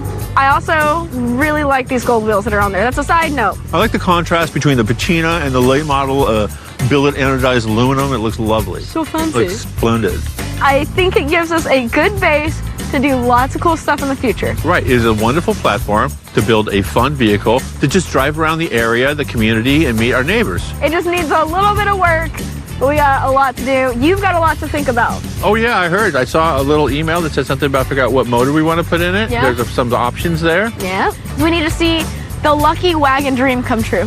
Oh yeah, that's going to be some horsepower in this thing. It's I going to be like a that. cruiser, Yeah. air conditioning because I'm a grown-ass man. Okay. We have a couple people to thank, specifically bag riders. Technically, we are bag riders right now. Actually, you're right. Right. I see why they named it that. I would like to thank Haven, our director, Mikey P, Yeah. David, Kelly Q, which she cannot be trusted. None of these guys can be trusted. There's going to be lots happening here. I feel like there's a good place to follow along. Like your socials. Oh yeah, I am Mobile Tech Lucky on everything. And I am Alex Taylor Racing. And we are Hot Rod Garage Show. Wagon Life. Wagon life, Wagon Life. peace and wagons. Wagon Life. Something we can't agree on.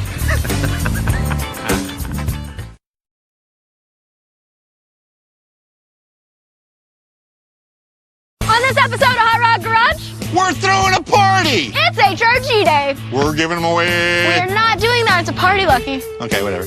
Party favors.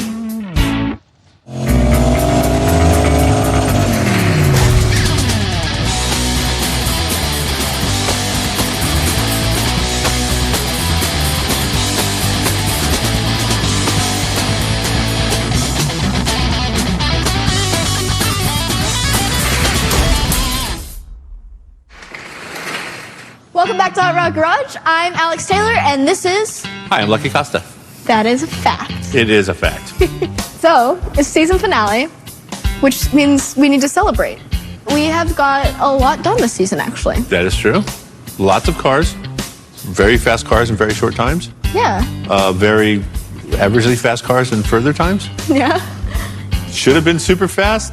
No time. Yeah. So, I think we have an idea for that. It's the Hot Rod Roundup. HRG Day.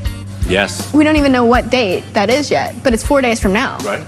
Basically, take everything that we have that's running or needs minor work, get it together this week, Yeah. and then take it to the track and invite all of our friends and then go have a track party and put quarter-mile times on everything that doesn't have them and redemption for things that need it. That is a fiasco to do. I love organized chaos. Count me in. Awesome. Stuff like this that's never had a time, Right. that needs to hit the nines. It is. Hunting nines. Grand Trational needs redemption. It just needs to make it down the track once. We know we're embarrassed for you guys. That is the slowest Grand National maybe ever. What was consistency? That's the cheapest one we could find. It's also the slowest. Then Caprice. Caprice just has potentially a shifting issue. That, and I feel like we could do a little bit of street driving, a little bit of street tuning. 1,058 horse on the street. Yeah, it's a good time. Count me in. Okay, so that sounds like we have our hands full. We have 4 days to get everything together and get it to the track. You ready to work? Let's work. Okay, I'm ready to break. Time for Savoy. at Woodward, we quickly realized that the shifter that we had in here, or the shift lever, I should say, was not going to cut it. Once I was strapped in and suited up and everything, I could not get the leverage to pull back on the shifter. It was short and it was kind of out of reach. So this one is a little bit longer, or considerably longer than the one that's in the car. It's also bent inwards, or inwards towards me, I should say, and then back. So that way I can reach it easier. It'll be closer to my body, so that way I can get better leverage for making the shifts. Hopefully I don't end up in a bind in the seat because of it, but it's much better than this, which was down here. Once you're strapped in, your arm becomes really stretched out. For me, it does.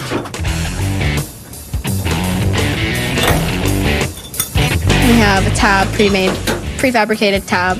I'm just gonna go ahead and make it a little bit smaller. It would function like this, but I just want it to look a little bit better. So I'm just going to go do a little modification work to this and then weld it up.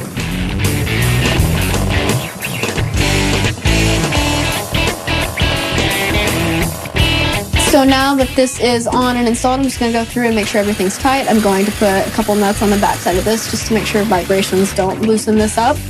We may end up eventually bending this over a little bit more with heat once I get some time with it as is, but there's a couple other things on the Savoy that we might button up if we can get the parts and if we have the time, but this will be good enough to get us to the track for now.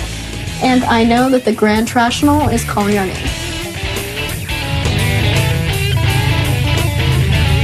Okay, so just pulled it in and it has already leaked a lot. I'm not going to say a quart, but it's on its way. Seems like it doesn't leak when you shut it off. When it runs, it does leak. In the front of the motor is the oil pump filter right here, so obviously it's not maybe a hole in the pan or something like that. It's something under pressure. So it could be a cracked oil pump housing or timing cover, defective valve on the oil pump, could be anything. We could just tear the whole thing down. I think we've already been down that road, but there is another way. This is a smoke machine. Pretty simple operation. You just hook it to voltage. There's a little bit of oil inside there. Hook it to voltage, hit the button, let it warm up. I don't know if you can see the lights. Green light, turn it on, red light.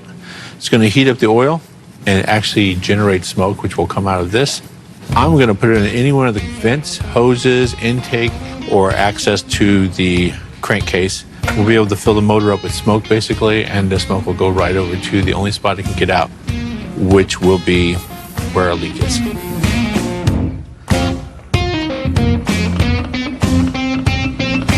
That is a monstrous oil leak. Like a bolt's fallen out, or possibly a cracked oil pump housing. So found the leak. The smoke pointed it right out to us. I found a metric bolt. I'm pretty sure this bolt is going to be the right length. However, I have to kind of go in and around the corner. I have a universal socket here. Put a little piece of paper over it. I will then force the bolt in. I will hold it in place. Tear off the excess. Cover me. Going in.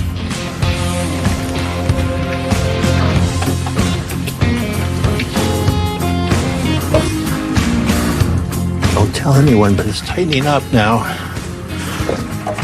For a fact, oil was just pumping out of that hole. I'm just going to turn the smoke machine back on and see if it's still leaking out of the hole. Okay. I am confident that the leak is fixed. Checklist. Leaky, leaky? Nope. Less leaky. I put all the fluids in. We topped it all off. Progress. Progress. And I think we fixed the leaks. We got any extra bolts? No. All right. So it's time to Test drive.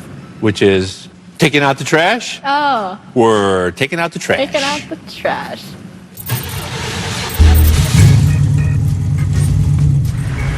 Doesn't seem like it wants to run very good. Just temperamental.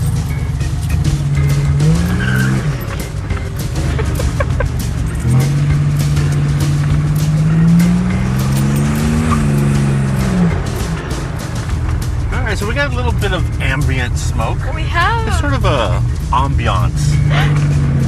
It might work like that.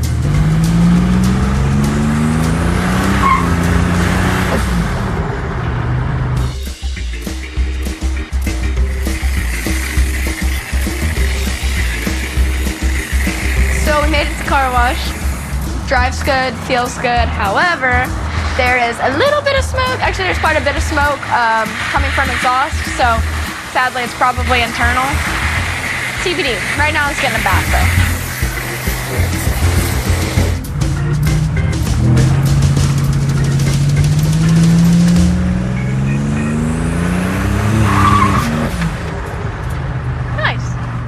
Our car wash did more harm than good. No. Maybe underneath.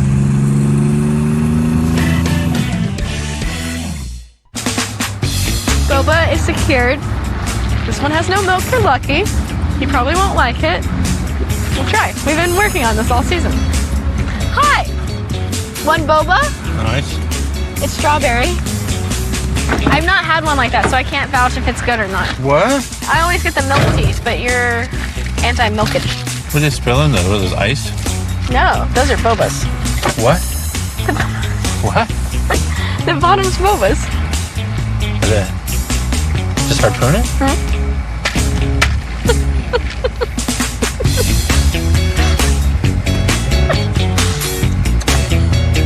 You need to suck up a boba. It's gross. It's okay. It's pretty good actually. So what are those little? Tapioca balls. Which are dairy probably? No. Yeah. I'm almost choked on boba. Cover me, I'm trying to drive. I'm proud of you for trying that. Tastes great with the smell of smoke. Yeah, 10 cylinder.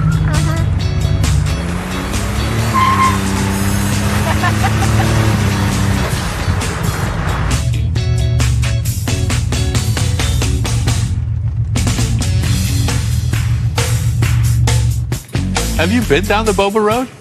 It's delicious flavored tea with gummy bears in it. See? You could have sold me on that a long time ago if you would have described it to me more factual. See, now we have boba in our future.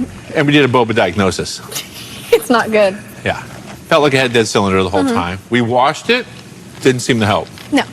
We drove it spiritedly, didn't help at all. No, it didn't. We drove it mellow, people just pointed and wondered. Yeah, it was embarrassing. Yeah. Yeah. Got it back here to the shop, got the temp gun out, hit every cylinder. They're all around 250. So we should probably shop for a fresh bottom end now that we have everything else on the car is new.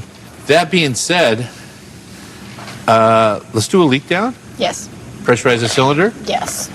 We put a little air into the cylinder and see if it's coming out the intake or into the crankcase. Most likely, I'm guessing a broken ring. But we're going to try to fix it eventually. Continually. We will continually to try and fix it. We're working no with matter how many what seasons we got. it It takes. keeps throwing us surprises like this. So Bring it. It will probably be slow if it makes it to the track, but we know that. Yeah. And it doesn't leak anything, so it's worth fixing now. Yeah, we're getting closer, one step at a time. Yeah. Okay. All right, moving on. What's next? Next! Boba break.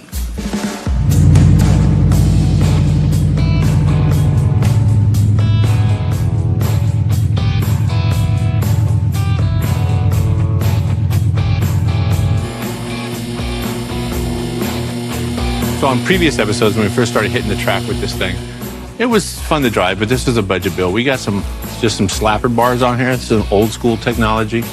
Now we got a lot more power. It's working a lot better. There's that thing called boost management. Somebody put that in there. I don't know what that's all about.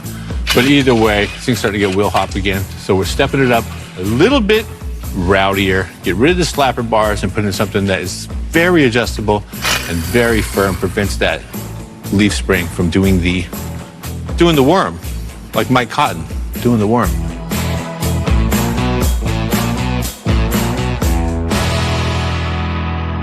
We had these CalTrack bars already, and we had thought about putting them on at the beginning of the season when we took bone marrow out for the first time. We ran out of time. So this time we decided to go ahead and put the CalTrack bars on, but I have a little bit of experience with some radial stuff, and I know that it's important to change the springs and everything like that. So called our friends back at Calvert and talked to them, and they suggested that we upgrade as much as we can, so front and rear. So we went with a split mono-leaf spring from Calvert. So basically, split in the center, two different leaf springs, so that way you can have different spring rate in the front and the rear. We went with their shocks that they recommended for this, so just a basic 90-10 for the front. And then we have a single adjustable for the rear. So this will get us a lot closer to where we want to be. And once we get those up, we can actually look at how they work. It's pretty cool.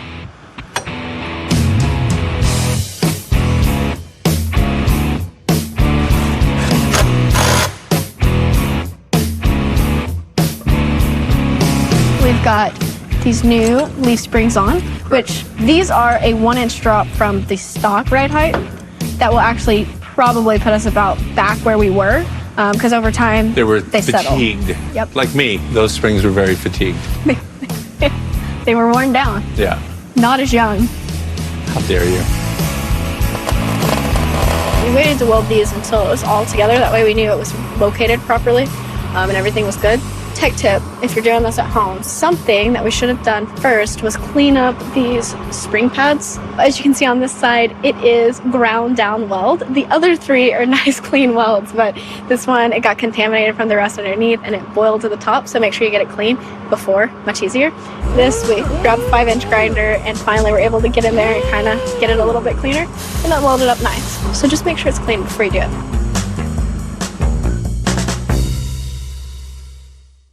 We need to figure out our wheel situation. There is a wheel situation going on. Did you happen to have a chance to check wheels yet? I have a bunch of wheels. But did I check them? Yeah. No, I did not. So, I guess what we're going to do this morning before we put shocks on is stick the old wheels, which we fully believe will not work. Now, Put them on, lower it down. get an idea of what we need. We're doing the extra work for our friends Yeah. to enjoy the laps with us. Drop it. Does that look good? Yep, keep going. That's Texas right there. We look like we're off-roading right here. This, Eh. Oklahoma. Nope, a little more. This is West LA. Keep going. Keep going. This is the coast. Yep. This is... Not gonna work. Hold it. The valley. That's the valley right there. Well, maybe it does. Oh, we're good. These springs are going to relax quite a bit. We should research that, see how far they're going to relax, because they are going to de-arc.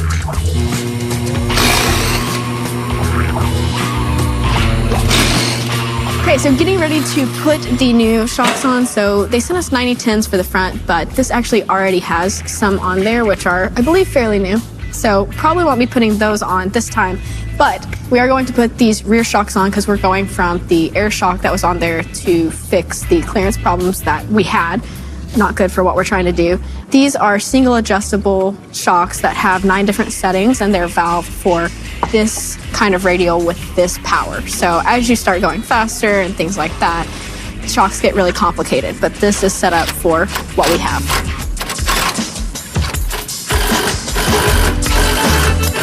So why Caltrax? So the last time we were out at the track and finally started making a little bit more power off the line, the back tire looked like a basketball.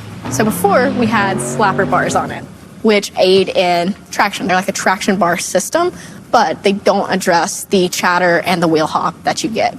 There's also the option of like a ladder bar style where it mounts here and then mounts under the car, which helps with the chatter, but it doesn't address the traction. So Caltrax solve both of those problems. So when you accelerate, this pushes forward here to here, and then plants a pin that rides on the top of the leaf spring down. So the more you accelerate, the more traction you get because the harder it's planting the tire into the ground. So you get more traction. So going forward, right now we've got everything set up loose, nothing's tight yet. We will get these bolts tightened up, sit it on the ground, and then set these at a neutral position, and then put a little bit of preload on them so that way they don't slop. And we can adjust that accordingly once we get to the track if we need to help with steering the car left or right a little bit.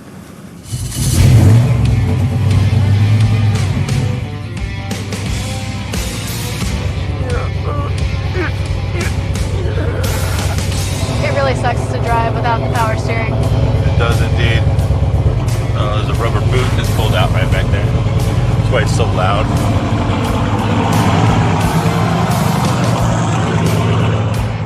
So when I pulled the tune for this the other day to like kind of look at it, because it was not fun to drive for roll racing, it was labeled PPV pump gas. we put E85 in it the other day. Thinking it came right from the dyno to us. Right, and thinking that it was tuned on E85. But we went back and watched, and turns out they tuned it on Q16. So the other day when we were roll racing, one, it had the wrong fuel, and two, it was totally turned down where it would make no boost because it was a street tune. How does it feel like on acceleration? I mean, it feels a little bit better now that it's warmed up a little bit.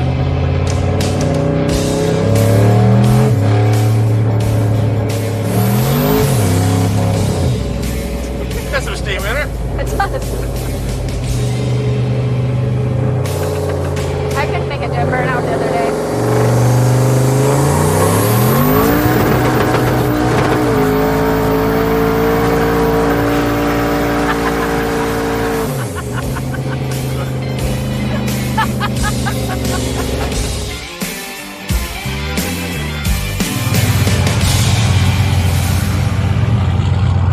We got a lot done this week. Yes, we did. We worked on bone marrow. It got the most. Still kind of working on it, but yeah. Grand Trational. Uh-huh. We also figured out Grand Trational's probably hurt. If we take it, we kind of risk hurting it worse. What's going to get hurt, though? Bottom end, That's what I'm thinking. which we're going to replace. You're just talking a whole new lost bottom end, Yes. everything. Yes, I am. We will weigh these options. What else did we get done? We got the Caprice. Oh, that's Caprice. I got all the gas out of the back. So we learned a little lesson about corn squeezing. Turns out if you tune on pump gas, you probably want to run pump gas. And if you tune on Q16, you probably don't want to run E85 in it. Correct. Savoy got some love. Savoy did get some love. So the only thing we really have left is we're going to borrow your wheels. That's okay. We can work out a fee, marginal, nominal fee. Okay. We got all of the Caltrack stuff on here, and the car's going to settle down where it needs to be. We can't run air shocks. So we got new tires and new rims. We've made it through a season. An entire season. Yes, we did. Of 12 or 13 episodes. 13. And that means we should celebrate. HRG Day it is. Oh, that's correct. Yeah, So that means we got to pack all this stuff up. somebody does. Welcome to the program. All right, next time we see you, we will be at the track with all of these cars, plus hopefully a couple others, and hopefully our friends show up. And a magnet and a shovel.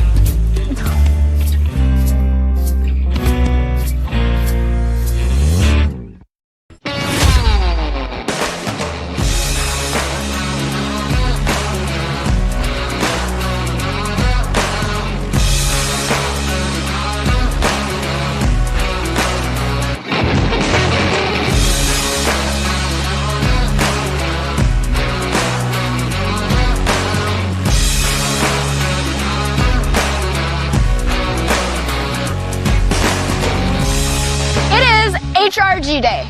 Annual HRG Day we just made up 4 days ago. And, you know, we actually invited a lot of friends and a lot of cars. Turns out sometimes people need more warning than 4 days. I don't know what kind of people we're dealing with here. Tell us where we're at, Lucky. We're at Famoso Drag Strip in beautiful Bakersfield, California. And we have a lot of cars with us. We have everything that runs here, Yeah. except for the El Camino. Yeah, and we're only down 2 men. We got the Grand National, Right. which we tried to bring. It just didn't want to play. And we don't want to hurt it more because we're going to fix it for later. Sure. And then we have our second guy, which is the Duster, which had a casualty here last time it was out. Exactly. Those are wounded. They're not broke. They're No. wounded. And we are going to make sure we can heal those wounds and come out kicking. We should celebrate what's here with us. There is some good stuff here. Yep. So these two are super go fast. Hopefully. Yeah, this one is super horsepower, but having some application issues. I have questions about this one. It is now on a gas tune. Right. With no boost in the tune. So we will be on the spring, so we can make a little bit of power. Well, we've got a lot of experience on the spring. You know what that means, though. What? Crown Hicks is first. Okay, that, then some others, then this, and then some others. Yeah. And then celebrate. Uh-huh. And that's a good day.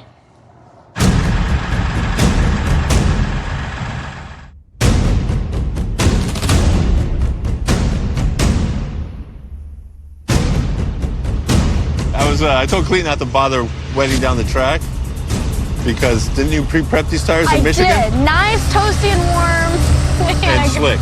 They're slick now. We just put these on before Michigan test. You know, it's a minor detail. I was trying to pull one from your book. There we go. Tire roasters. All righty. Okay, good luck. Okay. Nice red helmet. Kicking off HRG Day with Lucky in Crown Hick.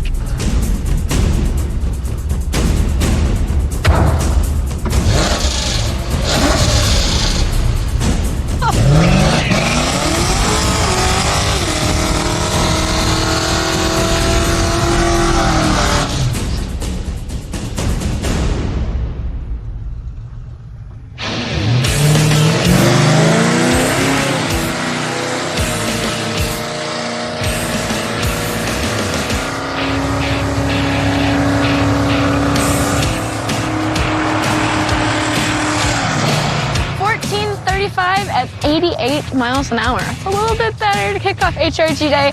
That's just going to be a fun truck for the day, so I think it's going to be the reliable one in the back.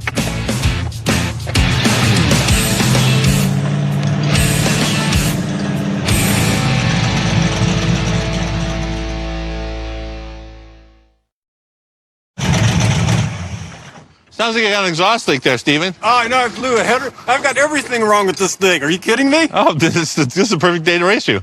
You're going to kill me, man. I had to put a points distributor in it this morning because the ready to run wasn't ready to run.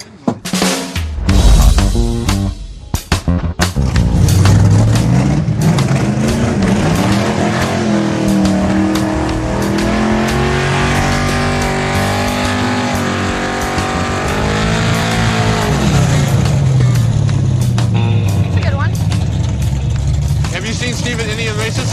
No. So him and David take this way too serious. Really? As you can tell.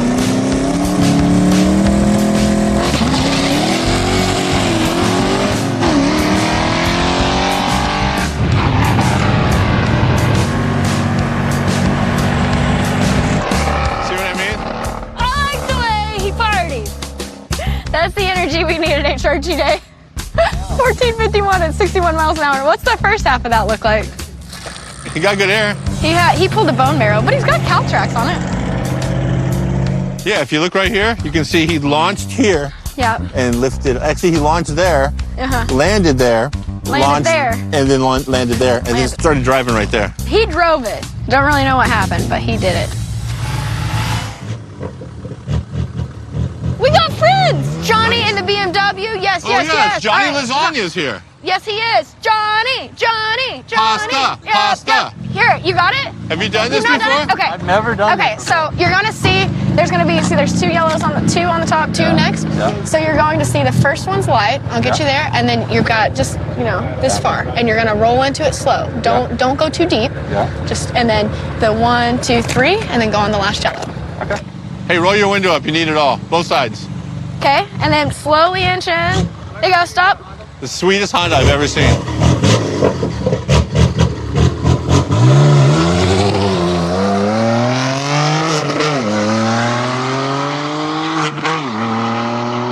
Lasagna. Fastest pass of the day. Wasn't he? 13:06 at 117. Yeah. Pasta for the win. We love getting new friends into drag racing. Next up. Okay, coming to the stage, ladies and gentlemen. Put your hands together for Tater. We got lots of food. Tater. We could make a meal right here. Look at it. Oh man, it doesn't look like it should be Hey, here. the helmet matches the truck.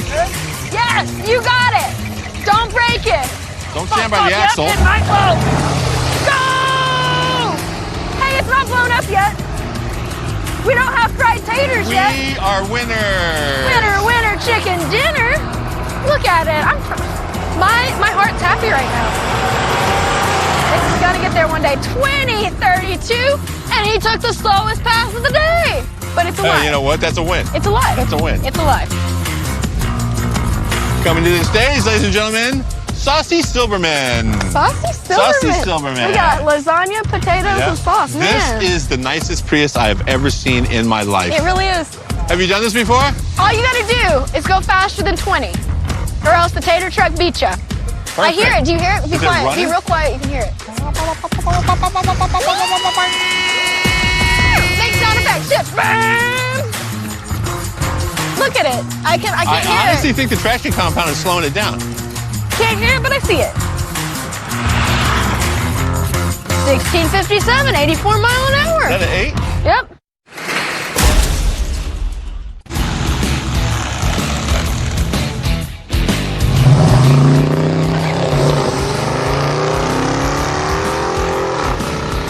Sounds cool. Sounds good.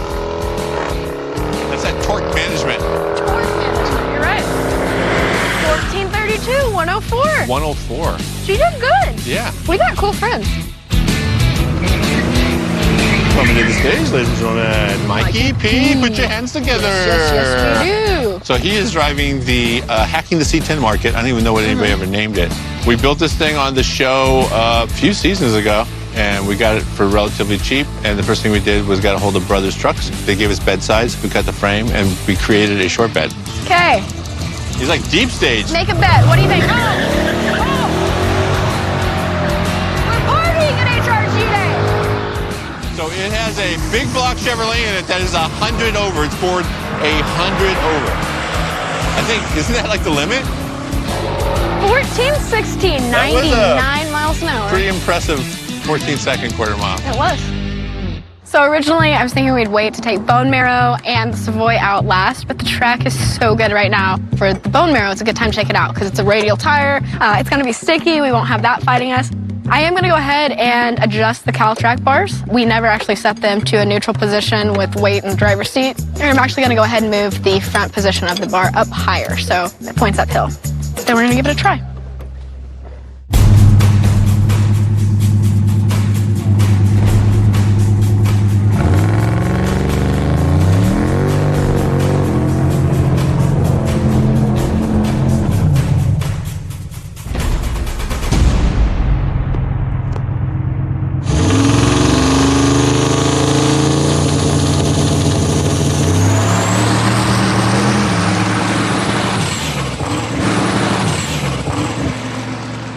It is a test and tune pass. That was the test. It needs some tune. Lifted the tire? Yeah. It's getting boring now. So that thing was like a detonating and pinging all the way down the track? Yeah, it's not happy. Yeah. Do you know anybody who can tune that? We can check. Okay, well, I guess our friends can have fun. And then... Right, and I'll make sure that they're safe and yeah. And I will read some data. Yeah, my professional advice to you would be park in the shade. Okay. Okay. All right, that's all I got for you. I'll be back. All right.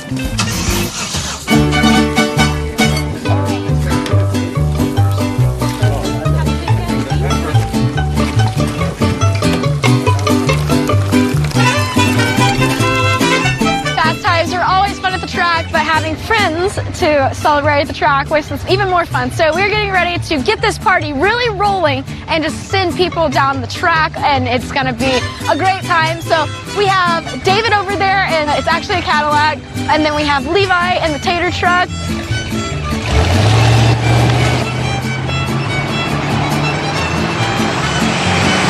Look at him go. Look at him go.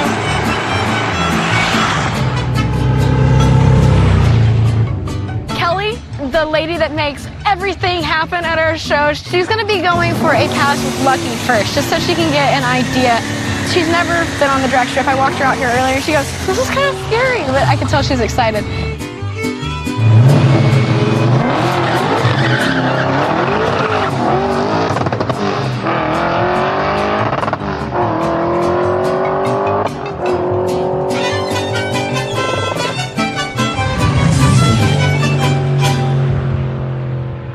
I feel like I just got off a roller coaster.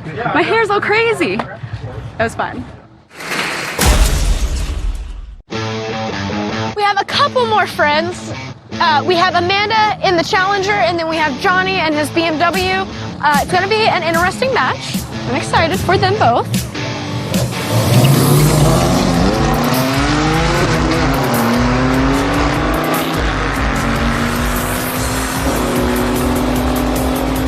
She got a better life than him. Yeah, she did.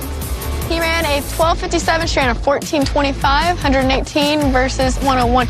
He said that stock it ran like a 1230 or something. He said there's no way because he ran a 14 last time, but that's close. He was sandbagging. Stop, put on brake. Now you're gonna watch, get ready to go. Go, go, go! Go, go, go, go, go, yes, straight, straight, straight.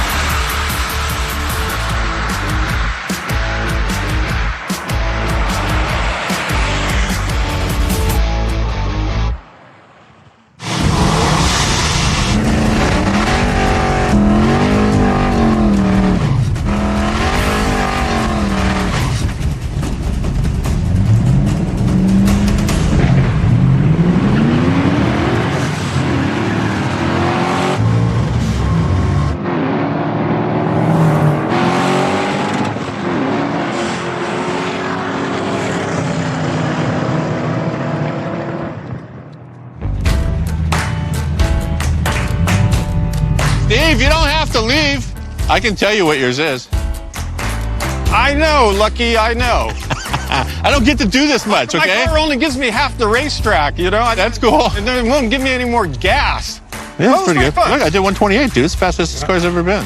Oh, man, you were on a track. The meal. I've got to hand it to you. This car's kind of your pride and joy. It's a long-term project. That was a good time, yeah. It hauls butt. It turns the number. The mile an hour is killer.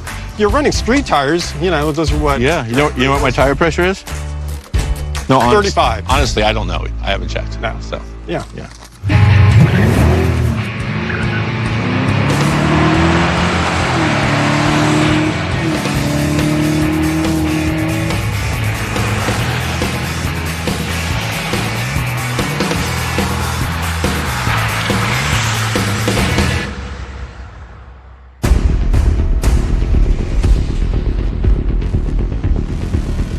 Have you checked out the Savoy? Oh, yeah, I saw it at the Roadkill Nights event. Would you out and watch it at the track? I was at the starting line. Really? Yes. I was up in the tower. I got to see her drive the car. Yeah. And I have to give her credit for driving the car. It wasn't a prep racetrack. It was a street. It's a street race, yeah. Yeah. And, you know, she's only ever been to third gear. well, that's 3 out of 6 is halfway exactly. there. Halfway there. Right?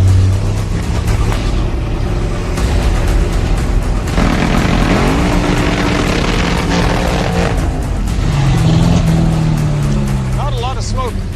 No. She loves the rolling burnouts. Rolling in.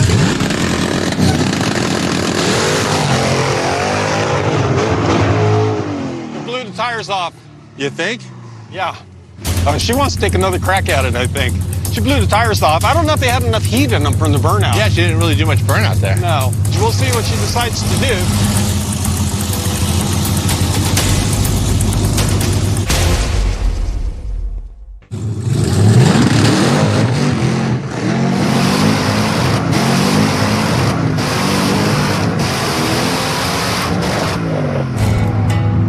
Yeah, it spun the tires hard.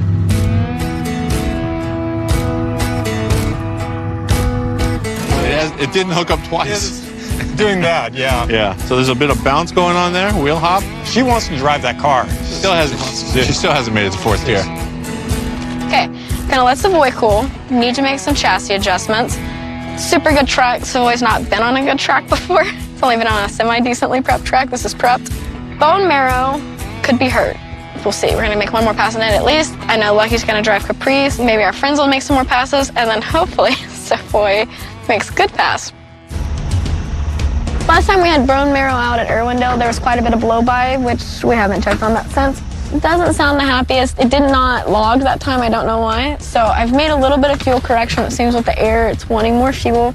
So I'm gonna go back out and gonna pull up, make another pass.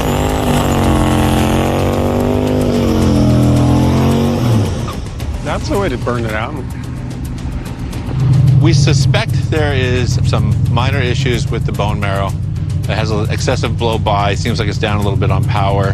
There are some very simple procedures for testing these things with some very simple tools that we probably have at the track, but we're not going to look for them. I mean, honestly, when in doubt, throttle it out.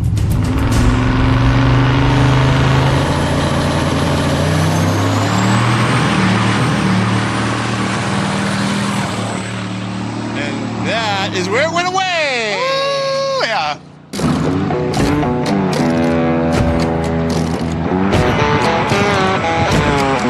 Okay, so that maneuver is called the Houdini. Because first you see her, and then you don't. And then you don't. It was a great launch, though. I'm not going to say that this is the first time I've seen that particular car drive off into a cloud of smoke. You guys got it. I broke something.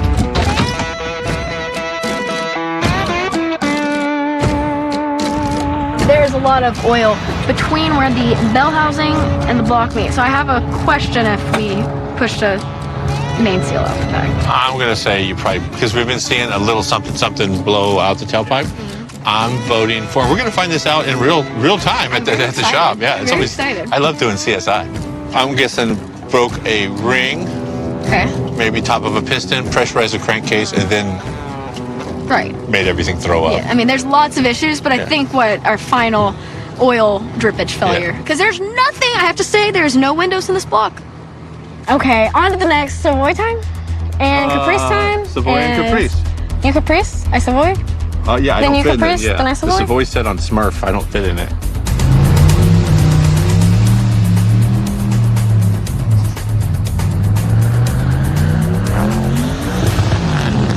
All right, it's Lucky Costa himself. It's a Caprice cop car with 1,000 horsepower turbo LS3. Lucky Costa has an affinity towards the rev limiter. Now, if you listen to it, you hear a crackling and popping and a snapping. It's just what he does. He just drove it off and then laid into it. I don't know if that was a strategy to reduce wheel spin, but he's hauling the mail at the top. Ah, not bad. 1197 at 126. That's not bad. I will commend Lucky for not laying into the rev limiter this time.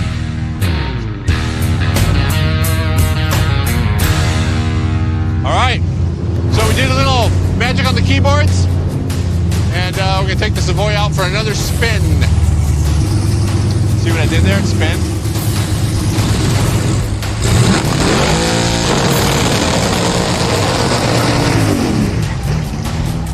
Wound down.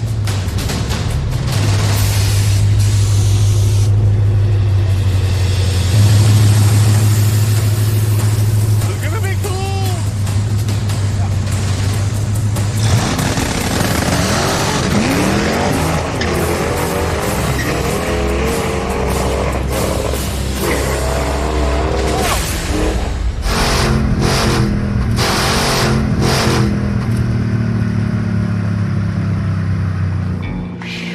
So I think she wanted the left lane. I think she wanted the left lane, too. Left lane. That always freaks me out. You know what I mean? Paddle back in. Yeah. Yeah. A little sketchy. Something broke. Okay, so where were you going? Something broke in this thing. I don't know. I can't swear to it. That thing snapped and went left. I was like, whoa! Hold on. That's funny, because we all said the exact same thing down here. I was like, there's a cone! As long as there's one cone. And then it acted right after that. I think something may have broke. Nice. I don't know that for a fact, but it was clunky on the way back. Yeah. Let me just give you this real quick. Oh. That was really good. Sorry to scare you. No. Happy HRG Day, everybody. Yeah. Nothing but love and big thanks to our guys at Formoso Drag Strip for just making it a good time. We've had a lot of great people this season, but I think this episode we should thank everyone who came out to HRG Day, which is represented behind us. There's some cool cars back there. That is it. That is a wrap on HRG Day. I like HRG Day. You know what? We should do this again. You know what? Lucky for us, Tell me a story. and you guys, we get to. That's what I heard. 13 more episodes. Yeah, you guys have to deal with this again next year. Correct. I don't know what they're thinking, but I'm glad they're not thinking. I am too. And I know that we've already been thinking about some really cool projects. You guys aren't going to want to miss out. There's some broken stuff here. You know what? This was the most intense track day we've had all year. It was a little stressful there towards the end. The Crown Hick needs some fuel at the top of the track. It turns out a full tank is helpful. This thing needs some tire. Yes. It's a B8510. I saw that it was doing decent for what it was, though. Right. It looked fun. That was me pedaling, by the way. Oh, I'm so proud of you. This was set up for street racing? Yes, it was. We take it to a high-end racetrack? It's a big tire and Famoso prepped. Amazing. Great for a radial. They just know what they're doing. It needs to be set up for the track, and it's not. Bone marrow. Oh, I don't even. It never fails to fail. It failed. However, it always comes back. It did. And you know what? The last time it came back, it came out and did the best it's ever done. Yeah. So that means next time, we're definitely going to get in the 9s. Hey, so do you have social media? I do. Alex Taylor Racing. Do you? I am Mobile Tech Lucky. How crazy. That's great because we are Hot Rod Garage Show on pretty much everything. Everything. Absolutely everything. And then if you want to see us again, check back next year.